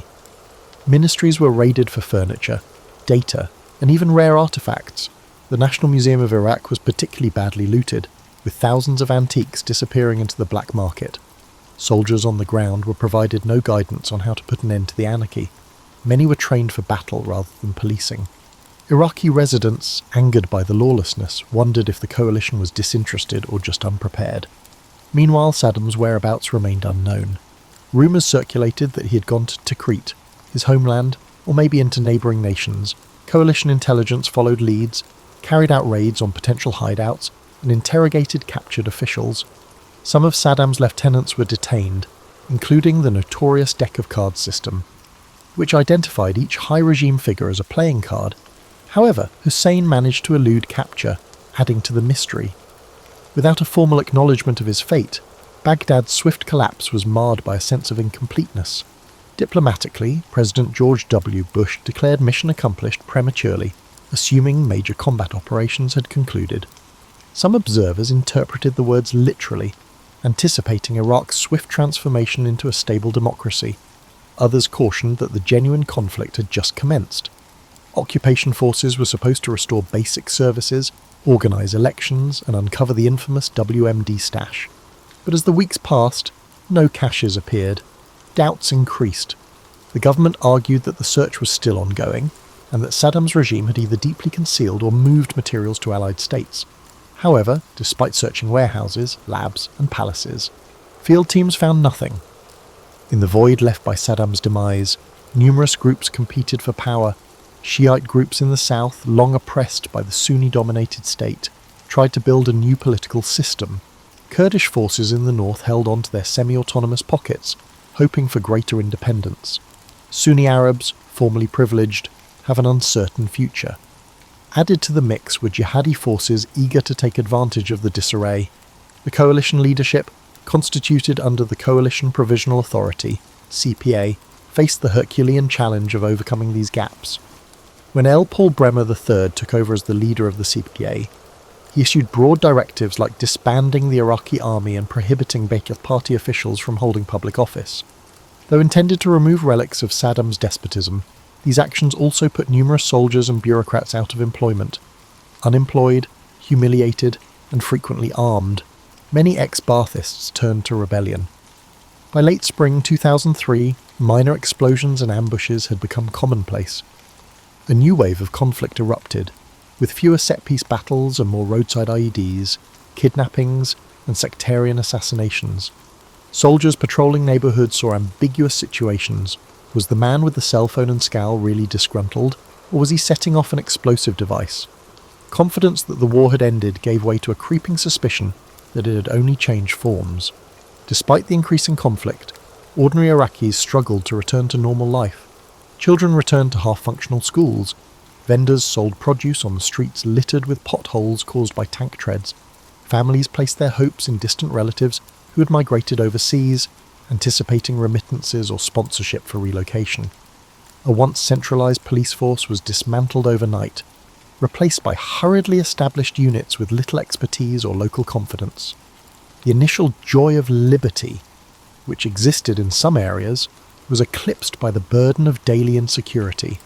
Even as the coalition worked up plans for an interim government, the insurgency and sectarian divisions deepened, threatening to eclipse the success of Operation Iraqi Freedom. Throughout late 2003 and early 2004, Iraq's expanding insurgency took on several forms. Former Ba'ath loyalists, nationalist groups opposed to occupation, foreign militants influenced by Al-Qaeda ideology, and local militias with sectarian agendas. Notable flashpoints appeared. Fallujah, a Sunni bastion west of Baghdad, became a symbol of defiance following a series of violent clashes with American forces. Images of ambushed contractors' bodies being desecrated on a bridge in Fallujah outraged the American people, fueling calls for a forceful military reaction. Two major attacks on the city in April and November 2004 resulted in severe urban battles reminiscent of previous wars, destroying vast sections of neighbourhoods and escalating hostility among inhabitants. At the same time, in Baghdad, the infamous Abu Ghraib prison controversy broke out. Photographs emerged showing US forces insulting and abusing Iraqi detainees, sparking global outrage. Many Iraqis, who were already dubious of the occupation's objectives, saw these photographs as confirmation of their darkest worries about Western disrespect for human decency. In the West, discussions raged over whether these were isolated occurrences or indicative of broader issues with incarceration and information collecting. The US military rushed to investigate, court-martialing certain soldiers while senior leadership swore the behaviour was not allowed. Nonetheless, the impact on America's moral position was evident. Against this environment, the Coalition Provisional Authority fought to restore Iraqi administration. Several exiled politicians returned to establish the Iraqi Governing Council. While some represented legitimate groups, others were perceived as opportunists, having spent decades abroad. The CPA's plan for transferring sovereignty to an interim Iraqi government took shape in mid-2004. The government led by L. Paul Bremer came to an end, and Iraq's interim leadership took over. However, real power remained tied to coalition forces and bases, which were anchored by the substantial US military presence. In everyday life, sectarian differences grew. Shiite and Sunni tensions rose, particularly in mixed cities such as Baghdad, Mosul, and Bakuba. Kidnappings, targeted killings, and bombs became alarmingly common. The Mahdi army, led by youthful cleric Muqtada al-Sadr, confronted the United States in Shiite areas, notably the holy city of Najaf. Meanwhile, foreign extremist groups, including one led by Abu Musab al-Zarqawi, staged suicide attacks, instilling dread. The desire to quickly establish a stable democracy began to appear unduly optimistic. The alliance increasingly confronted a guerrilla battle with murky front lines and an even murkier understanding of who the true enemy was. Back in the United States, popular sentiment changed.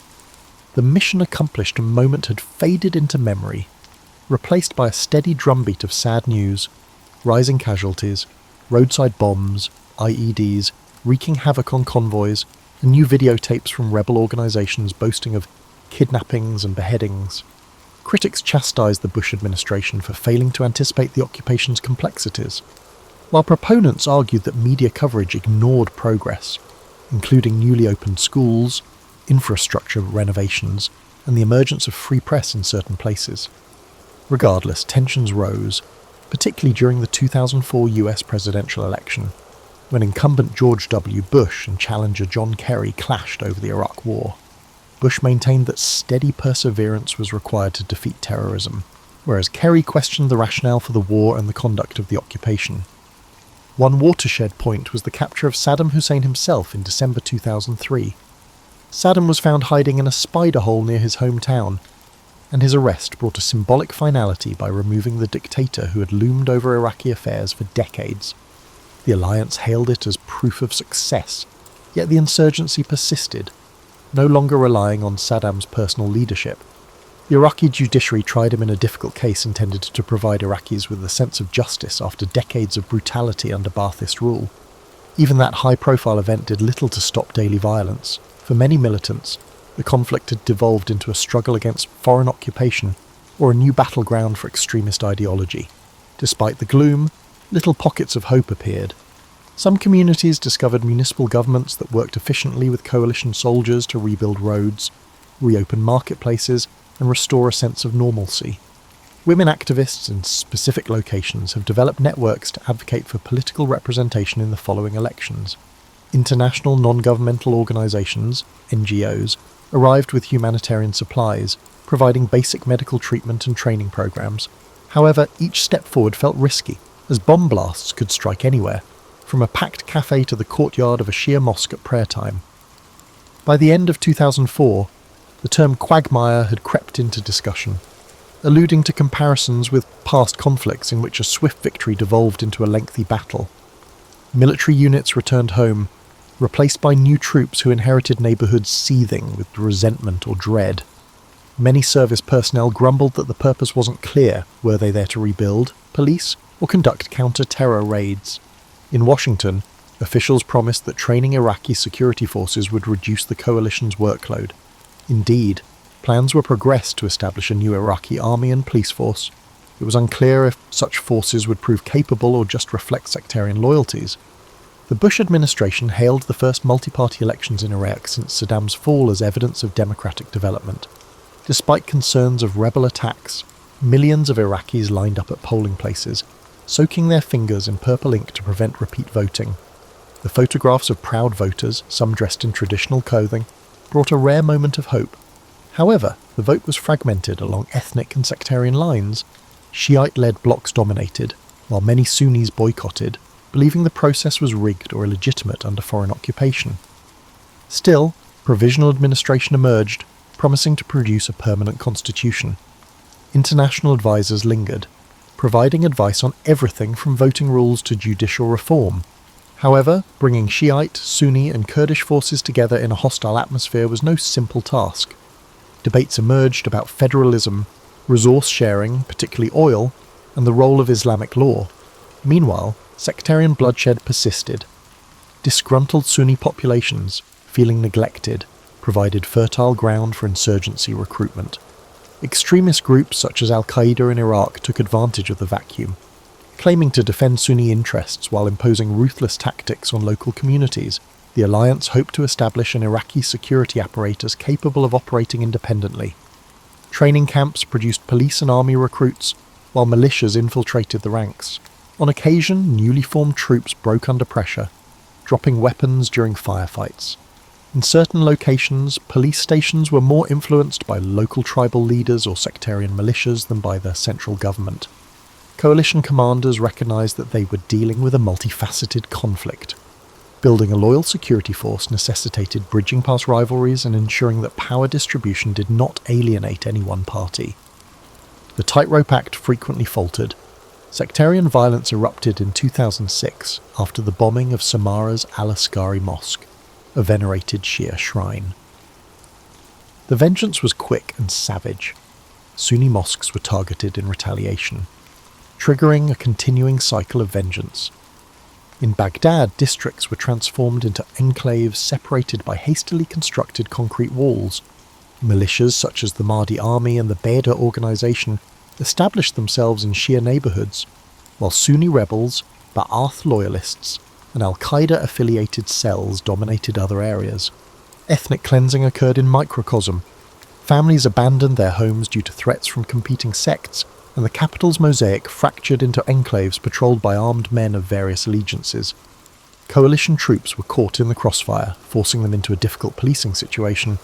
Commanders realized that large-scale sweeps could exacerbate hostility since heavy-handed methods could hurt both civilians and rebels. Meanwhile, political discontent in Washington skyrocketed. Leaders questioned how a war build as swift and decisive had devolved into a grinding sectarian crisis.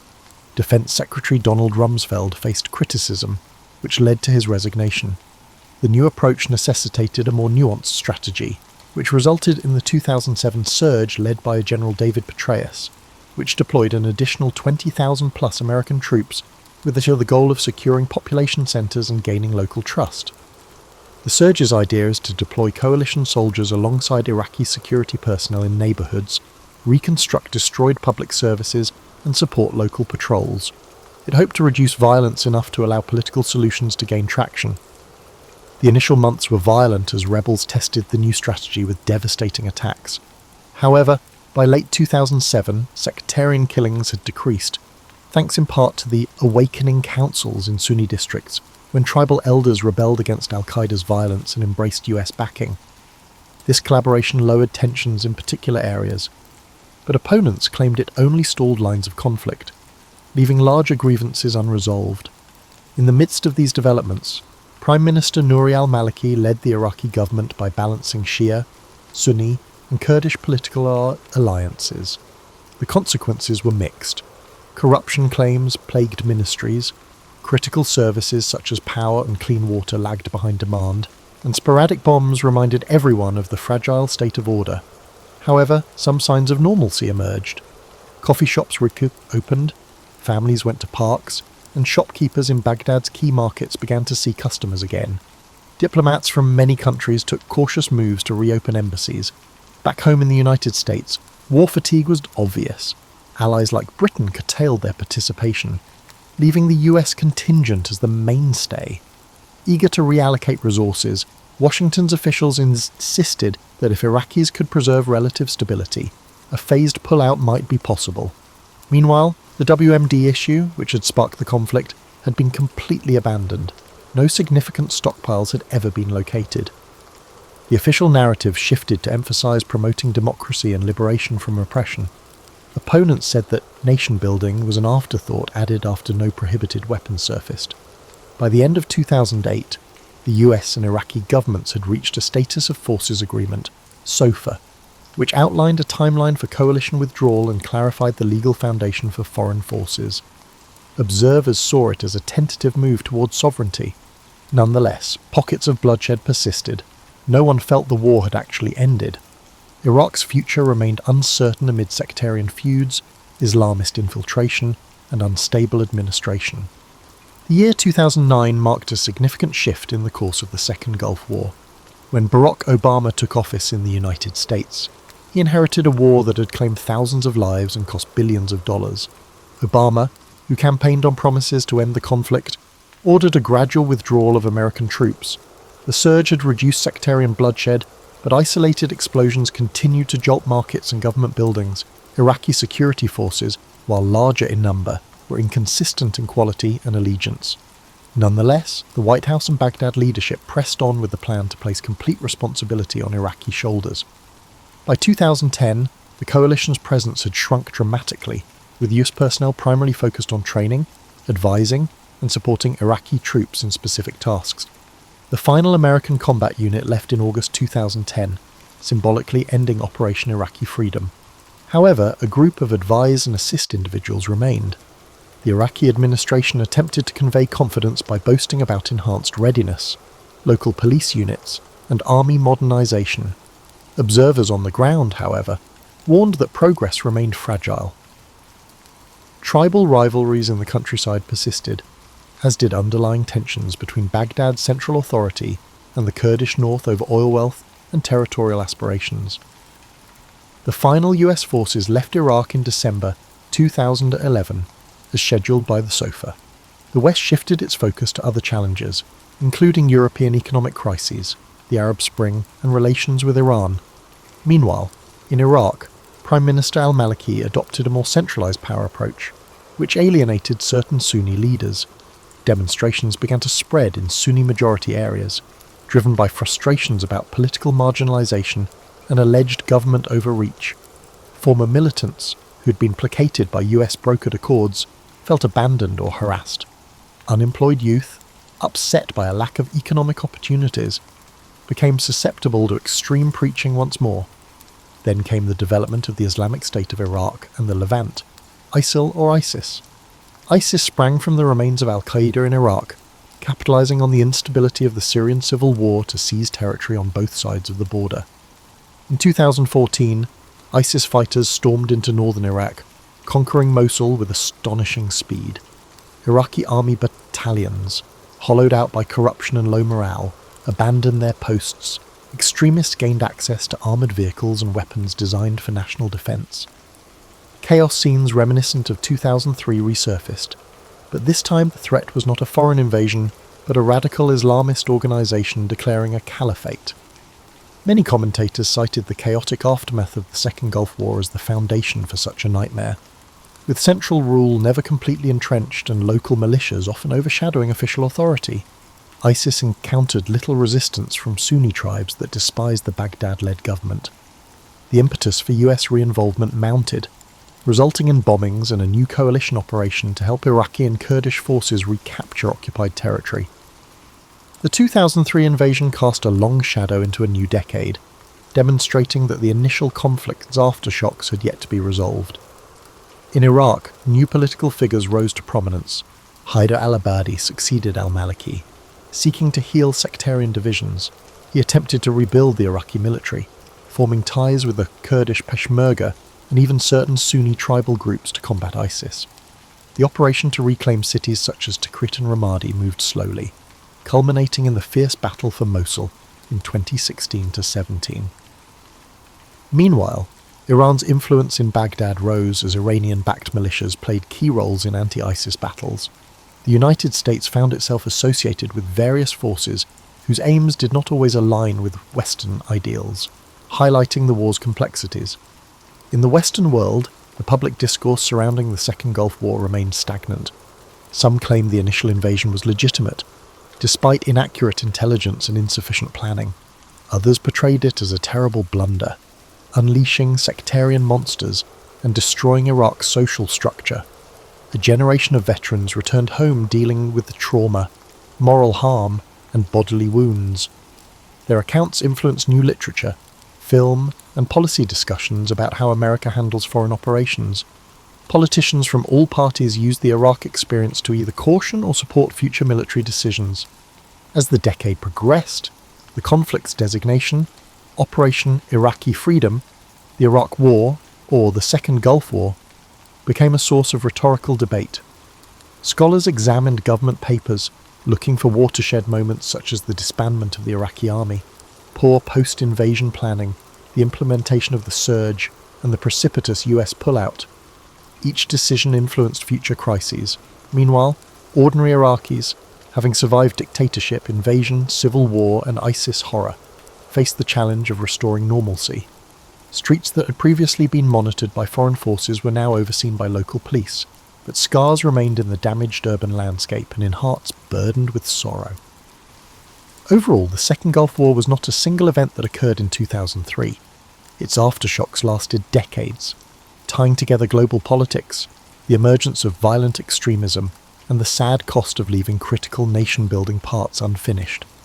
When observed from a distance decades later, it serves as a striking reminder of how modern wars can begin with clear goals but devolve into convoluted consequences, as well as a monument to the tenacity of civilizations forced to rebuild against the odds. Reflecting on the Second Gulf War decades after it began in 2003, one may see a rich tapestry of ambition, mistake, courage, and grief.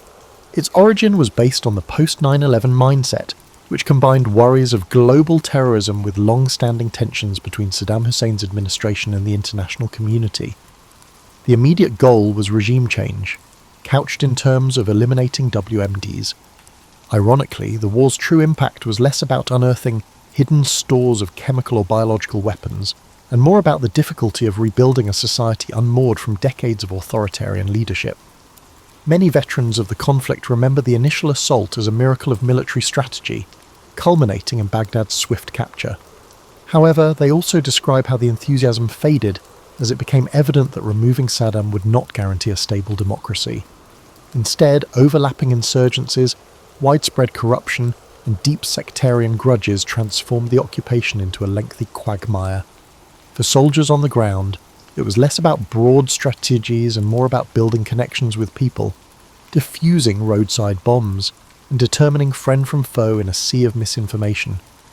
Iraqi residents, too, carried various stories, ranging from the promise of overthrowing a detested ruler to the horror of street fighting and kidnappings to the tiredness of ongoing blackouts and water shortages.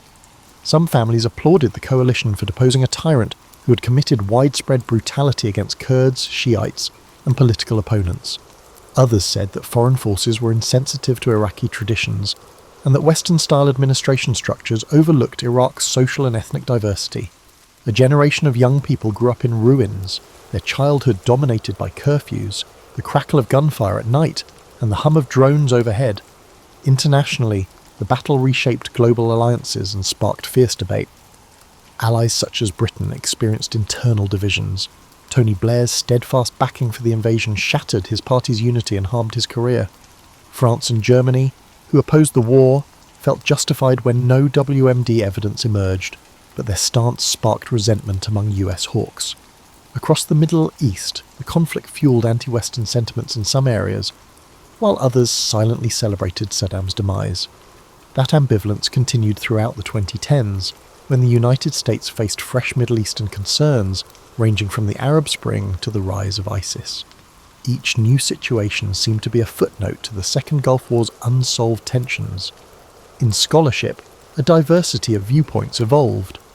Some military historians focused on the initial shock and awe campaign, examining how it affected modern concepts of rapid, high-tech warfare. Others researched the insurgency phase, gaining insights into asymmetrical conflict that future counterinsurgency doctrine would attempt to address. Political scientists examined the tumultuous transitional period, using the war as a cautionary tale.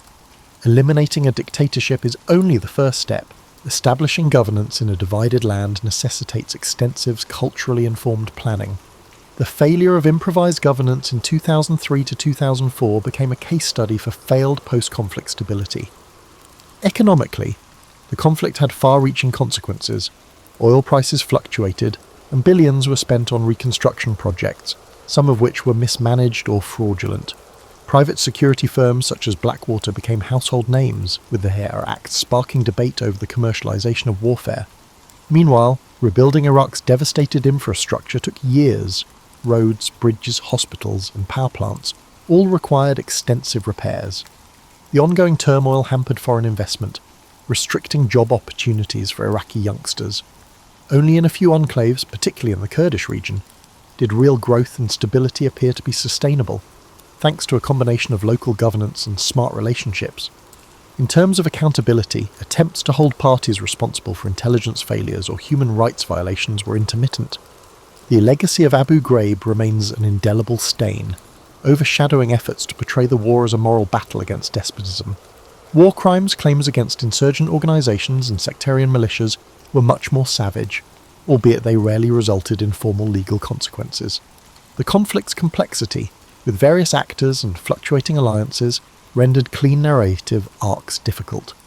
Finally, the Second Gulf War demonstrated how modern warfare can begin with widespread national support before devolving into a confusing, multi-layered battle with no abrupt or unambiguous conclusion. By the time American forces withdrew, the character of the fight had shifted so dramatically that it appeared to be an entirely different war than the one that began in March 2003. Historians look back on it as a cautionary tale in early 21st century history, influencing how governments assess intervention, militaries prepare for nation building, and society deals with the psychological toll of prolonged conflict. The war's legacy lives on in the tensions that continue to shape Iraq's political landscape, as well as in the diaspora of Iraqis who have sought safety abroad. It serves as a harsh reminder that even the most powerful invasions can upend old orders without quickly establishing new ones, demonstrating the messy, far-reaching effects of a single, momentous choice to send in the troops.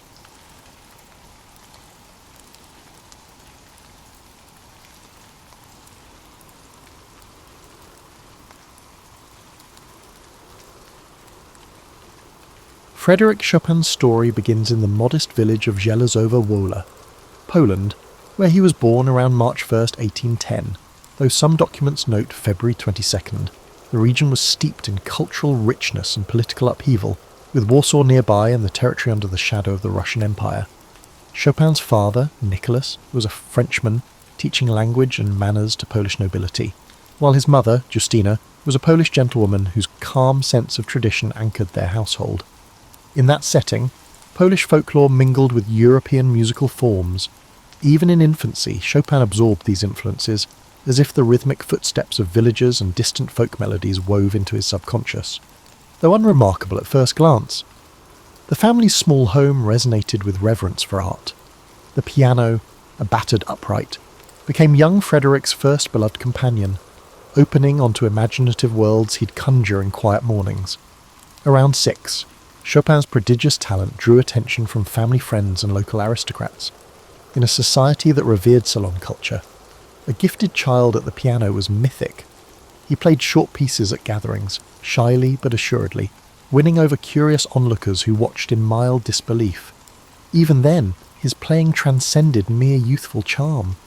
He displayed a depth that hinted at hidden wells of sensitivity. His teacher, Wojciech Żywny, noted the boy's special relationship with melody, which seemed to flow through him without the stiffness typical of child prodigies. Beyond his domestic sphere, Poland itself was navigating a fragile identity. The Napoleonic Wars had left scars across Europe. Although too young to grasp politics, Chopin sensed the patriotism and longing carried by adults around him. Through his mother's lullabies and whispered family stories, the notion of a lost homeland became a melodic thread weaving through his emerging consciousness. Chopin's sister, Ludwika, often joined him at the piano. Family duets turned into moments of shared creativity, honing Frédéric's ability to communicate through sound. Here, his earliest compositions took shape, short, sometimes clumsy preludes to the refined expressions he would later craft. Yet these embryonic works already displayed what would become his hallmark: graceful lines and a certain bittersweet tension between major and minor. He performed publicly for the first time around age 7, playing a concert in Warsaw. Though such appearances could be dismissed as novelty, Chopin avoided the fate of child prodigies who fade once the novelty wanes. He possessed a seriousness and poetic restraint rare in children. Observers began to regard him as a symbol of Poland's hopes, a delicate, steadfast light for a land overshadowed by external forces. Despite the growing acclaim, the Shopan household valued stability. Nicholas and Justina refused to exploit their son's talent, allowing only select performances while ensuring a rigorous academic education. Literature, history, and language formed the backdrop to Chopin's musical studies, broadening his imagination and refining his sensibilities. Piano practice remained constant, punctuating daily life. Occasionally, he would present a short polonaise or mazurka at family gatherings, each piece tinged with local rhythms, reframed through his evolving style. Youthful curiosity led him beyond his surroundings. Brief visits to Warsaw introduced a more cosmopolitan musical scene. Though still young, he encountered professional musicians, aristocrats, and intellectuals in salons. These glimpses of city life left a strong impression. He realized that an artistic future might extend beyond village confines. Yet he retained a deep tie to Poland's cultural soul.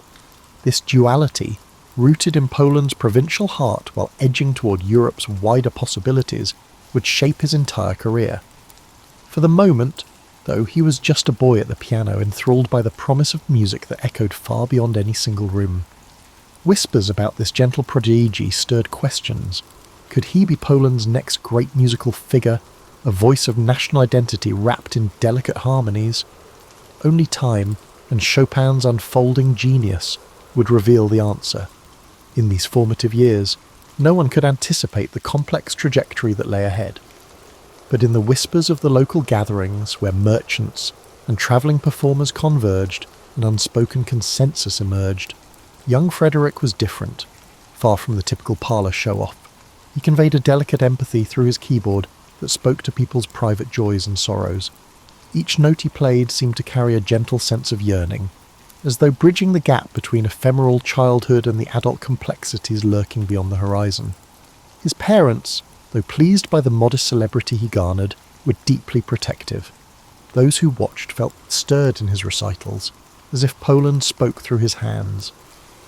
Chopin's teenage years were marked by a widening world, one in which he began to see the possibilities and pressures that came with his growing reputation. By the time he was in his early teens, Warsaw itself had become a kind of secondary classroom.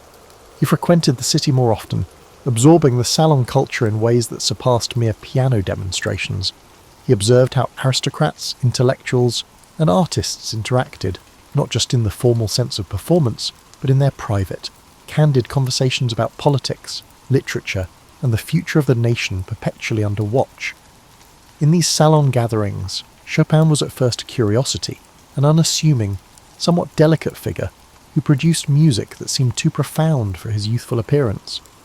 But as he refined his style, he earned respect as a musician, rather than just a novelty. His performances, often intimate affairs, displayed a sensitivity that was starting to take shape in his original compositions. While still shaped by the classical frameworks he'd studied, his work also blended Polish musical elements with a new harmonic language. This evolution thrilled those who heard him, and the novelty of his youth gave way to genuine admiration of his craft. By 1826, Chopin enrolled at the Warsaw Conservatory under Józef Elsner. Elsner, a composer of some renown, recognized the uniqueness of his students' musical instincts. Rather than imposing rigid expectations, Elsner fostered a gentle discipline, guiding Chopin toward an understanding of form and counterpoint that would serve as the backbone for his stylistic experimentation. In so doing, Elsner fulfilled two crucial roles. He acted both as a guardrail, preventing Chopin from drifting into mere fanciful improvisations, and as a doorway, encouraging the young musician to trust his own artistic impulses. Yet Chopin's life in Warsaw was not all about study. He mingled with peers, engaged in spirited debates, and, according to some letters, even enjoyed the light-hearted distractions typical of youth: dances, outdoor excursions, late-night banter. This balance between earnest scholarship and playful socializing kept him grounded. Friends who remembered him from that time recalled a gentle, witty personality who could draw out laughter just as easily as tears with his piano playing. Still, a restlessness stirred within him. Poland's political situation seemed forever precarious, and he felt a tug to experience life beyond Warsaw's boundaries. A trip to Berlin in 1828 offered a hint of what awaited him outside his homeland. Though brief, it introduced him to broader circles of culture and music, sparking a sense of wanderlust. Upon returning, he began formulating plans to travel more extensively, both for artistic growth and for practical reasons. Warsaw, supportive though it was, could only offer so much in terms of career prospects. In 1829, he journeyed to Vienna, the Austrian capital, with its illustrious musical lineage. Mozart, Beethoven, Schubert was a magnet for ambitious young composers. Chopin found himself in a bustling hub where concerts and operas were daily fare. Overwhelmed yet inspired, he tested his mettle by giving performances, each carefully arranged to capitalise on the city's appetite for novelty. Although he was met with critical approval, he also confronted the reality that audiences here were accustomed to spectacle and virtuosity on a grand scale. Chopin's style, intimate and subtly shaded, was unusual by comparison. Nonetheless, local critics praised his nuanced touch and originality. Encouraged, he contemplated making Vienna his base for a longer stretch, but events in Poland soon demanded his attention. Rumours of upheaval floated through Europe, hinting that the Polish struggle for autonomy might erupt into open conflict. Torn between an ambition to explore foreign stages and loyalty to his homeland, Chopin briefly returned to Warsaw in late 1830. Around that time, the November Uprising, an armed rebellion against Russian rule, shattered the foundations of Polish society. While Chopin debated his next steps, friends and family urged him to secure his future abroad, believing that fulfilling his musical potential would serve Poland's cultural pride just as effectively as taking up arms. Thus began the departure that would define his life. In the autumn of 1830, Chopin left Poland for Vienna once again, carrying with him a small box of earth from his native soil, an emblem of his deep attachment to his homeland. As he travelled, he felt a swirl of emotions: excitement, trepidation, sorrow. He watched the landscapes shift as he crossed borders, his piano improvisations echoing the uncertainties of a life in transit. Yet at this point, few realised how profoundly this step would echo in Chopin's life. By the early 1830s, Paris had emerged as the glittering epicentre of European art, intellect and revolution. For Frédéric Chopin, who recently arrived from Poland in turmoil, the city felt both overwhelming and inviting. He entered a community of writers, painters and fellow composers, all converging in the capital's salons, those vibrant, often unpredictable hives of conversation and performance. To a young exile burdened by homesickness, Paris offered both a refuge and a blank canvas on which to shape his public identity. Almost immediately, Chopin sensed the city's dual nature. It was as much a whirlwind of self-promotion and social manoeuvring as it was a crucible of high art. Hostesses of these gatherings vied for intriguing guests, and initially, Chopin's Polish origins and refined keyboard approach made him a sought-after novelty. Yet he soon learned that success in Paris demanded more than raw talent. It required a flair for presentation and the ability to navigate cliques. Determined to avoid being overshadowed by showier performers, he maintained his intimate style while allowing curious audiences to glimpse his romantic mystique. Fortunately, his music spoke on his behalf. Listeners were entranced by the delicate interplay of melody and harmony that defined his early works. Paris, still reeling from the July Revolution and swept up in a romantic fervour, was primed to celebrate emotion in art. Chopin's pieces, simultaneously subtle and impassioned, fit this cultural moment. Amid the murmur of conversation in cramped drawing rooms, he introduced a distinctly Polish flavour through his mazurkas and polonaises. These forms, coloured by folk rhythms and patriotic longing, offered a window into a homeland many Parisians knew little about. However, achieving financial stability was not an effortless task. Chopin turned to teaching piano, an enterprise he approached with meticulous care. Unlike typical drills, his lessons emphasised musical poetry, guiding students to hear the emotional undercurrent in every phrase. News of his abilities as an instructor spread, and soon wealthy families sought him out. Teaching, though time-consuming, ensured a steady income that freed him from the strain of large-scale concertizing, a format he never fully embraced. Indeed, Chopin's preferred venue was not the grand concert hall, but the intimate salon, where he could sense the subtle reactions of a small audience. His approach, sometimes described as whisper-like, asked listeners to lean in rather than lean back. Critics who anticipated bravura criticised him for his lack of force. Yet among the growing group of admirers, there was consensus that force was never his aim. In an era enthralled by personal expression, Chopin's delicate phrasing offered a different kind of power, one that was internal, reflective, and quietly revolutionary. During these formative years in Paris, he forged relationships that would shape his legacy. One such bond developed with Franz Liszt, a flamboyant Hungarian pianist whose colossal sound and stage theatrics contrasted sharply with the Chopin's reserve. Nevertheless, the two men found common ground, admiring each other's artistry and occasionally playing together. Their contrasting styles reflected the diversity of romantic music, Liszt's dramatic scale balanced by the Chopin's interior landscapes. Chopin also crossed paths with figures like Hector Berlioz, whose sweeping symphonies embodied the era's thirst for grandeur. While their creative visions diverged, these encounters deepened Chopin's understanding of music's many possibilities. In a city teeming with restless minds, he soaked up discussions of aesthetics, politics, and philosophy.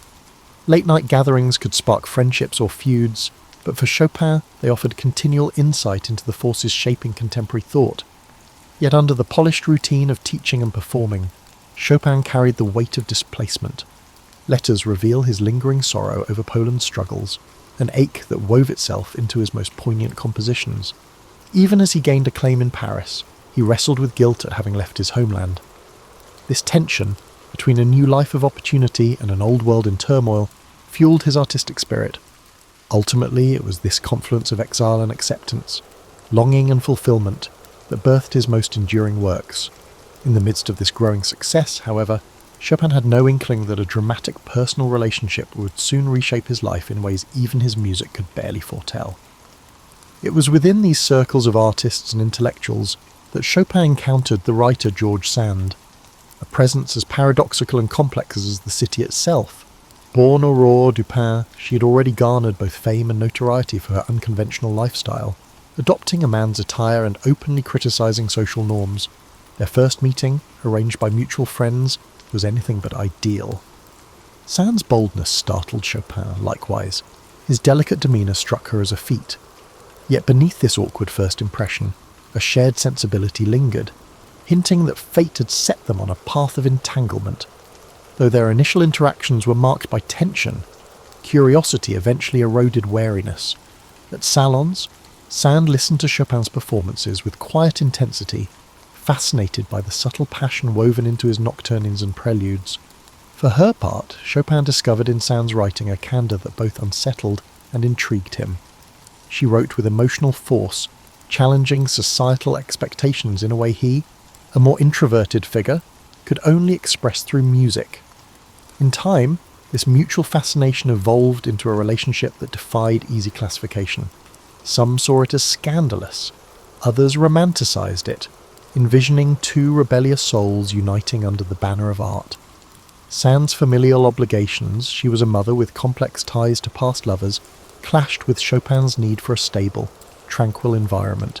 Yet for several years, they carved out a shared existence, spending summers at Sand's estate in Nohant, where Chopin found the kind of peace impossible to attain in Paris.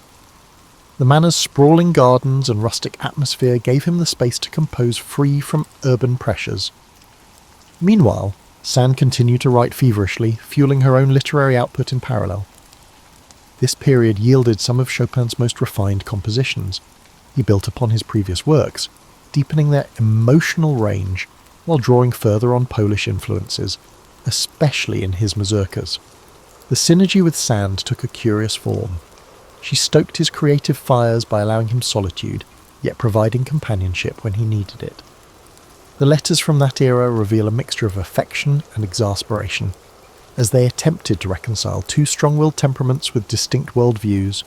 Chopin's health, already delicate, showed further signs of strain. He suffered from persistent coughing fits and fevers, likely tied to a chronic pulmonary ailment. The exact nature of his condition remains debated, though tuberculosis is the commonly suggested culprit. At no hint, Sand took on the role of caregiver, even as she juggled her responsibilities to her children. The tranquil setting was both therapeutic and creatively stimulating. However, the underlying tensions in their partnership never fully disappeared. Despite these strains, they managed to maintain a semblance of harmony, returning to Paris for the social season and hosting a circle of admirers, including artists who found their alliance captivating. Rumours and speculations made the rounds, some exaggerated, others tinged with envy. Shopan, quieter by nature, often let Sand handle social negotiations. Her judgment-free nature and ability to navigate bohemian society made her well suited to do so. During their years together, Shopan continued to refine his technique. His works from this phase, nocturnes, waltzes, impromptus, resonate with a delicate balance between introspection and theatrical flair. He pushed the boundaries of harmony, exploring key changes that felt as subtle as shifting moods. Audiences in Paris, who by then revered him as a singular voice on the piano, embraced these developments eagerly. However, when personal conflicts flared, the same artistic brilliance that flowed in times of peace could also come to a halt. Gradually, the relationship showed signs of fracture. Sand's practicality clashed with Chopin's artistic fragility, especially as financial and familial burdens multiplied. Their differing life philosophies became harder to reconcile. Sand championed unconstrained freedom, while Chopin yearned for emotional security. Friends noticed simmering tension. Chopin's circle worried about his health, Sand's acquaintances questioned her choices. Neither could ignore the gathering clouds. Still, for a while longer, they sustained a delicate equilibrium. Each day a tapestry of quiet idylls and small quarrels, softened by the hush of the French countryside. Their bond gave birth to cultural ripples that extended beyond their personal story. The fusion of literary boldness and musical nuance sparked curiosity in those who orbited their world. The question was not if their union would end, but how the inevitable parting would unfold, and what toll it would take on the Chopin spirit, which had grown accustomed to Sand's presence as both muse and caretaker. As the 1840s advanced, tensions between Chopin and George Sand deepened. Conflicting needs frayed their once productive coexistence, culminating in disagreements that seemed trivial to outsiders but deeply impacted their bond. Financial strains became more pronounced. Although Chopin was still giving private lessons and occasionally performing, his medical expenses increased, and his capacity to maintain the rigorous schedule of a sought-after musician waned. Sand's responsibilities piled higher. She was not just an acclaimed novelist, but also a mother, whose children demanded her attention.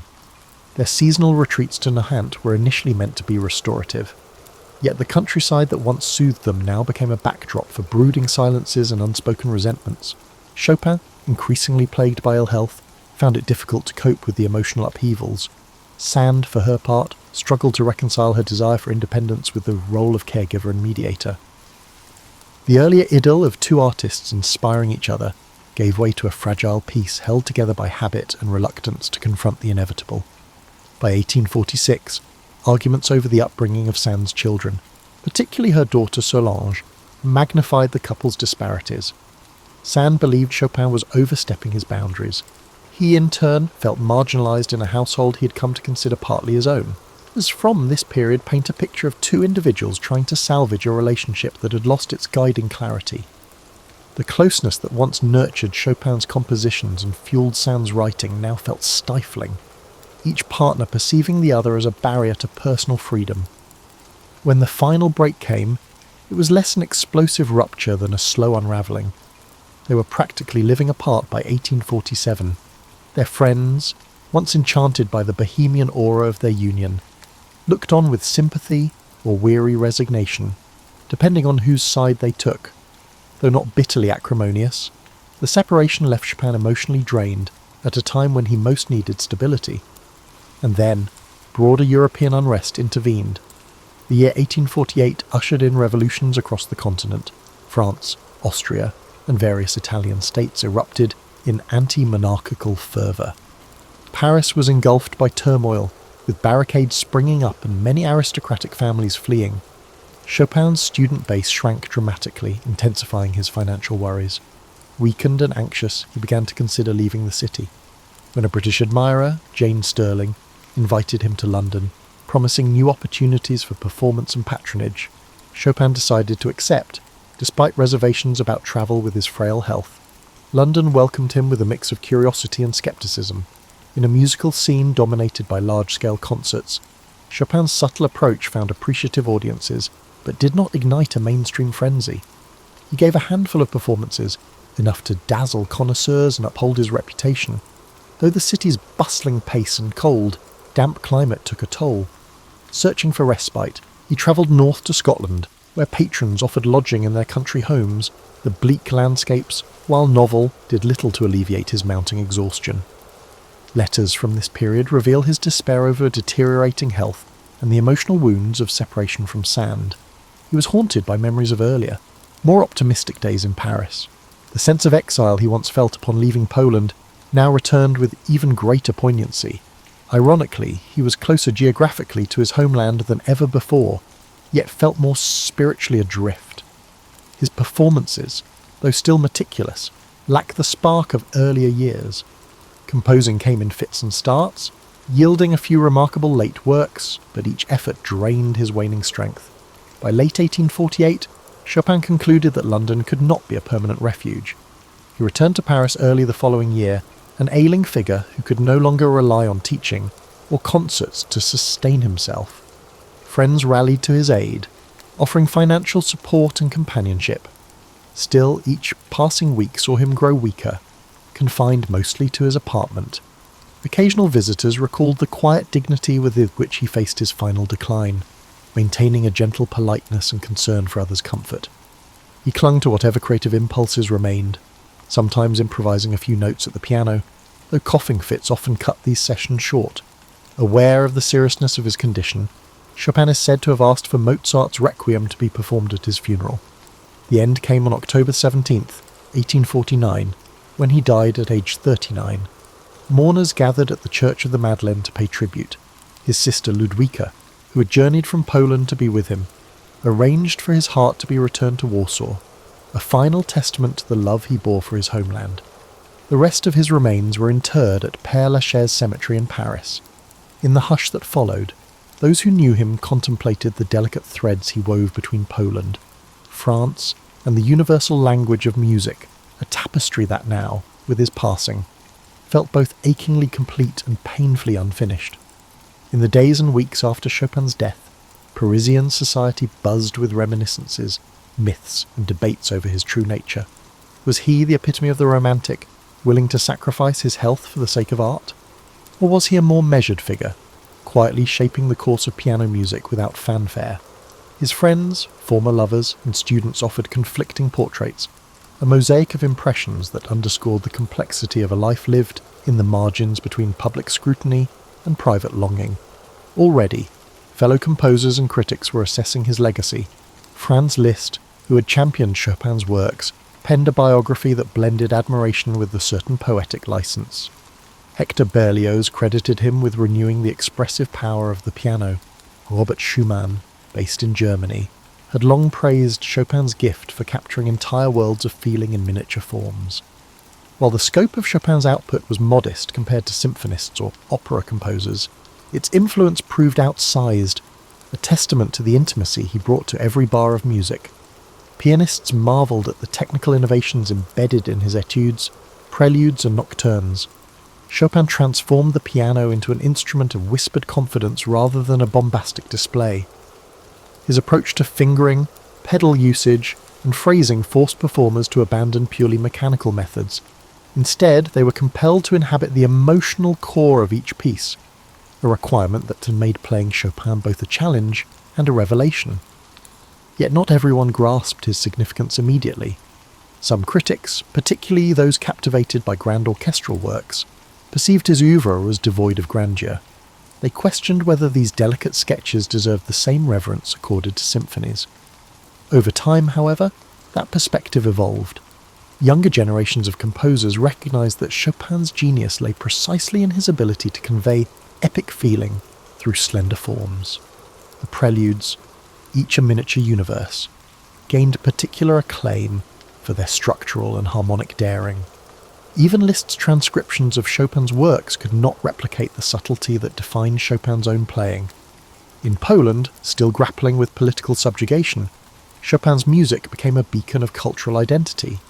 His polonaises, with their regal, march-like rhythms, and mazurkas, echoing the rustic dance forms of rural Poland, resonated with those yearning for national dignity. Over time, entire generations of Poles would point to Chopin as the embodiment of a spirit unbroken by foreign rule. In this sense, his legacy took on a patriotic dimension, turning him into a symbolic guardian of the Polish soul. While he spent much of his adulthood in Paris, his heart, both literally and figuratively, remained in Warsaw, ensuring that his reputation at home was burnished by an almost holy reverence. Beyond Poland's borders, Chopin's influence quietly seeped into the DNA of Western music. Claude Debussy and Gabriel Fauré, major French composers of the late 19th and early 20th centuries, drew upon his nuanced approach to harmony. Even Russian composers like Alexander Scriabin found inspiration in Chopin's coloristic chords. In the realm of piano performance, his legacy manifested in the demand that interpretation be a delicate art of shading and personal expression. Pianists from across Europe, and eventually the world, travelled to Paris or Warsaw to study Chopin's style firsthand. One of the more intriguing aspects of his posthumous fame was the almost hallowed aura surrounding his personal relics. Beyond the famed transport of his heart to Warsaw, people preserved his letters, locks of his hair, and even the pianos he played. Memorials and statues appeared, especially after political shifts allowed Poland to honour its favourite son openly. Festivals sprang up, celebrating his birthday and revisiting his repertoire. A certain romantic mystique enveloped his image, the frail poetic exile whose life and death paralleled the vulnerable beauty of his music. Yet for all the mythologizing, Chopin's legacy rests squarely on the strength of his compositions. They remain staples in concert halls and teaching studios, prized not only for their emotive power, but also for their technical demands. Students labour over the waltzes, nocturnes, and etudes, learning to tell stories through rubato and carefully weighted chords. Seasoned performers return to them repeatedly, finding fresh nuance with each pass. In every corner of the world, from grand theatres in major capitals to modest community recital spaces, Chopin's notes continue to ring out, bridging gaps in language, culture, and time. Through it all, the composer retains an aura of intimate mysticism. His music, often described as capturing the soul's gentle confessions, remains deeply personal to each interpreter. And that may be his greatest gift to posterity, the invitation to find our own unspoken yearnings mirrored in his quietly revolutionary idiom. He left no grand manifesto, no flamboyant stage persona, but rather a carefully wrought tapestry of sound that persists in reminding us how powerful the softest voice can be when it speaks of truth. In the modern age, Chopin's significance endures, transcending the boundaries of Poland and France to captivate listeners worldwide. Yet the way we understand him today has expanded well beyond the initial romantic framework. Scholars delve into his manuscripts, tracing the evolution of harmonic progressions and fingering patterns. Historians consider the political and social milieus that shaped him, noting how exile sharpened his sense of cultural identity. At international piano competitions, from Warsaw's prestigious Shopan competition to events in Asia and the Americas, contestants vie to interpret his works with the perfect blend of fidelity and personal insight. In Poland, Chopin remains a national treasure. Streets, airports, and music schools bear his name.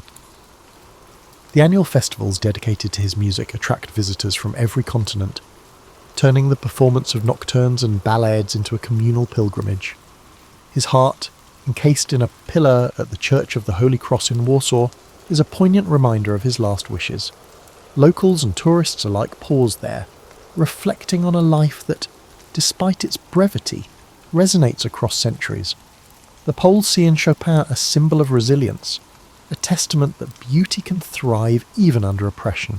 In France, his longtime adoptive home, Chopin's legacy flourishes as well. Visitors to Paris can pay homage at Père Lachaise Cemetery, where he rests among luminaries such as Jim Morrison and Oscar Wilde. In the city's music academies and concert halls, his name is spoken with a reverence reserved for those who shaped an era. His image, the elegantly dressed yet fragile composer, forever perched at a piano, persists in cultural memory. Each year, recitals commemorate his arrival in Paris, recalling the sense of astonishment he once sparked in those crowded salons. Meanwhile, interpretations of his music have branched in countless directions. The early decades of the 20th century saw pianists like Ignacy Jan Paderewski champion his work with a grand romantic flourish. Later, Artur Rubinstein emphasized an elegant simplicity, stripping away sentimental excess. Contemporary virtuosos, bolstered by historically informed performance techniques, debate over pedal usage and tempo rubato, chasing an elusive authenticity that might approximate Chopin's own sound. Yet the essence of his composition resists rigid definition. Each generation finds something new in them, an unexpected harmonic pivot or a melodic gesture that resonates with modern ears. While classical music circles revere Chopin, other genres occasionally claim him too. Jazz pianists adapt his harmonies, weaving his chordal language into improvisations. Film composers borrow snippets of his melodic style to evoke nostalgia or refined emotion. Even pop and rock musicians have paid tribute in their ways, sampling themes or referencing him as a beacon of artistic integrity. That a 19th century Polish expatriate continues to surface in such varied contexts underscores the universal pull of his sound. At the same time, fresh biographical insights continue to surface. Historians have unearthed letters and diaries that shed light on his experiences in exile, his struggles with illness, and his sometimes overlooked humour. Discussions of his personal relationships, particularly his partnership with George Sand, have shifted from scandalised whispers to nuanced examinations of how two creative forces can both nurture and wound each other. Modern scholarship probes the idea that Chopin's poor health was not merely a tragic backdrop, but a driving factor in his artistry, compelling him to distill profound emotion into concise forms. One cannot overlook the importance of nostalgia and memory in Chopin's ongoing allure. His nocturnes, waltzes, and mazurkas possess a wistful quality that resonates with anyone who's experienced love and loss, yearns for home, or contemplates the transient nature of life. That sense of longing, so central to the Romantic era, feels surprisingly fresh in a world where technology often accelerates our daily existence. Through Chopin's music, many listeners find a space to breathe, to contemplate subtler shades of emotion less easily expressed in words. In a sense, the Chopin story is a bridge between epochs. He lived in the age of candlelit salons and quill-penned letters, yet his art continues to find renewed relevance. Grand competitions see young pianists from Seoul, Buenos Aires, Cape Town, and beyond interpret his scores with riveting originality, proving that music transcends geography and time. The constant reimagination of his work through performance, scholarship, and even casual listening testifies to the enduring power of a gentle soul who spoke most eloquently when seated before a piano. From Zhelezova Wola to Paris and back again, Chopin's journey resonates as a narrative of exile, creativity, love, and loss. He remains a figure both deeply cherished and endlessly debated, his spirit woven into the collective memory of Western culture. Each generation rediscovers him on its terms, drawn in by music that whispers truths about the human condition. And thus, Frédéric Chopin lives on, a quiet but potent force, reminding us that even the softest voice can reverberate through history.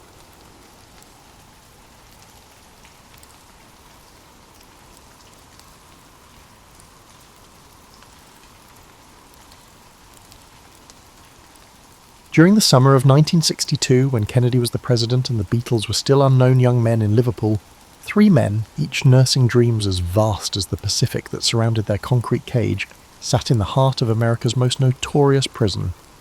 Alcatraz Federal Penitentiary, the Rock to those who knew her intimately, perched like a medieval fortress on her island throne, 22 acres of hubris wrapped in fog and federal authority. Frank Morris, inmate AZ 1441, possessed the kind of mind that could unravel a Rubik's Cube blindfolded, if such puzzles had existed then.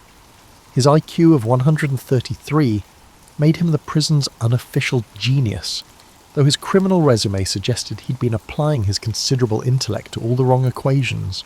Frank had collected felonies such as bank robbery, car theft, and armed robbery, similar to how other men collect baseball cards, and he did so with about as much long-term planning.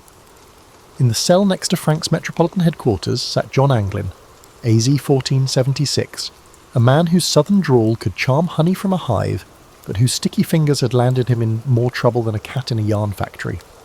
John and his brother Clarence had been robbing banks since they were old enough to reach the teller windows, though their methods lacked the sophisticated planning that Frank brought to his endeavours.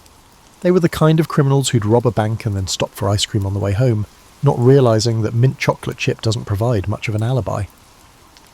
Clarence Anglin, AZ 1485, completed this unholy trio of criminals. If John was the charmer and Frank was the brain, Clarence was the steady hand, the man who could keep his cool when the heat was on and the law was closing in. Together, the three had accumulated enough time behind bars to span several geological epochs, their sentences stretching into a future where flying cars and moon colonies seemed more plausible than parole. The Rock had earned her reputation through careful cultivation of despair. Alcatraz, surrounded by waters so cold they could freeze a man's soul before his body hit the bay, was designed by men who understood that sometimes the most effective prison bars are made of salt water and hypothermia. The swift and unforgiving currents around the island carried the dreams of would-be escapees towards the Golden Gate Bridge and towards the sea. Warden Olin Blackwell ran the prison with the precision of a Swiss timepiece and the warmth of a January morning in Siberia. He'd inherited Alcatraz from his predecessor like a family curse. This description includes the mythology of impregnability and lists America's most creative criminals. Under his watch, 23 men had attempted escape in 14 separate tries. All had been recaptured, shot, or drowned. A track record that would make any warden proud and any inmate thoughtful. The daily routine at Alcatraz followed a rhythm as predictable as a metronome. Wake at 6:30 to the sound of a bell that had been imported from a defunct monastery, apparently to add a touch of ironic spirituality to the proceedings. The kitchen staff prepared breakfast, leaving no room for weapons, tools, or hope. The meals were nutritionally adequate and gastronomically devastating, a combination that seemed designed to break the spirit while preserving the body for future punishment. Work assignments varied from the mundane to the mind-numbing. Some inmates worked in the prison laundry, where they could contemplate the cleanliness they were providing to the outside world, while wearing uniforms that made them look like extras in a particularly grim musical. Others worked in the kitchen, where they learned to create meals that would make a medieval peasant grateful for gruel. The most fortunate were employed in the prison library, where they could immerse themselves in tales of locations where the walls remained free of condensation and the sea did not taunt them with its close proximity. But it was in the industrial workshop that our three protagonists found themselves assigned, surrounded by tools that were counted more carefully than votes in a contested election. Amid the scent of machine oil and the rhythm of industrial equipment, Frank Morris began to notice details. Frank Morris observed the gradual settling of the concrete walls over the decades. The patterns of condensation suggested different densities in the construction materials. The sound travelled through the ventilation system like whispered secrets. Every evening, as the sun painted the bay in shades of freedom, the three men would return to their cells, 6 feet by 9 feet of government-issued solitude. But while their bodies were confined, their minds began to wander down paths that would have made Houdini himself nod with approval. They started to see Alcatraz not as an impregnable fortress, but as a very elaborate puzzle waiting to be solved. As the darkness in their cells grew, and the fog rolled in from the Pacific like a protective blanket, three men began to dream of a morning when they would awaken in a different place. Winter arrived at Alcatraz like an unwelcome relative, settling in for a long stay and making everyone miserable with its presence. The fog grew thicker, the winds intensified, and the concrete walls appeared to radiate despair. It was during these grey months that Frank Morris began to study the prison with the dedication of a doctoral candidate whose thesis was titled Creative Applications of Structural Engineering. The beauty of Frank's mind lay not in its criminal applications, though those had been impressive in their own misguided way, but in its ability to see patterns where others saw only chaos. While his fellow inmates counted days until release dates that existed only in their most optimistic fantasies, Frank counted rivets, measured shadows, and calculated the thermal expansion of aging concrete. The revelation came to him during a particularly tedious afternoon in the workshop, while he was assigned to repair a ventilation grate that had been damaged by the previous winter's storms. As he worked, Frank noticed that the concrete around the vent had developed small cracks, hairline fractures that spoke of a building settling into middle age. The salt air had been working its slow chemistry on the structure for decades, and even the mighty Alcatraz was not immune to the patient persistence of time.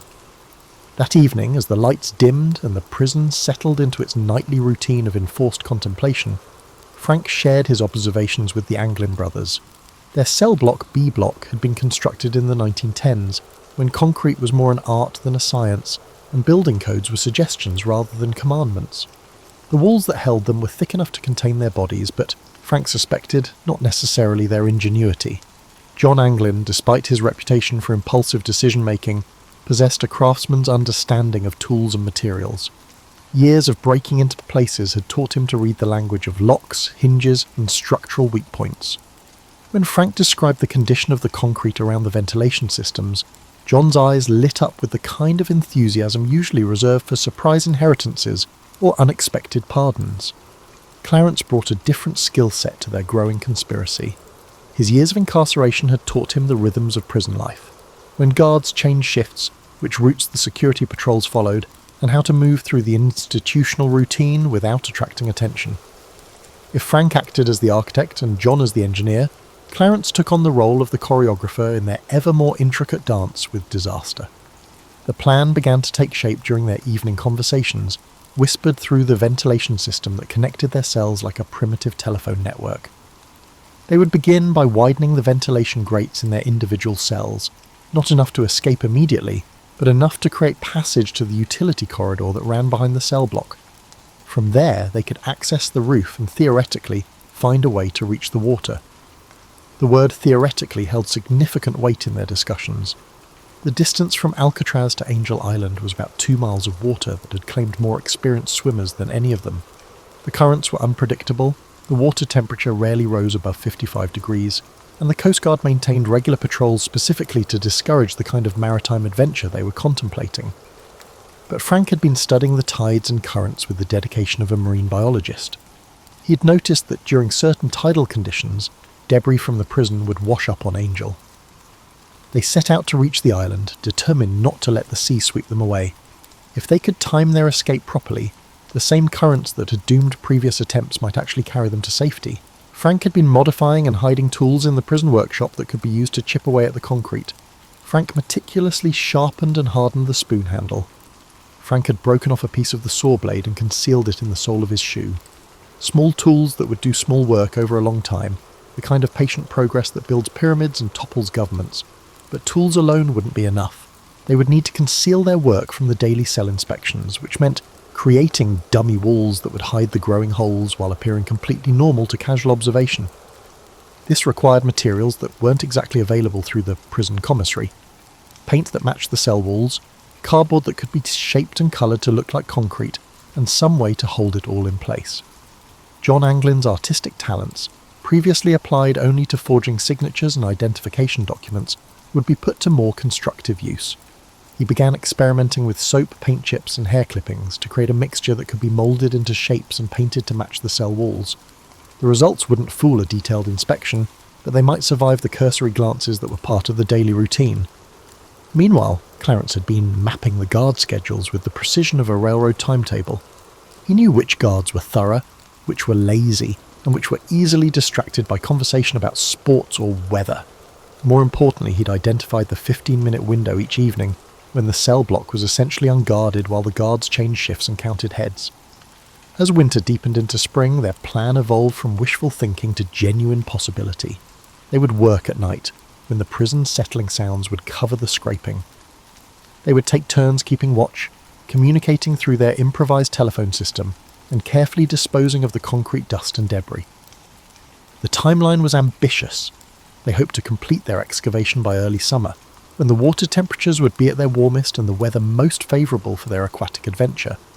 But even as they refined their plans and gathered their materials, each man understood that they were essentially planning an elaborate form of suicide with a slim chance of success. Yet somehow the impossibility of their scheme made it more appealing rather than less. After years of being told what to do, when to wake up and what to eat, planning anything felt like a rebellion against the cosmic forces that had deposited them on this rock in the middle of the bay. Spring of 1962 brought new hope to Alcatraz in the form of fresh paint and administrative optimism. The Bureau of Prisons had decided that a little colour might improve morale, apparently operating under the theory that sage green walls would somehow make federal incarceration more palatable. While painters applied their cheerful coats of institutional improvement, 3 inmates had begun their renovation project, working with tools that wouldn't have impressed the most desperate home improvement enthusiast. Frank Morris had perfected the art of productive insomnia. Each night, after the 9:30 lights out, he would wait exactly 43 minutes for the sounds of the prison to settle into their nocturnal rhythm. Then, with the dedication of a medieval monk illuminating manuscripts, he would begin his careful destruction of federal property. The concrete around his cell's ventilation grate had revealed itself to be surprisingly cooperative, crumbling away in small, satisfying chunks under the persistent attention of his modified spoon handle. The work required a level of patience that would have challenged a Buddhist monk. Each scrape of the improvised chisel had to be gentle enough to avoid detection, but persistent enough to make progress. Too aggressive, and the sound would carry through the cell block like a dinner bell. If he was too tentative, he would still be chipping away when the next ice age arrived. Frank developed a rhythm: 3 gentle scrapes, pause to listen, 3 more scrapes, pause to dispose of debris. It was meditation through demolition, a Zen approach to jailbreaking. John Anglin had discovered an unexpected talent for forgery that extended beyond signatures and identification cards. His dummy ventilation grate, crafted from cardboard and painted with a mixture that included soap shavings, paint chips, and what he optimistically called artistic license, was becoming a masterpiece of deceptive craftsmanship. The challenge wasn't just making it look like concrete and metal, it had to look like old concrete and metal, complete with the stains, scratches, and accumulated grime of decades of neglect. The paint mixture had required considerable experimentation. Too much soap and it looked like what it was: soap. Too little, and it wouldn't hold together long enough to be useful. John had finally achieved the right consistency by adding hair clippings, his own, collected from monthly haircuts, and tiny fragments of concrete dust from Frank's excavation. The result was a substance that could be moulded, painted, and positioned to fool anyone who wasn't looking too carefully. Clarence Anglin had appointed himself the expedition's intelligence officer, maintaining surveillance schedules that would have impressed the CIA. He'd identified Guard Patterson as their most dangerous threat, a man who approached cell inspections with the thoroughness of a tax auditor and the suspicion of a jealous husband. Patterson counted rivets, checked shadows, and had once discovered a contraband cigarette hidden inside a hollowed-out bar of soap. If their deception was going to fail, Patterson would be the one to expose it. But even Patterson had weaknesses. He was diabetic, and his blood sugar crashes made him irritable and hurried during evening inspections. He was also a creature of habit, following the same route through the cell block every night, spending exactly 45 seconds in each cell before moving on. If they could predict his timing and mood, they could ensure their dummy walls were in place when he looked and removed when they needed to work. The disposal of excavated concrete presented its challenges. Simply dumping it would create suspicious piles of debris that even the most inattentive guard would notice. Instead, they developed a distribution system that would have impressed a drug cartel. They mixed small amounts of concrete dust with soap and washed it down the drains during their evening washing routine. They concealed larger chunks in the seams of their mattresses, distributing them so gradually that the changes in weight and texture were undetectable. They scattered some in the workshop, allowing it to blend with the dust and debris of daily industrial activity. They had recruited Alan West, another inmate whose cell was adjacent to their operation, as both a lookout and a participant. West's cell required the same treatment as the others, and his escape would help provide cover for the main operation. However, West brought a level of enthusiasm that sometimes exceeded his competence. While Frank approached the work with surgical precision, and the Anglin brothers contributed their specialised skills, West attacked his concrete with the subtlety of a demolition crew. West's scraping was audible from 3 cells away, and his mock wall resembled something a child might construct during a particularly unsuccessful art project. The work progressed through spring with the slow but steady pace of erosion carving canyons. By May, Frank had created an opening large enough to squeeze through, though he'd tested it only with careful measurements rather than actual human trials. The Anglin brothers had achieved similar progress, though John's perfectionist tendencies meant he spent almost as much time improving his dummy wall as he did enlarging his opening. The psychological toll of the work was as challenging as the physical demands. Each night brought the possibility of discovery, and each morning required them to resume their roles as model prisoners while concealing their growing excitement and anxiety. They had to maintain their routines, participate in work assignments, and interact with guards and fellow inmates as if their only concerns were the quality of the evening meal and the possibility of mail call. Frank found himself studying the guards with new intensity, not just for security purposes, but to understand how normal people behaved when they weren't planning impossible escapes. Guard Morrison had a habit of humming as he made his rounds. Guard Peterson had a habit of pausing at specific cells to engage in conversation with the inmates he held a particular dislike for. Guard Collins developed a nervous habit of jingling his keys whenever he felt anxious about something. These details would be crucial when the time came to move through the prison undetected. The weather had begun to cooperate with their plans. The fog that rolled in each evening provided natural cover, and the spring tides were creating current patterns that might actually help rather than hinder their water escape. Frank had been studying the movements of debris and seaweed, noting which pieces ended up on Angel Island and which disappeared into the Pacific. Their window of opportunity was approaching, but so was the increased risk that came with each passing day of their secret construction project. As May progressed toward June, 3 men continued their nightly routine of carefully destroying their prison cells while maintaining the facade of resigned acceptance. They had committed themselves to a plan that required perfect timing, flawless execution, and a considerable amount of luck. The alternative, spending the remainder of their lives in 6 by 9 foot concrete boxes, provided all the motivation they needed to continue their invisible demolition project. June arrived at Alcatraz with unusual warmth, as if the Pacific had decided to offer a brief respite from its customary indifference to human comfort. The unseasonably pleasant weather felt like a cosmic wink to 3 men who had been planning their departure for months, though they maintained the prison's routine with the dedication of method actors preparing for the performance of their lives. Frank Morris had discovered that escaping from Alcatraz required skills not typically taught in criminal enterprises. Take navigation as an example. The waters around the island moved with currents that followed patterns more complex than advanced calculus, and miscalculating their timing could result in a one-way trip to the Farallon Islands, or, more likely, the bottom of the bay. Frank had been studying the movement of everything from seagull formations to sandwich wrappers thrown overboard by the weekly supply boat, building a mental map of how the water moved and when. The breakthrough came when he noticed that prison garbage thrown into the bay during certain tidal conditions would wash up on Angel Island within hours. If they could time their escape to coincide with those same conditions, the treacherous currents that had doomed previous attempts might actually carry them to safety. It was a theory that sounded plausible in whispered cellblock conversations, but would require testing their hypothesis with their lives. John Anglin had been perfecting what he called the Great Deception, a collection of dummy heads that would occupy their beds during the crucial hours when guards conducted night counts. Using a mixture of soap, toilet paper, paint and hair, collected from the prison barbershop floor, John had created sculptures that bore a reasonable resemblance to sleeping inmates, assuming the guards didn't look too closely and the lighting remained appropriately dim. The heads were works of inspired improvisation.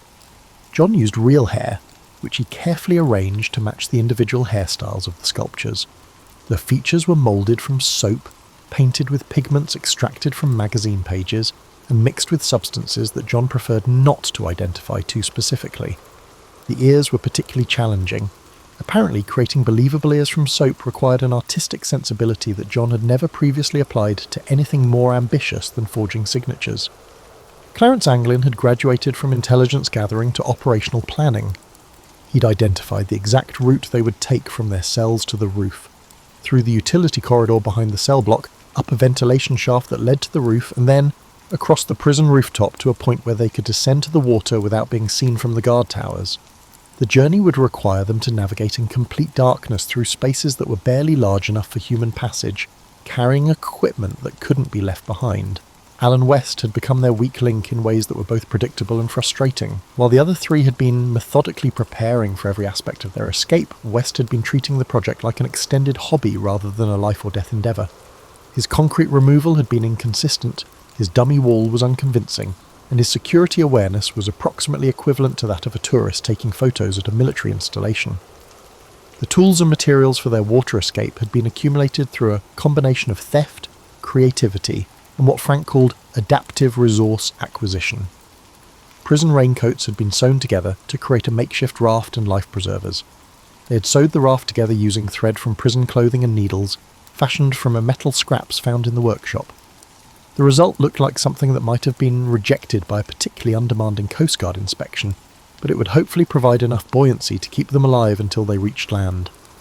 Paddles had been carved from wooden pieces found in the workshop, shaped and smoothed during lunch breaks and stolen moments when guards were distracted. The paddles were crude but functional, assuming they didn't encounter waves larger than those found in an average bathtub.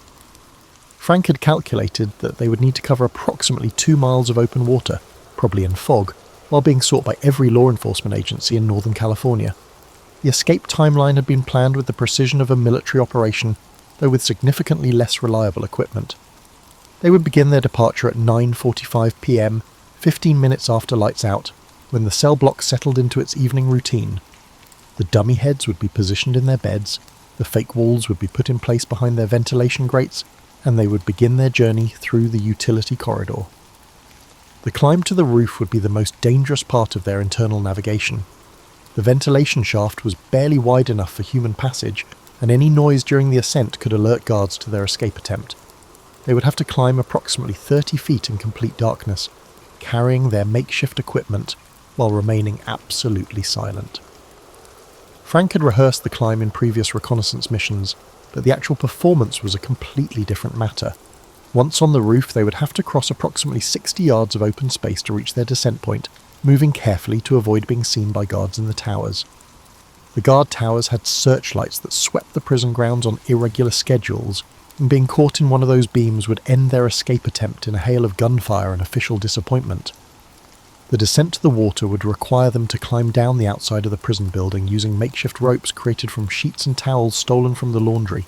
The drop was approximately 50 feet, and the improvised climbing equipment would have to support their weight plus the weight of their escape materials.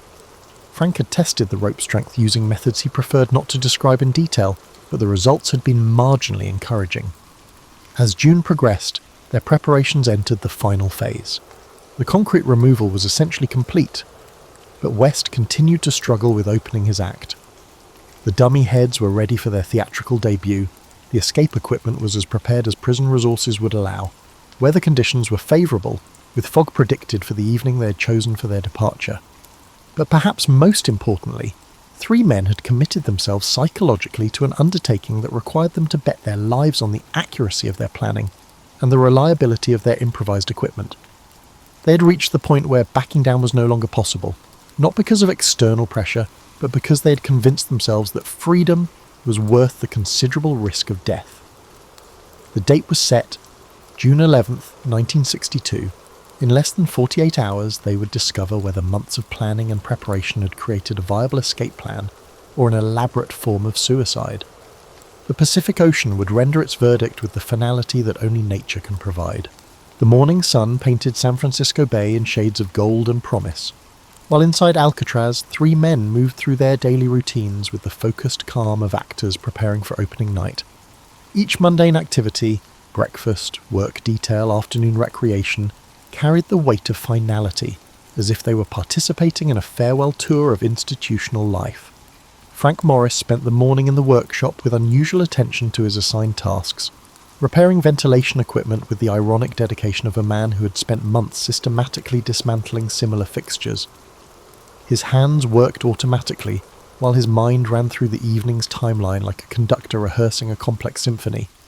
Every movement had been choreographed, every contingency considered, yet the fundamental uncertainty remained. Would their months of preparation prove sufficient, or would they join the ranks of Alcatraz's failed escape attempts? The Anglin brothers maintained their customary routine with studied normalcy, though John found himself paying unusual attention to details he might never see again. The afternoon light danced through the windows of the cell block, the sound of foghorns beginning their evening chorus. Years of daily interaction had made the guards' familiar faces as predictable as sunrise.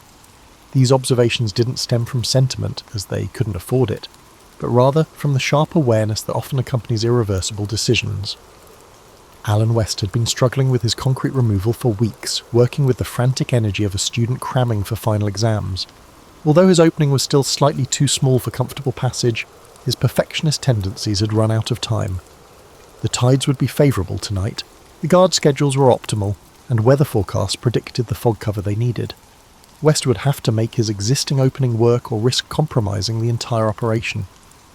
As evening approached, the prison settled into its familiar rhythm of enforced routine.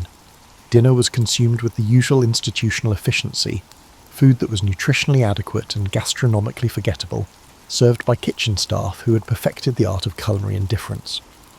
Conversation followed the approved patterns. Complaints about food quality, speculation about guard personnel changes, and discussions of scores from newspapers that arrived days late and already obsolete. But beneath this surface normalcy, 3 men were conducting final equipment checks with the thoroughness of astronauts preparing for launch. The dummy heads were positioned and ready. The makeshift flotation devices were concealed and accessible. We tested the improvised ropes one final time, employing methods that would not draw the attention of casual observers. Everything was ready, as months of prison-based preparation could make it. At 9:30 p.m, the lights went out on schedule, and Alcatraz began its transition to nighttime security protocols. The 3 conspirators waited in their cells with the patience of experienced criminals who understood that timing was everything. If they arrived too early, the guards would still be conducting their initial counts. Too late, and that they would miss the tidal conditions that could mean the difference between reaching Angel Island and disappearing into the Pacific. 9:45 p.m. arrived with astronomical precision. Frank Morris began the delicate process of removing his dummy ventilation grate and positioning his soap sculpture head in his bed. The head looked reasonably convincing in the dim light, certainly convincing enough to fool a guard conducting a routine count from the cell block corridor. The real test would come at midnight, when guards would conduct their more thorough inspection, but by then, the escape parties would either be safely away or beyond caring about guard inspections. The utility corridor behind the cell block was everything Frank had expected, and several things he hadn't.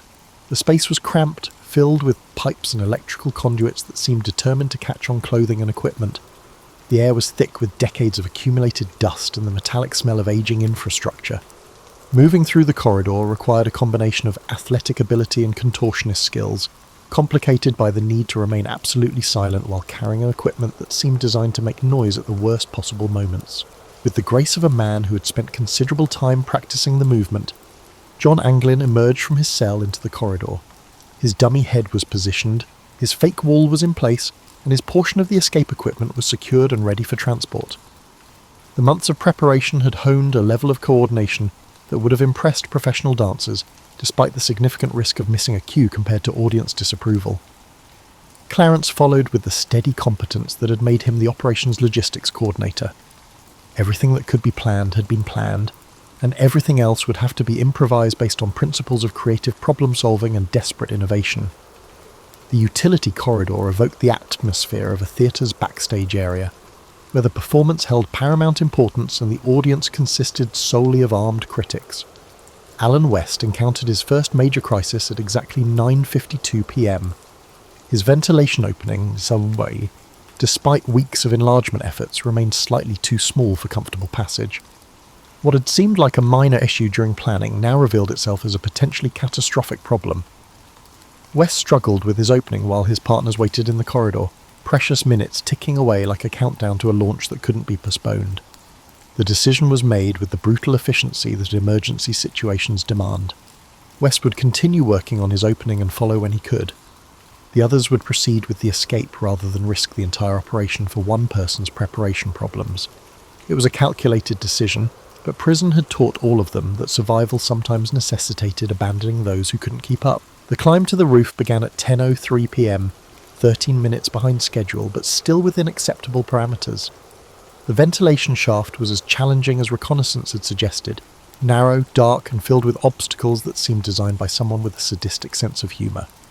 Frank led the climb, followed by John and Clarence, each man carrying equipment that made the ascent more difficult than climbing a ladder while juggling flaming torches. The roof of Alcatraz stretched before them like a concrete ocean, bathed in fog that provided both concealment and navigation challenges. The guard towers were visible as points of light in the mist, their searchlights creating moving patterns that had to be avoided with the precision of dancers performing a deadly choreography. The 3 men moved across the roof with careful steps, aware that a single misstep could result in noise that would bring guards running from all directions At 10:47 p.m. they reached their descent point and began the rappel to the water's edge.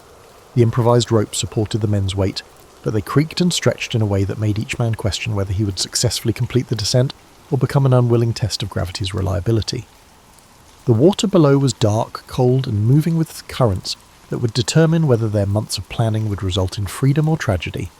As they prepared to enter the bay, 3 men stood at the edge of the Pacific Ocean with equipment that looked like it had been designed by optimistic children and faith that had been tested by months of impossible preparation. Behind them lay Alcatraz, ahead lay the unknown, and all around them lay water that had claimed previous escape attempts with the indifference of natural forces operating according to laws that didn't recognise human ambition. The moment of commitment had arrived. There would be no more planning, no more preparation, no more rehearsals. All they had was the water, the darkness, and the hope that their months of diligent labour had yielded something capable of guiding them towards liberation. At 11:23 p.m. on June 11th, 1962, 3 men slipped into San Francisco Bay with the quiet desperation of souls entering purgatory. The water's coldness was the liquid embodiment of all their doubts after months of planning. Frank Morris, the mastermind whose IQ had crafted their escape, found himself wondering if intelligence was any match for the primal forces of tide and current that now controlled their destiny. The makeshift raft, cobbled together from prison raincoats and sustained by faith rather than engineering principles, settled into the water with all the buoyancy of a concrete life preserver. What had appeared relatively seaworthy during their cell block planning sessions now stood as a testament to the victory of hope over hydrodynamics. The improvised paddles, carved from workshop scraps, had felt out about as effective as using spoons to navigate the Atlantic. John Anglin, whose artistic talents had created their deceptive dummy heads, discovered that artistic vision didn't translate to maritime navigation. The fog that had seemed like providential cover from the shore now surrounded them like a living entity, reducing visibility to approximately the length of their inadequate raft. Every direction looked identical, dark water fading into dark mist, with no landmarks visible and no clear indication of which way led to Angel Island versus which way led to the Farallon Islands and certain death. Clarence Anglin, the steady hand who had mapped guard schedules with military precision, found himself trying to apply that same methodical approach to reading water currents in complete darkness. The bay moved around them with liquid complexity, streams within streams, eddies and flows that seemed to follow patterns that were comprehensible only to marine biologists and the soiled spirits of drowned sailors.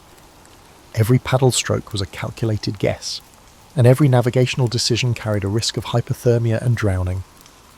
The sound of their escape had been swallowed by fog and distance, but somewhere behind them Alcatraz continued its nightly routine, unaware that 3 of its most reluctant residents had departed without filing the proper paperwork. Alan West remained in his cell, still struggling with his ventilation opening, his escape attempt abandoned in favour of not alerting guards to the absence of his cellmates. His failure to join them was both a personal tragedy and a tactical advantage. 1 fewer person to crowd their inadequate raft, 1 more dummy head in place to maintain the illusion of normal occupancy. The Pacific Ocean began its examination of their escape plan, with the thoroughness of a federal prosecutor reviewing evidence. Every weakness in their preparation was tested by waves that seemed larger than physics should have allowed, currents that pulled them in directions they couldn't identify, and water temperatures that made their improvised life preservers feel like ice cubes with straps. The raft, designed by hope and constructed by necessity, began to show signs of structural anxiety as salt water found every seam and tested every improvised repair. Frank had calculated that they needed to cover approximately 2 miles to reach Angel Island, but the calculations assumed knowledge of the starting point, destination, and direction, all of which had become theoretical concepts in the fog-wrapped darkness. The lights of San Francisco were obscured by the mist, and Angel Island felt as distant as another continent. Their navigation equipment relied on instinct, desperation, and 3 waterlogged paddles that were starting to show their own structural issues. The cold was becoming a factor that no amount of planning had adequately addressed. Prison uniforms weren't designed for aquatic adventures, and the improvised flotation devices provided buoyancy but no insulation. Each man could feel his body temperature dropping with the systematic efficiency of a thermometer in a freezer, and their paddling became less about navigation and more about generating enough movement to maintain circulation. But the most dangerous enemy wasn't cold or current, it was doubt. Every minute in the water brought new evidence that their plan had been created by optimism rather than reality. The raft was too small, the equipment too improvised, the distance too far, and the conditions too hostile. Each wave that washed over their makeshift vessel carried the whispered suggestion that they should have stayed in their cells, accepted their sentences, and grown old behind bars rather than young beneath the bay, yet something kept them paddling. Perhaps it was the months of investment they had made in the escape plan. Perhaps it was the knowledge that return to Alcatraz would mean solitary confinement and the kind of official attention that makes prison life considerably more unpleasant. Or perhaps it was the simple human refusal to surrender, when surrender means death, even when the alternative seems equally terminal. The fog began to thin around 1:30 a.m, revealing patches of starlit sky that provided their first reliable navigation reference in hours. Frank oriented himself using constellations he remembered from childhood camping trips, before his life had taken the series of wrong turns that led to federal incarceration. The North Star, steady and reliable, helped him establish direction, though establishing their location remained a matter of educated guesswork and maritime prayer. As visibility improved, they could make out the darker mass of land ahead. Whether Angel Island, Alcatraz, or some previously undiscovered piece of real estate remained to be determined. Their paddling had become automatic, their arms moving with the mechanical persistence of men who had discovered that stopping meant sinking. The raft's structural integrity had degraded to the point where it was more of a flotation suggestion than an actual watercraft, held together by determination and rapidly failing adhesive. The current had been carrying them steadily, but it remained unclear whether they were heading towards salvation or destruction until they felt their improvised paddles scraping against something solid. Sand, rock. The blessed resistance of land meeting water was evident. They had reached shore, though whether they had travelled 2 miles to Angel Island or 200 yards in a circle back to Alcatraz would be determined when they could see their surroundings in daylight.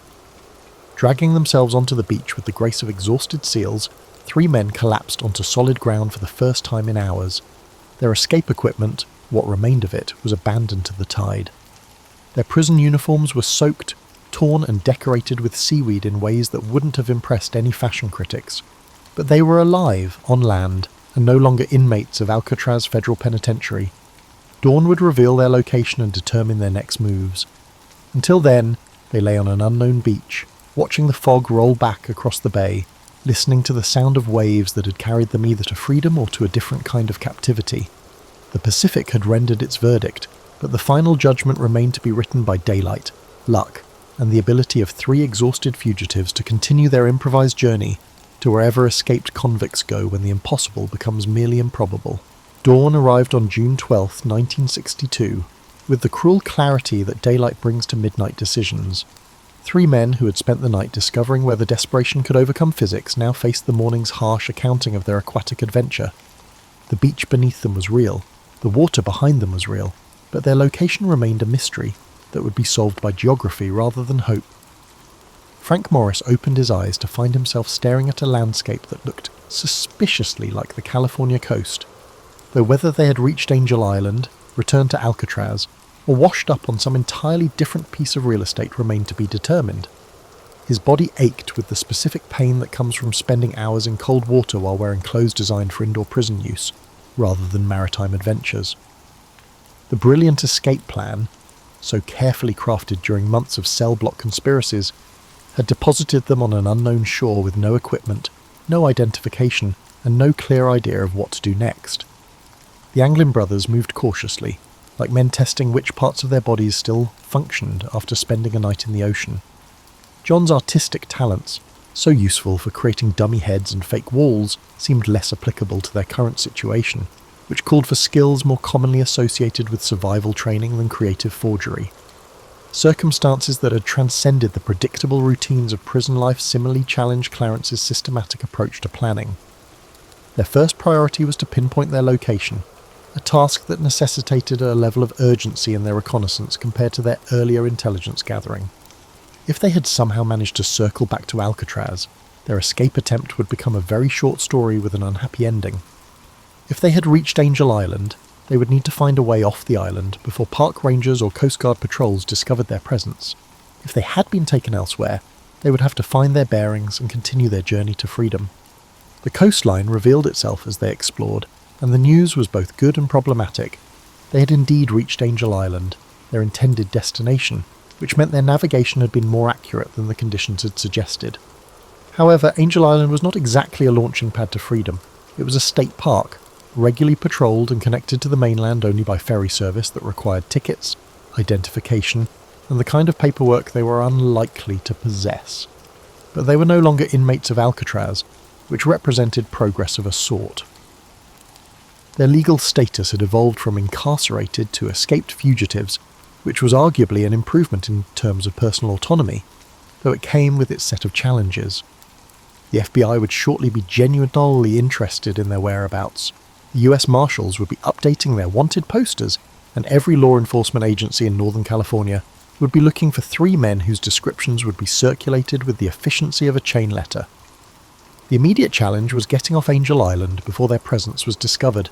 Ferry service was out of the question. Swimming was no longer appealing after their previous aquatic experience, and commandeering a boat would add maritime theft to their growing list of federal charges. They needed transportation that was both available and inconspicuous, which narrowed their options to creative solutions that would have tested the ingenuity of a professional escape artist. Their prison uniforms had to be addressed before they could move in public without attracting attention. The sight of 3 men in drenched federal prison clothing was likely to spark curiosity, leading to calls to authorities and a swift end to their fleeting moment of freedom. They needed civilian clothes, which meant finding them through methods that were available to escaped convicts with no money, no connections, and no legitimate means of acquisition. The morning progressed with the methodical problem-solving that had characterized their escape planning. Frank's intelligence, John's creative resourcefulness, and Clarence's systematic approach were applied to challenges that were immediate and practical: food, clothing, transportation, and avoiding recapture long enough to establish some kind of sustainable existence outside federal custody. But even as they planned their next moves, each man understood that their escape from Alcatraz was only the beginning of a much longer journey. They had proved that the inescapable prison could be escaped, but they had also committed themselves to lives as permanent fugitives in a country where their faces would be known to every law enforcement officer from coast to coast. The morning sun illuminated the paradox of their success, warming their salt-stiffened clothes and revealing the California landscape in sharp detail.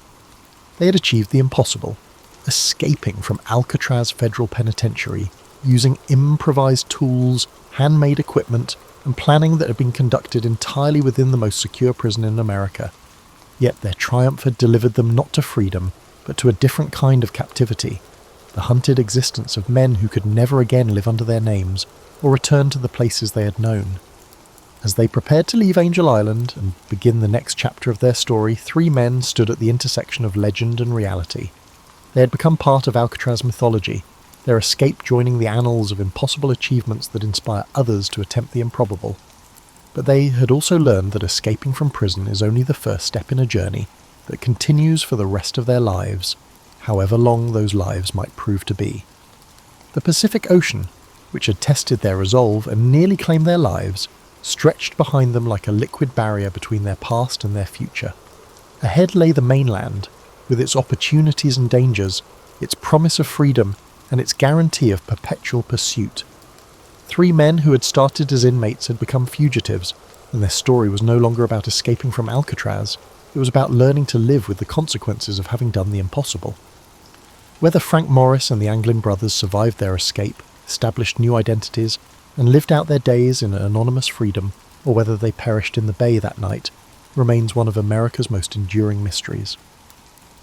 On June 11th, 1962, 3 men showed that even the most secure prison is only as strong as the imagination of those it seeks to contain. They transformed themselves from criminals into legends, from prisoners into symbols of the eternal human desire to be free. And somewhere in the morning mist rolling off San Francisco Bay, their story continues, not as history but as possibility, not as fact but as the kind of truth that grows stronger with each telling, reminding us that sometimes the most impossible dreams are the ones most worth pursuing.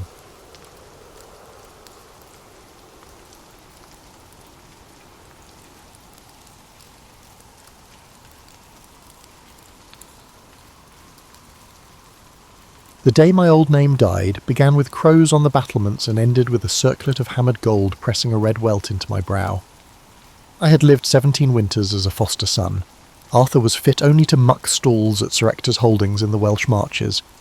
Yet here I stood in a chill sunrise at Caerleon, wind off the usk tasting of iron filings, while lords who had never met me raised spears in acclaim. The heralds trumpeted, "Pendrag!" and my ribs fluttered like a quail's. I will not pretend the cheering felt noble. It felt terrifying, as though a roaring sea had broken through the courtyard gate. Sir Kay whispered, "Hold the sword higher, brother, they need to see you." My arm shook under the hilt's surprising heft. Excalibur, Merlin called it Caldfolk, the hard bright cleaver, had looked weightless in the stone, but wielded, it was equal to a ploughshare in wet clay. As sunlight ran down the fuller, the onlookers strained forward. Hedge knights in patched mail, sleek barons whose rings smelled of civet, and barefoot children craning between guard shields. One could map the fractures in Britain by their faces, angles tight-lipped beside downtrodden Romano-British magistrates, Cymri hill kings glaring at Northumbrian envoys. All of them watched the orphan who had slipped a sword from an anvil when worthier men could not. That first week passed in parchment dust and the clack of tally sticks. My new counsellors educated me mercilessly. Grain levies were overdue in the Wye Valley. Mercian raiders had burned the monastery of Iltud, and the Royal Mint in Winchester lacked silver for coin dies.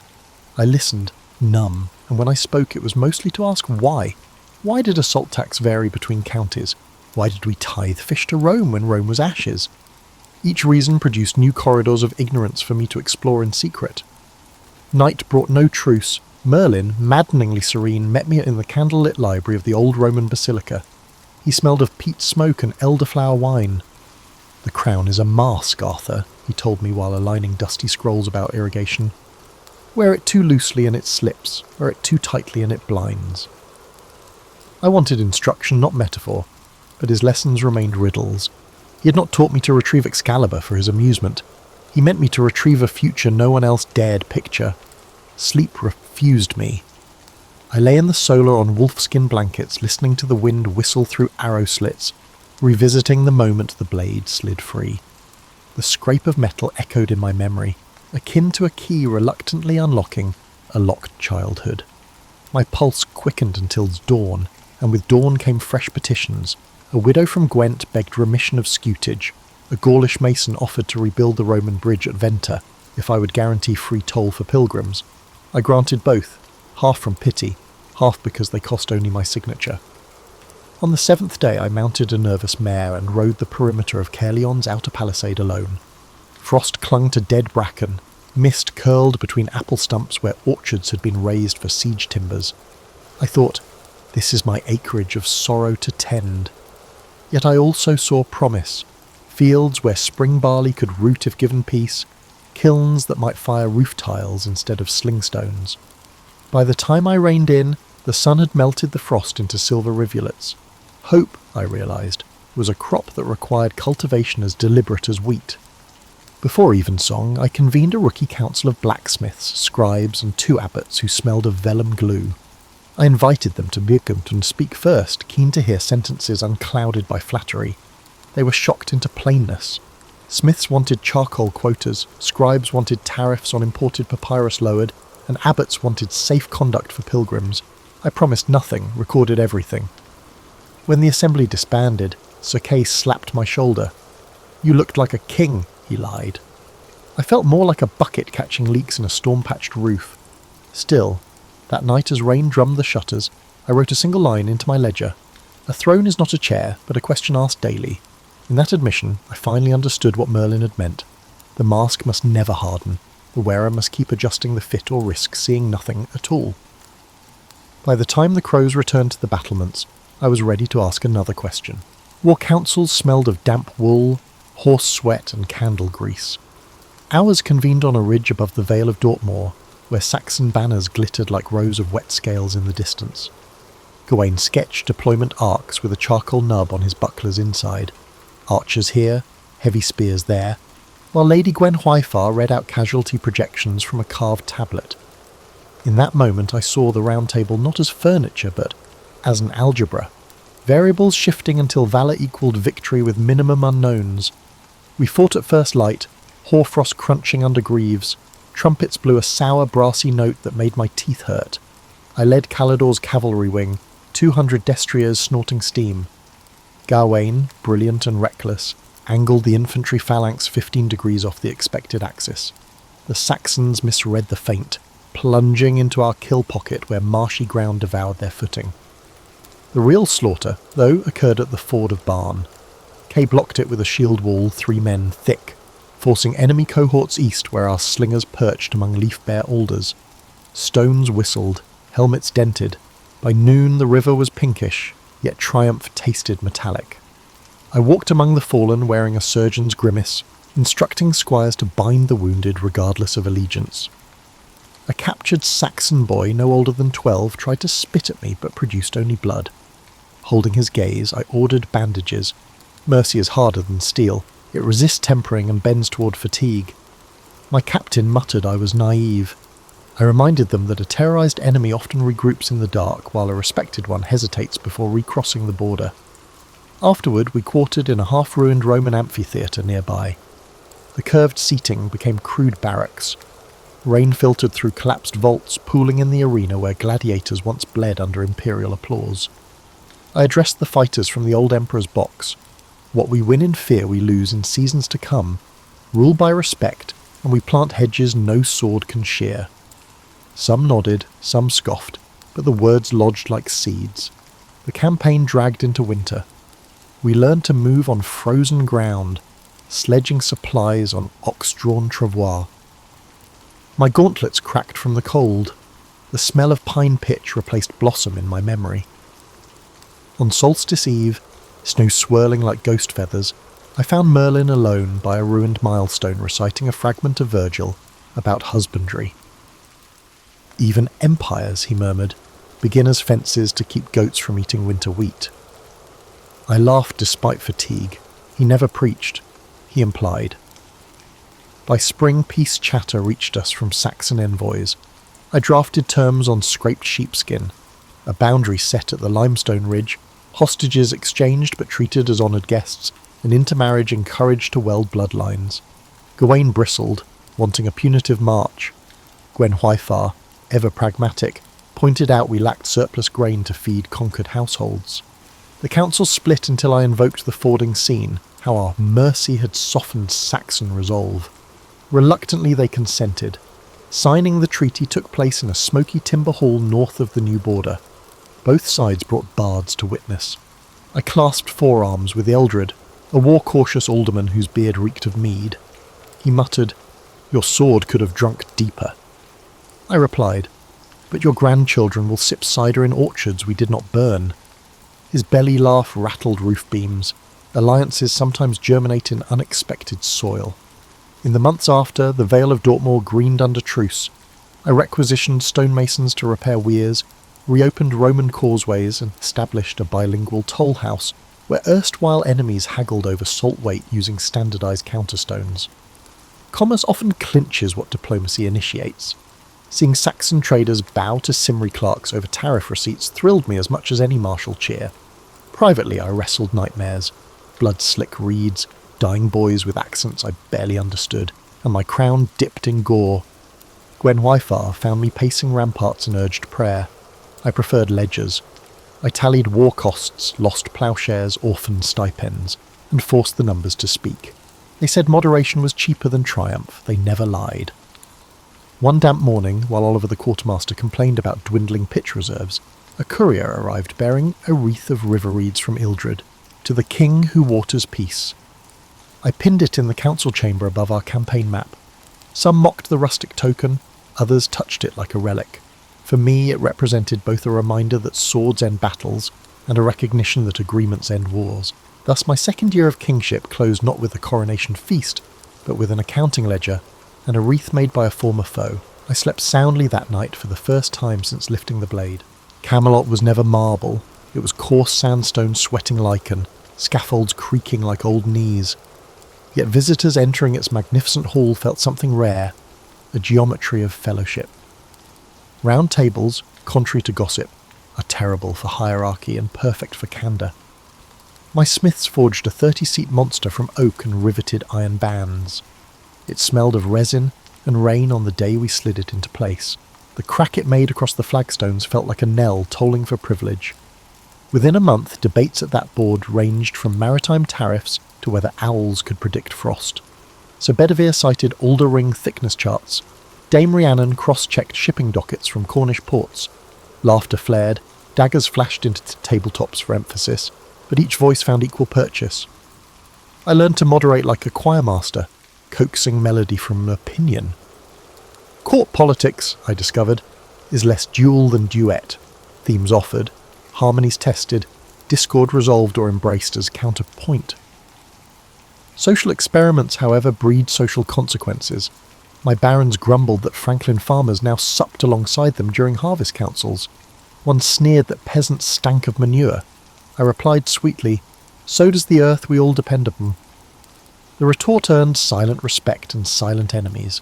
Soon, anonymous leaflets with still tacky ink accused me of hobnobbing with swineherds while I neglected noble bloodlines.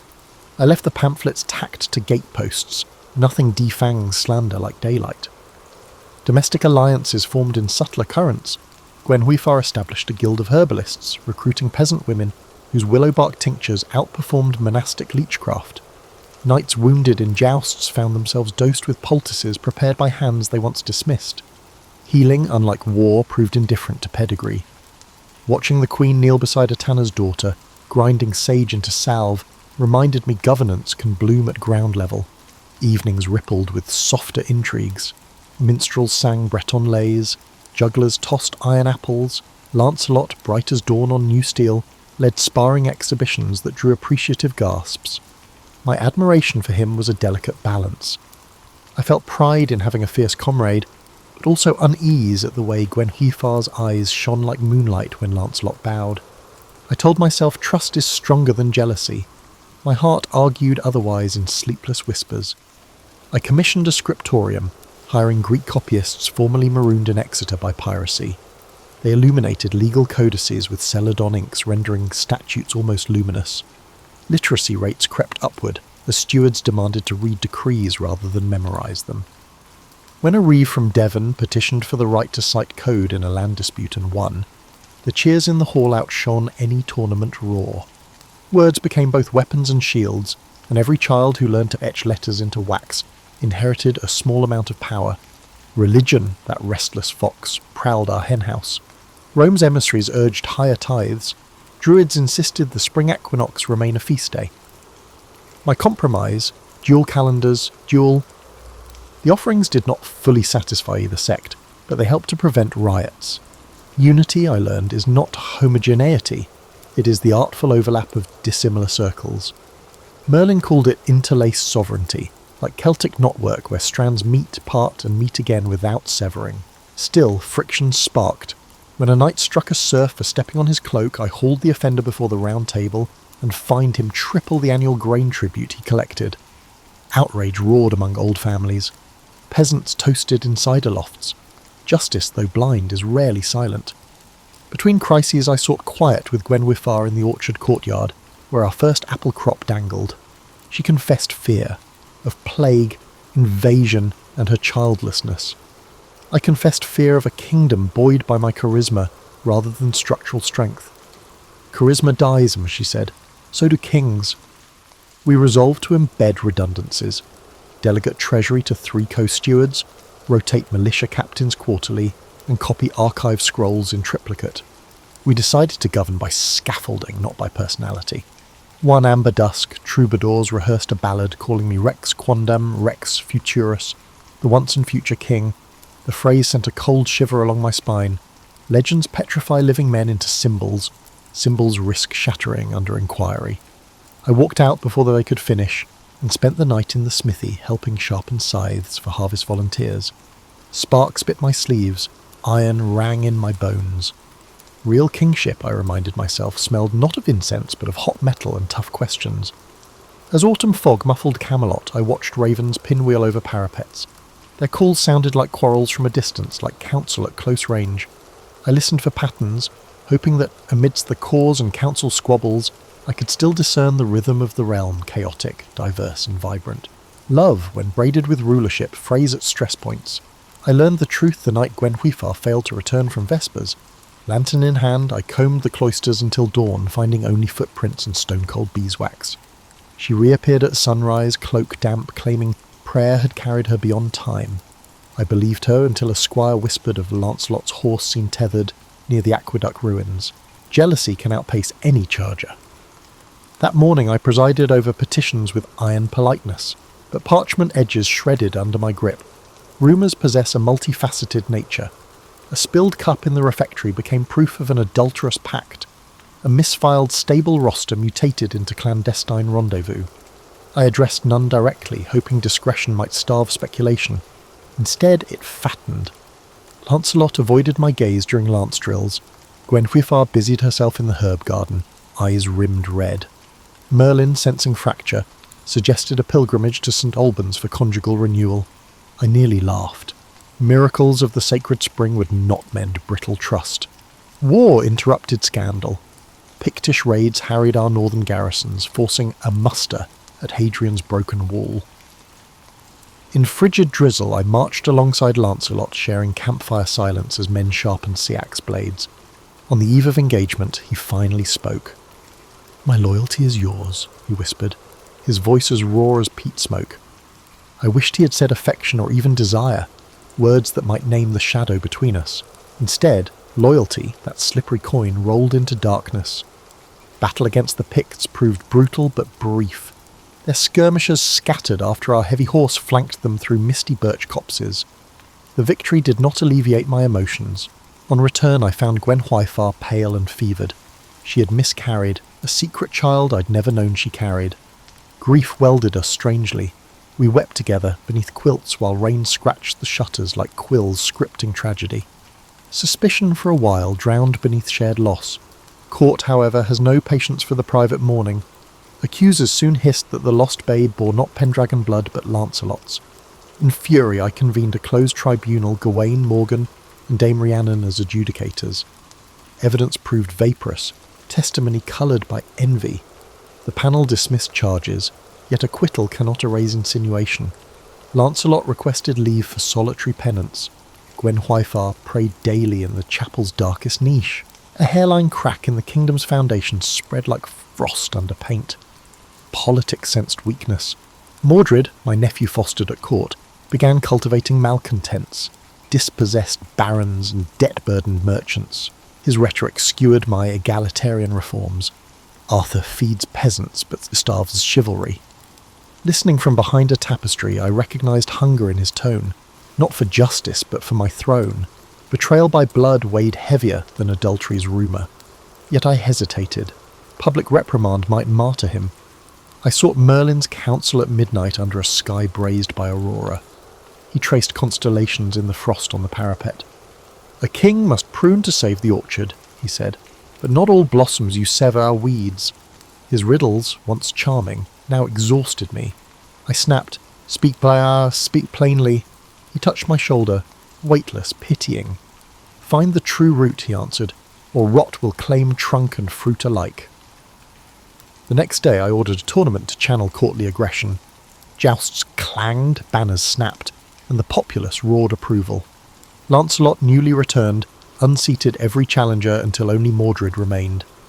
Their final pass ended in a splintering collision. Mordred toppled, Lancelot's lance buried in turf. Cheers erupted, but Mordred rose grinning, blood on his lip. "Behold your champion," he called to the stands, "friend to queen and king alike." Applause faltered. Suspicion rekindled. The acclaim seemed to exile Lancelot as he bowed stiffly and left the field. That evening I stared into a silver basin, watching torchlight ripple across water like molten doubt. Choices presented themselves like duelists, expose the affair and risk civil fracture, swallow pride and risk moral decay, or punish rumour and risk tyranny. None felt royal, all felt human. In the end I chose delay, believing time could cauterize wounds. History would call that indecision. Yet in that moment I was still the boy of 17, a crown too big, calculating that love, even bruised, was lighter to bear than bloodshed. I clasped the circlet, straightened my spine, and prepared for whatever scabbard destiny would draw next. Not every saga of rule is wrought in steel. Many unfold in barley. 3 summers after the Pictish affair, drought crisped the Midlands. Streams shrank to pebble staircases, and sheep nibbled dust. My granary ledgers bled red ink. Famine is a slower blade than war, but kills as surely. I summoned economists, though we lacked that word, for emergency counsel. Gawain, pragmatic as ever, advised seizing surplus from hoarding barons. Gwen Wyfar proposed seed grants and communal mills. Lancelot, recently returned from self-imposed exile, offered to escort relief convoys. Amid logistical squabbling, a monk named Galen arrived bearing tales of a relic, a chalice reputed to refill inexhaustibly, a grail. He claimed it lay hidden in the ruined valley of Anar, guarded by faith rather than fortification. Hungry people, overhearing, seized upon myth, the way parched lips cling to dream water. Soon pilgrims clogged crossroads, abandoning ploughs and plumb lines to search holy gullies. Grain yields plummeted further. I recognised danger. Scarcity breeds credulity. Credulity begets chaos. Yet I also recognised narrative power. Merlin once said stories are scaffolds humans climb to reach outcomes reason alone cannot fetch. So I sanctioned an exploratory quest, not to chase miracles but to restore focus. Lancelot would lead, Galen would guide, I would underwrite supplies. Behind closed doors I told them, return with truth, not talisman. Truth sells dearer in famine. They departed in midsummer while I remained to wrestle spreadsheets of oats versus population. I dispatched riders to confiscate hoards at cost plus 10%, a fair premium. Barons balked, K enforced, wagons rolled. At night I walked incognito through village alehouses, listening to whispers. Some cursed me as a grain thief. Others blessed me for flatbread still warm in ash ovens. Approval, I learned, is never unanimous. Effective policy courts equal praise and scorn. Meanwhile, Gwenwyfar organised spinning circles where idle hands produced linen to trade for imported rye. The queen who once orchestrated lute recitals now bartered thread counts against caloric yield. Her eyes lost some brightness but gained steadiness. Partnership, we discovered anew, could transcend romance. In autumn, the questing party returned, gaunt, mud-streaked and empty-handed. They found no grail. Instead, they discovered a collapsed monastery library, where architectural fragments indicated that Roman aqueduct channels had rerouted spring water underground. Galen wept. His faith cracked. Lancelot knelt. A slab of marble etched with Latin, reading Aqueducta vivificat, drawn water brings life, was proffered before me. We found an engineering marvel, he murmured, not a miracle. I hugged him publicly, declaring the inscription a holy message directing us to practical salvation. We mobilised masons to rehabilitate those subterranean channels. When water surfaced again in frost-stiff fields, Galen proclaimed it sign enough. Pilgrims returned to ploughs. Barley germinated in resurrected soil. Famine abated not by chalice but by limestone, leverage and labour. Still, bards sang of a grail uncovered. Hope prefers cup imagery to culverts. I let the myth stand. If people sleep easier, believing Providence favoured them, let them dream. The grain crisis taught me economics is theology wrapped in numbers. To feed bodies, we must first feed belief that tomorrow's loaf exists. Without that trust, coin hoards vault upward like drawbridges, cutting off circulation. The Round Table issued the first bread depository notes. Parchment chits guaranteeing a fixed ration redeemable in any county granary. Some scholars called it proto-currency. Peasants called it Arthur's word. In either tongue, famine loosened its grip. During the harvest festival, I addressed the gathered throng beneath bundled sheaves stacked like copper obelisks. The grail we sought, I said, proved to be the will to work together. Sceptical grunts mixed with cheers, but I sensed a new tone in the crowd, a spark of civic confidence. Legends may spark action, yet outcomes are rooted in the tangible. My realm learned that year how infrastructure can masquerade as a miracle if narrated properly.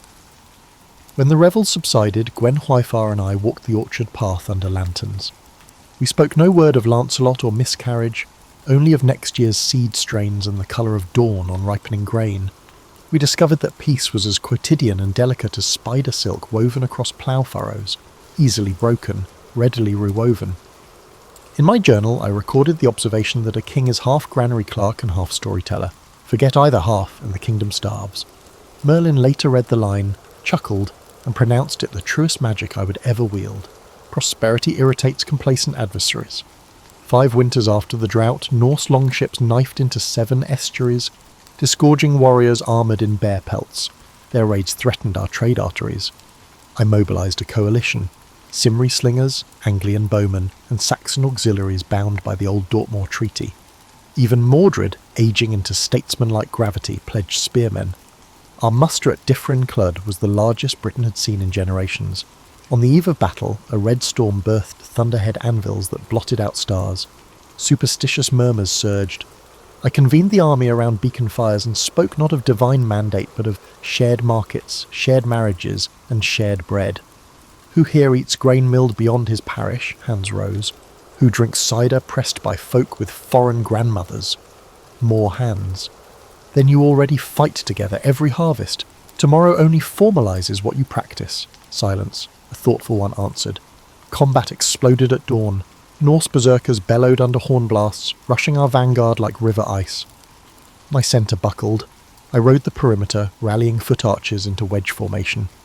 Bedivere redirected reserves through willow scrub to flank their shield wall.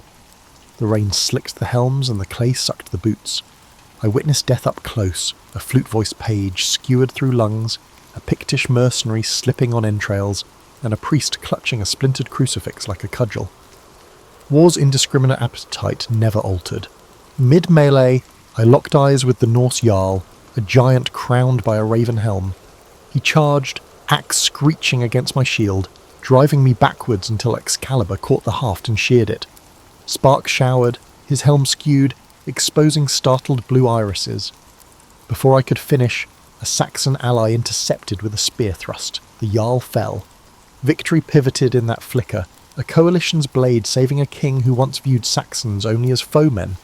Irony tastes metallic indeed. By dusk, the surviving enemies fled toward the surf, leaving behind a silence filled with death. Our dead lay interlaced, no regard for ethnicity, just stillness.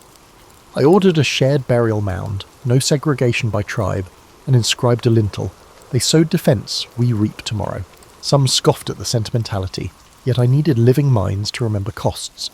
That night, huddled under rain-patched canvas, I felt an old wound near my ribs throb like a metronome. Gwen Hwyfar sat beside me, her hand steadying the poultice. We said little, understanding conversation would garnish exhaustion with regret.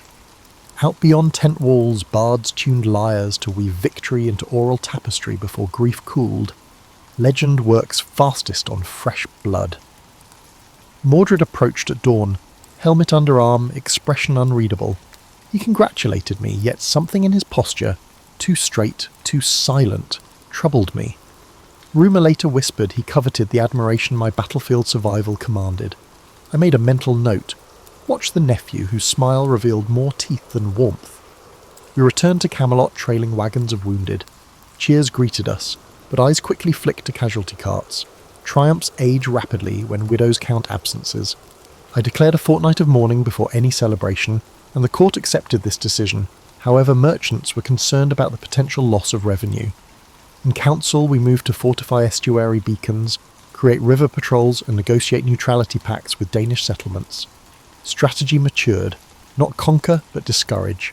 The kingdom's fabric, now densely woven, discouraged single-thread repairs. Weeks later, Merlin, gaunt, cough-ridden, visited my solar. He traced campaign maps with a shaking finger, pronouncing the realm near its zenith. I asked, "What follows zenith?" He answered, "Shadow, unless vigilance burns like a second dawn." He then placed a raven feather on my desk. "Ravens remember kindness but feast on complacency," he said, departing before I framed a response. I stared long at that feather. Had complacency already nested in my council? Mordred's stiff congratulations replayed. Gwen Hwyfar's lingering sadness remained unresolved. Lancelot's loyalty persisted yet felt fragile. Victory, paradoxically, highlighted the fractures that success had only partially sealed. Victory, similar to forged steel, is hard yet susceptible to hidden cracks caused by the quenching process. Still, I slept that night, content that the realm endured. On the window ledge, the raven feather quivered in the breeze. I dreamt I planted it in soil, and it sprouted into a black-leaved tree casting complicated shade. When I woke, dawn pulled gold on the horizon, indifferent yet generous. The kingdom breathed for now. Peace unravelled 3 years later, not by foreign sail but by domestic ambition. Mordred, bolstered by disaffected nobles and whispers of my failing vigour, declared the realm should move from sentimental roundness to firm straight lines. His manifestos, crisp vellum, gold ink, decried my tolerance as weakness and my mixed counsels as corruption of lineage. Older knights shrugged, younger captains listened. Momentum tilts kingdoms. I confronted Mordred in the council hall.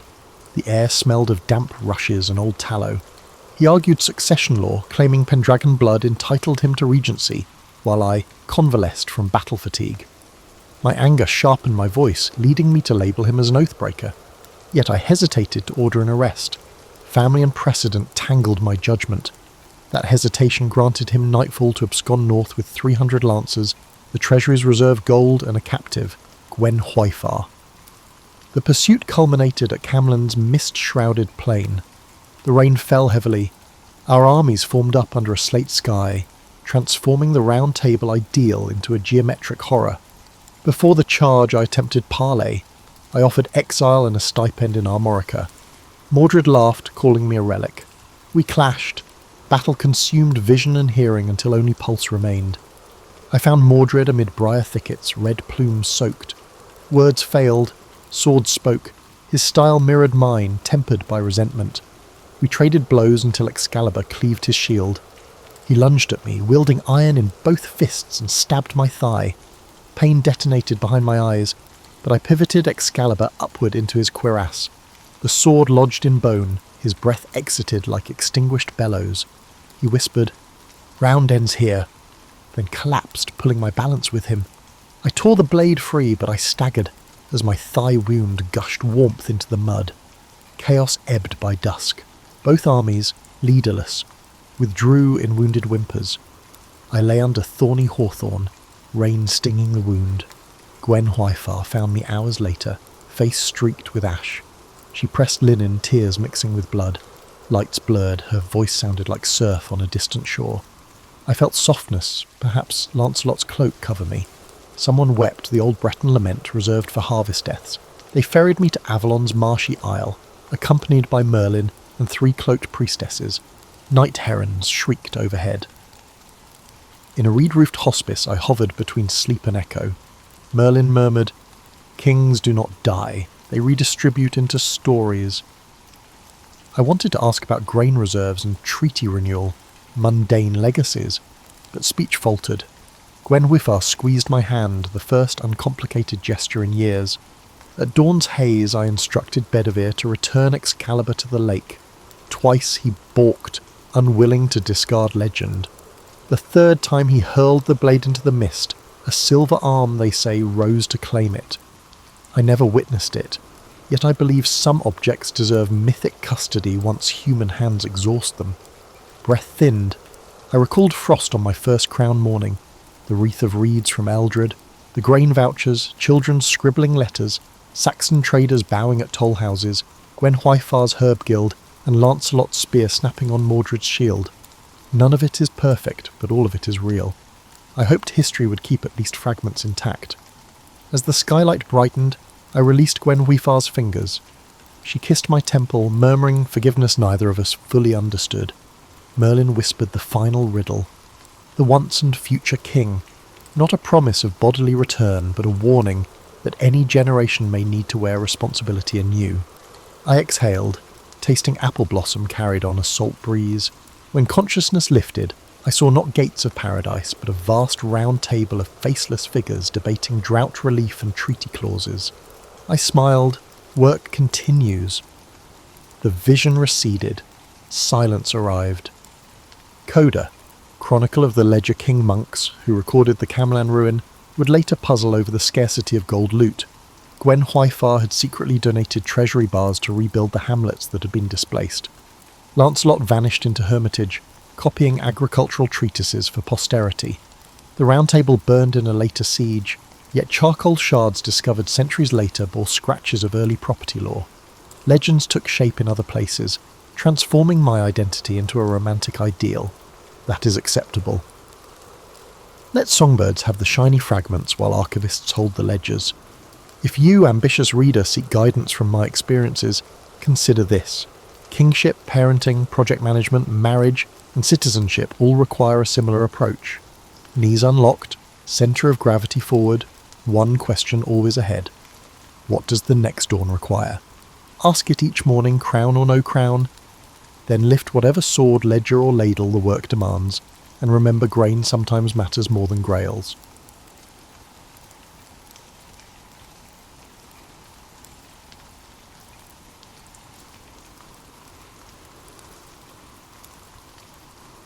You know how some days start perfectly ordinary and then take a left turn into absolutely bonkers?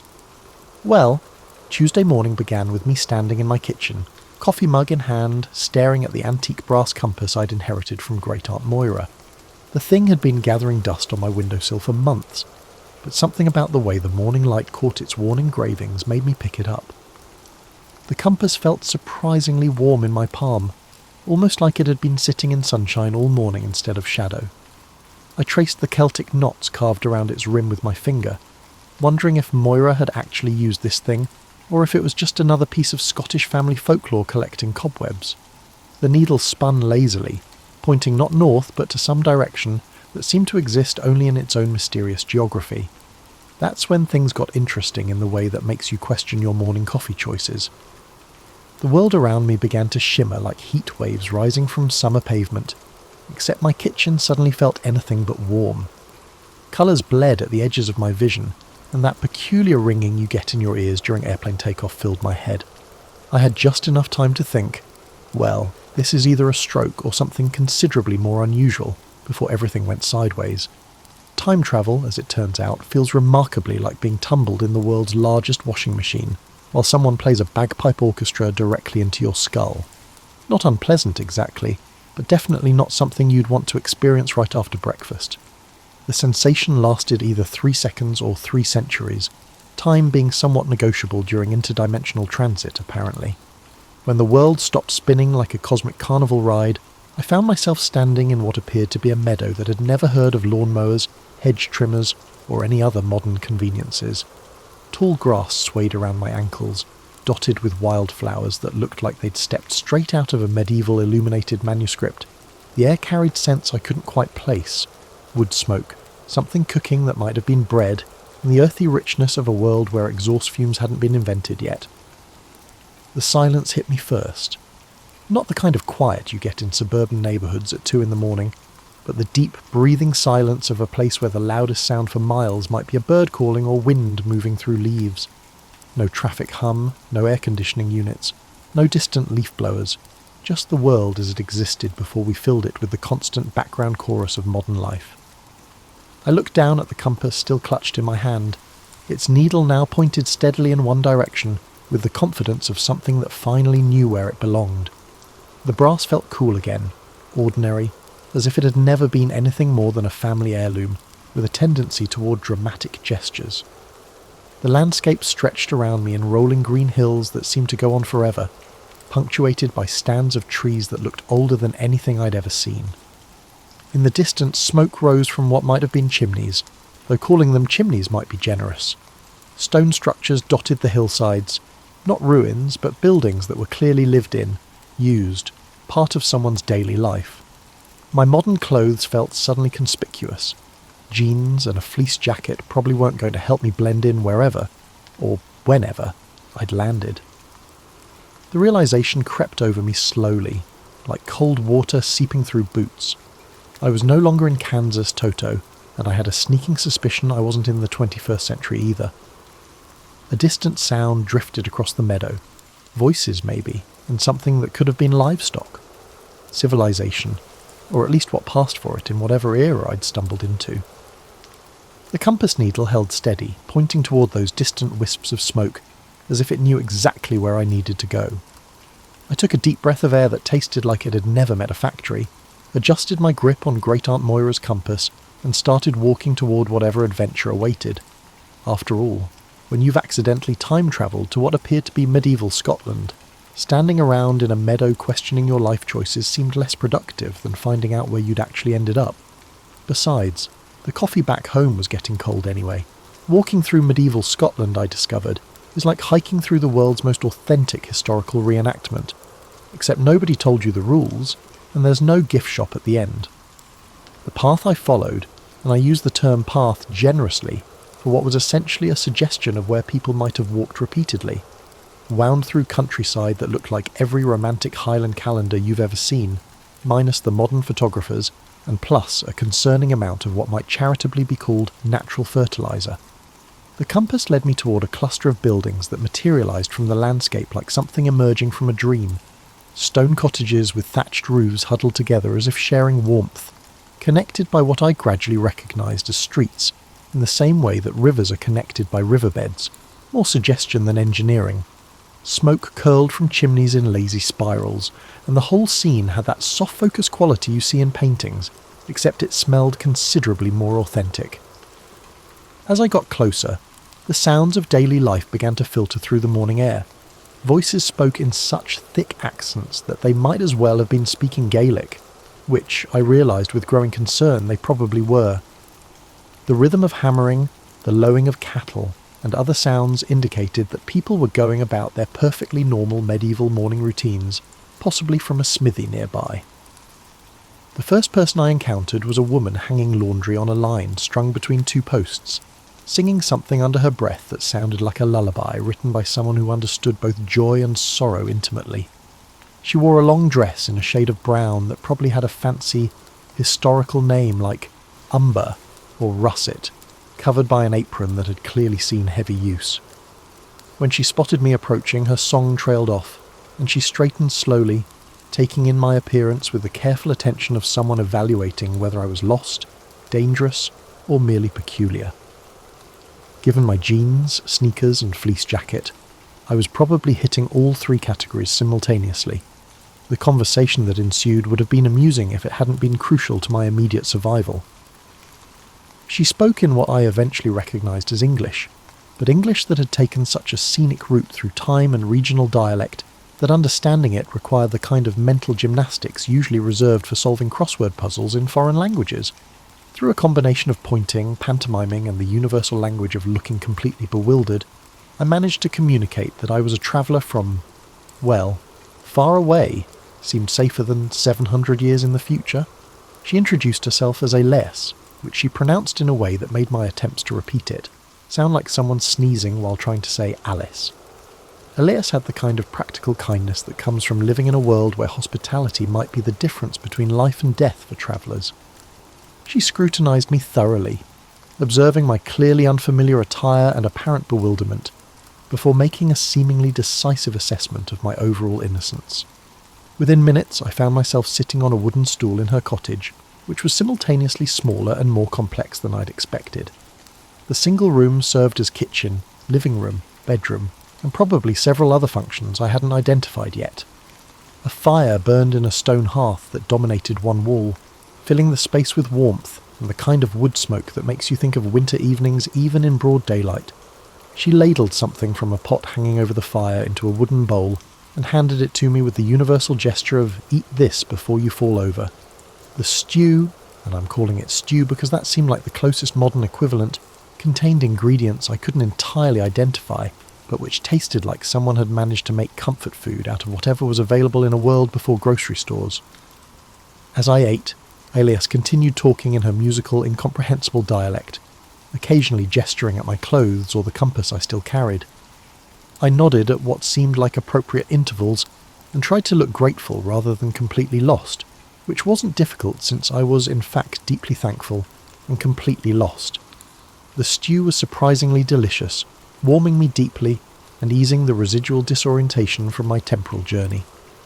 Outside, the village continued its daily rhythm, blissfully unaware that someone from the future was sitting in Elias's cottage, trying to figure out how to explain the concept of time travel through interpretive dance. Medieval Scottish villages, I learned over the following days, operate on a social system that makes modern office politics look straightforward. Everyone knows everyone else's business, but they discuss it in such elaborate circumlocutions that understanding what's actually happening requires the analytical skills of a detective and the patience of a saint. Elias, with her practical demeanour, appeared to have taken on the role of my cultural interpreter and general caretaker. She'd found me clothes that wouldn't immediately mark me as either foreign or potentially magical. A long tunic in undyed wool, rough brown trousers, and shoes that were less shoes and more leather suggestions wrapped around my feet. The transformation from 21st century person to medieval peasant was remarkably thorough, though I kept the compass hidden in an inner pocket like a technological talisman. The daily rhythm of village life unfolded around me like a complex dance. I was learning one stumbling step at a time. People rose with the sun because artificial lighting consisted of candles and firelight, both too precious to waste on staying up late binge-watching anything. Work commenced immediately and persisted until dusk, interspersed with meals that became unique events. Food, I discovered, was both simpler and more complicated than I'd expected. Simpler because ingredients were limited to what could be grown, caught, or raised locally. More complicated because preparing even basic meals required skills I'd never developed, like knowing which wild plants were edible versus which ones would make you see colours that didn't exist.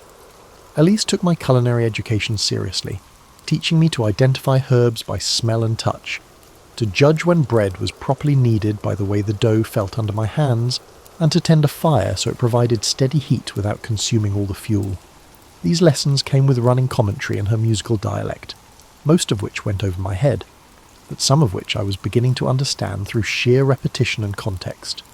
The village blacksmith, a man named Hamish, who looked like he could arm wrestle bears for entertainment, became another inadvertent teacher. He spoke even less comprehensible English than Elias, but his demonstrations of metalworking were clear enough. Watching him shape iron with hammer and fire was like seeing magic that happened to obey the laws of physics. The rhythmic ringing of his hammer provided the village's soundtrack, a steady percussion that marked the passage of working hours. What struck me most was how much everyone knew about everything.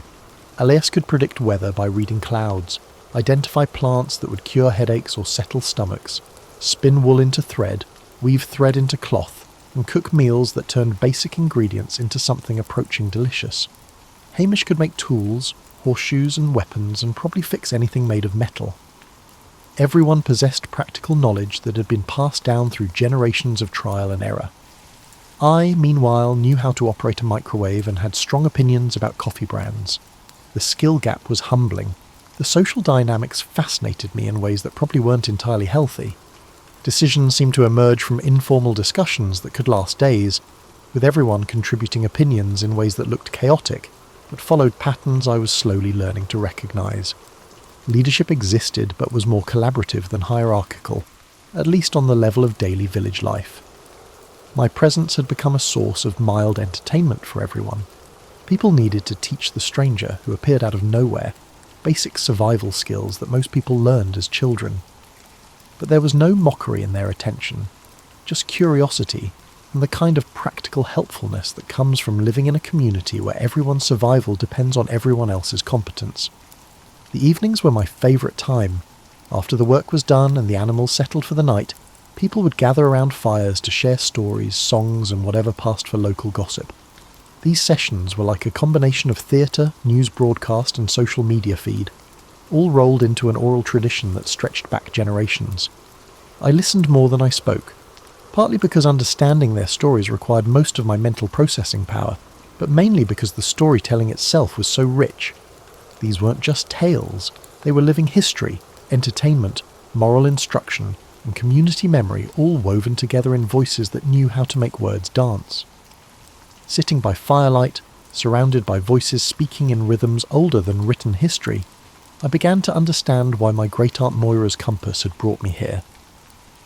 The present wasn't just a different time, it was a different way of being human, one that operated on completely different assumptions about what mattered and how life should be lived.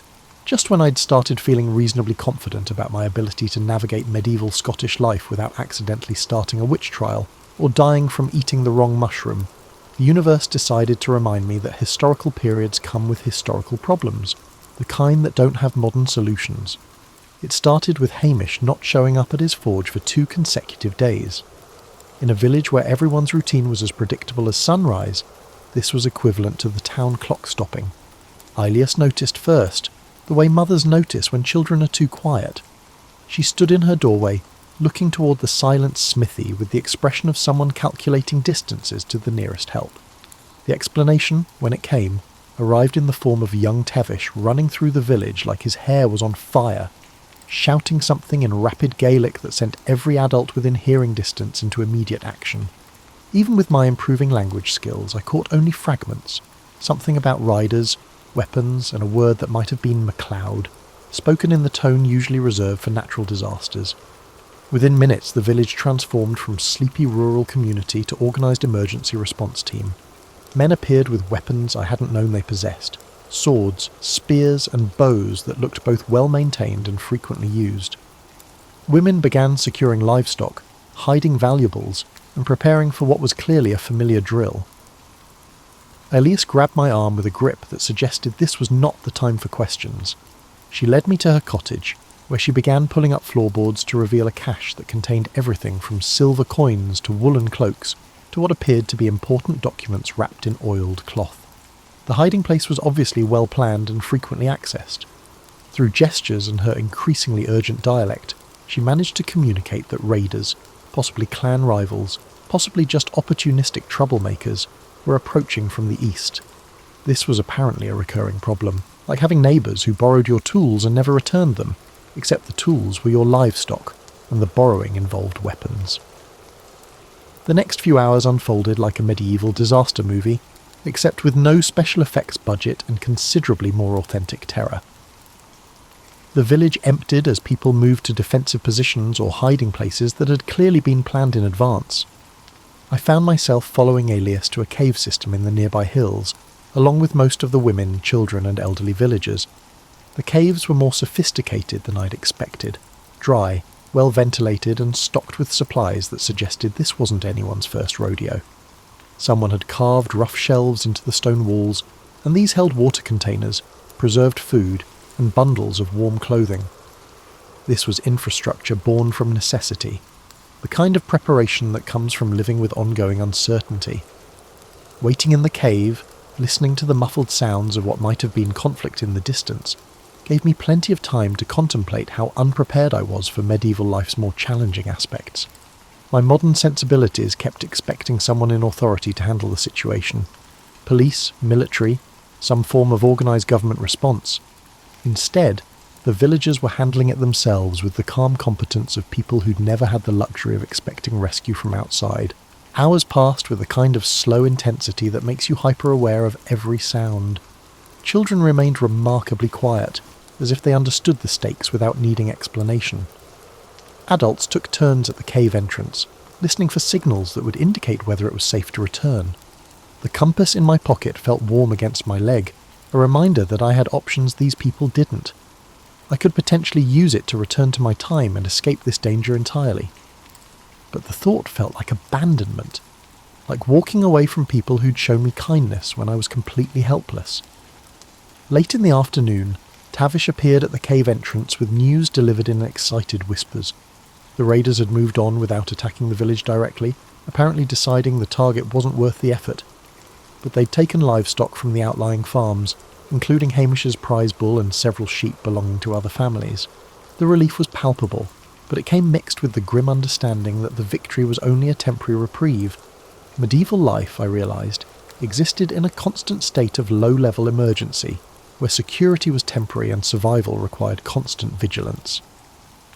As we emerged from the caves and made our way back to the village, I found myself looking at my temporary home with new eyes. These buildings were more than just charming historical structures. They served as fortress walls, safe harbours, and the delicate boundary between civilization and chaos, in a world more fragile than I had ever imagined. Recovery from a medieval crisis, I learned, doesn't involve insurance claims or government assistance. It involves community action that makes barn raising look casual. The villagers' response to the recent raid played out like a carefully choreographed dance that everyone knew the steps to except me. Within hours of returning from the caves, assessment and redistribution began. Hamish's lost bull was mourned briefly, then replaced through a complex system of shared resources that involved everyone contributing something: grain, labour, animals, or promissory notes for future services. Watching this unfold was like seeing economics in its most basic form. where value was measured in practical terms and everyone's survival depended on everyone else's generosity. My role in this recovery effort was initially unclear. I possessed no livestock to share, no traditional skills to contribute, and no accumulated social capital to draw upon. Standing around looking sympathetic wasn't going to help anyone replace stolen sheep. But Elise, with her gift for practical solutions, found ways to make me useful. She set me to work helping with tasks that required more hands than skill, holding wool while she spun it into thread, carrying water for various household needs, and learning to tend the fire so it burned efficiently without consuming precious fuel.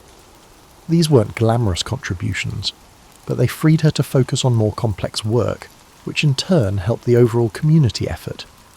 The compass in my pocket seemed to pulse occasionally, as if reminding me of its presence. Sometimes I'd catch myself wondering what would happen if I used it, whether I'd return to my own time and place, leaving this community to handle their challenges without the minor assistance I was learning to provide. The thought always left me feeling oddly hollow, like contemplating leaving a book unfinished. As days passed, I began to understand the intricate social network that held the village together. Relationships here weren't just personal, they were economic, political and survival-based all at once. When old Morag shared her preserved vegetables with families who'd lost stores to the raiders, she wasn't just being kind, she was investing in a network of reciprocity that might save her life someday. My language skills improved through necessity and immersion. Conversations that had been incomprehensible began revealing their meanings, though I still missed subtleties and references to shared history. The dialect was like a musical instrument I was learning to play. I could manage simple melodies, but the complex compositions were still beyond my reach. Hamish, recovered from whatever had kept him away during the raid, took an interest in my metalworking curiosity. His forge became a second classroom where I learned that working with iron required patience, timing, and physical strength I was slowly developing. The rhythm of hammer on anvil was meditative in ways I hadn't expected, and there was profound satisfaction in shaping metal into useful forms. Under his patient instruction, I managed to create my first piece, a simple hook for hanging pots. It was crude, functional, and probably embarrassing by medieval standards, but Hamish examined it with the seriousness of a master craftsman evaluating important work. His nod of approval felt like earning a diploma from the University of Practical Life. The village's children became another source of education, though they were probably learning as much from me as I was from them. My stories about the future, carefully disguised as tales from far away, fascinated them. In return, they taught me games, songs, and the kind of local knowledge that adults took for granted but visitors needed to learn. Through their patient instruction, I discovered which berries were safe to eat, how to read weather signs and cloud formations, and the proper way to approach various animals without getting kicked, bitten, or worse. I realised that children's knowledge, unfiltered by assumptions about what everyone already knew, was often more practical than adult knowledge. Evening storytelling sessions continued to be highlights of each day. My contributions to these gatherings evolved from silent listening to occasional participation. The first time I successfully told a story that made people laugh, I felt like I'd passed some invisible test of community membership. The story was about a traveller who got lost and ended up in a place where everything was familiar but slightly different, like his home viewed through a distorting mirror. Looking back, it was probably more autobiography than fiction, but the audience appreciated the humour in someone bumbling through unfamiliar customs while trying to maintain dignity. Sitting by firelight surrounded by faces that had become familiar and dear, I realised I'd stopped thinking about this experience as temporary.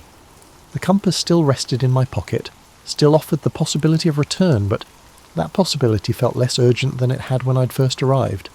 Finding your place may mean not just surviving, but also adding value to those around you. Living in medieval Scotland for several weeks taught me that community isn't just a pleasant social concept. It's a survival technology refined over generations.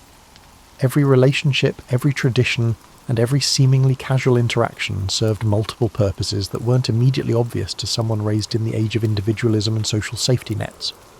The revelation came during preparation for what Ilias called the harvest celebration, though my improving language skills suggested the actual name involved several syllables that didn't translate directly into modern English. The celebration wasn't just a party, it was a community-wide ritual of gratitude, resource assessment, and social bonding that would help everyone survive the coming winter. Preparations began weeks in advance and involved everyone in overlapping circles of responsibility. Women organised food preparation that required coordinating ingredients from dozens of households. Men handled construction of temporary structures and arrangements for entertainment. Children managed smaller tasks that nonetheless proved essential to the overall effort. My role in these preparations had naturally transitioned from that of a helpful stranger to that of a community member. Alias no longer gave me basic instructions for simple tasks. She assumed I understood the underlying patterns and would apply them appropriately. This shift from explicit teaching to implicit expectation felt like crossing an invisible threshold. Hamish had begun including me in conversations about metalwork projects that extended beyond immediate practical needs, planning decorative elements for the celebration, discussing improvements to tools and equipment, and considering the next season's requirements. These conversations assumed I would be present for their completion. The assumption was never stated directly, but it coloured every discussion about future plans. The compass in my pocket had become a familiar weight, no longer foreign, but not quite forgotten. Sometimes I'd catch myself absently touching it through the fabric, like checking for keys or a wallet in a habit that suggested ownership rather than temporary possession. When had it stopped being my great-aunt Moira's compass and become simply mine? As the celebration approached, I began to understand the deeper currents that moved beneath village life. This ceremony wasn't just about harvest. It was about reinforcing social bonds that would be tested by winter's isolation and challenges. The shared work of preparation created opportunities for resolving conflicts, negotiating marriages, planning collaborative projects, and generally maintaining the social fabric that held everyone together. My contribution to the celebration planning surprised me with its complexity. What started as simple task assistance had grown into genuine responsibility for coordinating between different working groups. People came to me with questions, suggestions, and problems that needed solving. Somehow, without conscious intention, I'd become someone others relied upon. The night before the celebration, I found myself sitting with Hamish outside his forge, sharing ale that tasted like liquid bread, and watching stars that looked brighter than any I'd seen in the 21st century. Our conversation meandered through topics that would have been impossible when I'd first arrived. Technical discussions of metalworking, philosophical observations about community life, and shared complaints about weather and neighbours. "You're different than when you first appeared," Hamish said in his careful English, clearly making an effort to communicate precisely. Less like someone watching everything from outside. His observation struck me as profoundly accurate. I had been watching from outside initially, observing medieval life like an anthropologist or tourist, maintaining psychological distance even while learning practical skills. But somewhere along the way that distance had dissolved. I'd stopped analysing and started simply living. The realisation raised questions I'd been avoiding. What was my responsibility to this community that had taken me in? What did I owe to people who'd shared their resources, knowledge and lives with someone who might disappear at any moment? The compass offered escape, but escape from what? And to what? My modern life seemed increasingly abstract when I tried to recall its details. The job that had felt vital, the possessions I'd accumulated, the relationships that operated through screens and scheduled interactions, all of it felt less real than the weight of bread dough in my hands or the satisfaction of shaping metal in Hamish's forge. That night, I lay on the straw mattress in Elisa's cottage, listening to the familiar sounds of village life settling into sleep, and tried to imagine using the compass to return home. The image felt hollow, like trying to remember a dream upon waking. This was not because modern life was bad, but rather because it belonged to someone I could no longer confidently identify with. The celebration tomorrow would mark not just the harvest, but a year's cycle of growth, work, and community survival. It occurred to me that I'd become part of that cycle in ways I hadn't planned or expected. The question wasn't whether I belonged here, it was whether I could imagine belonging anywhere else. Tomorrow would provide clarity one way or another. The harvest celebration unfolded like a symphony played by instruments I'd never heard before but somehow recognised in my bones. Dawn brought the scent of bread baking in communal ovens, the sound of children's laughter mixing with adult voices raised in songs that seemed older than the stones themselves, and a sense of anticipation that made the air itself feel alive with possibility. I woke to find that Elias had left new clothes on the stool beside my bed. Not the rough work garments I'd grown accustomed to, but festival clothes in colours that caught the light. The tunic was deep blue, the colour of the evening sky, with embroidery around the neck and sleeves that must have taken weeks to complete. When had she found time to create this? And why? The day began with a ritual I was invited to join rather than simply observe. Standing in the village centre with everyone else, hands joined in a circle that encompassed the entire community. I listened to words spoken in Gaelic that I couldn't understand but somehow felt the meaning of. Gratitude, remembrance, hope for the future, acknowledgement of the cycles that connected all life. Universal concepts expressed in ancient syllables. Upon the conclusion of the formal ceremonies and the commencement of the celebration proper, I found myself effortlessly transitioning through familiar routines, helping to arrange food on long tables constructed from planks and sawhorses, ensuring that fires were properly tended to keep everything warm, and solving small logistical problems that arose when large groups tried to coordinate complex activities. But something had shifted in how others responded to my presence. Previously, strangers would greet me with careful politeness, but now they greet me with the casual warmth of family. Children ran to me with questions and small disasters that needed adult attention. Adults included me in conversations without the slight pause that indicated translation or explanation. Hamish found me during the height of the festivities, carrying 2 cups of something that smelled like fermented happiness. "You've been quiet today," he noted as he settled beside me on a log strategically positioned to overlook the celebration. "Thinking heavy thoughts?" The question was more perceptive than I'd expected. I had been thinking heavy thoughts about time, belonging, responsibility, and the weight of choices that couldn't be undone. The compass in my pocket felt heavier than usual, as if it understood that decision time was approaching. "I've been thinking about staying," I said, the words emerging before I'd consciously decided to speak them.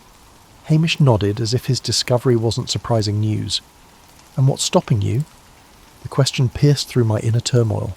What was stopping me? Fear of commitment to a life so different from everything I'd known.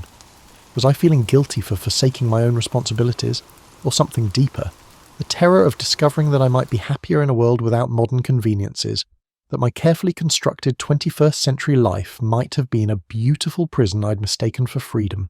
As evening approached and the celebration began winding toward its traditional conclusion, Alias appeared at my elbow with timing that suggested she'd been watching for the right moment.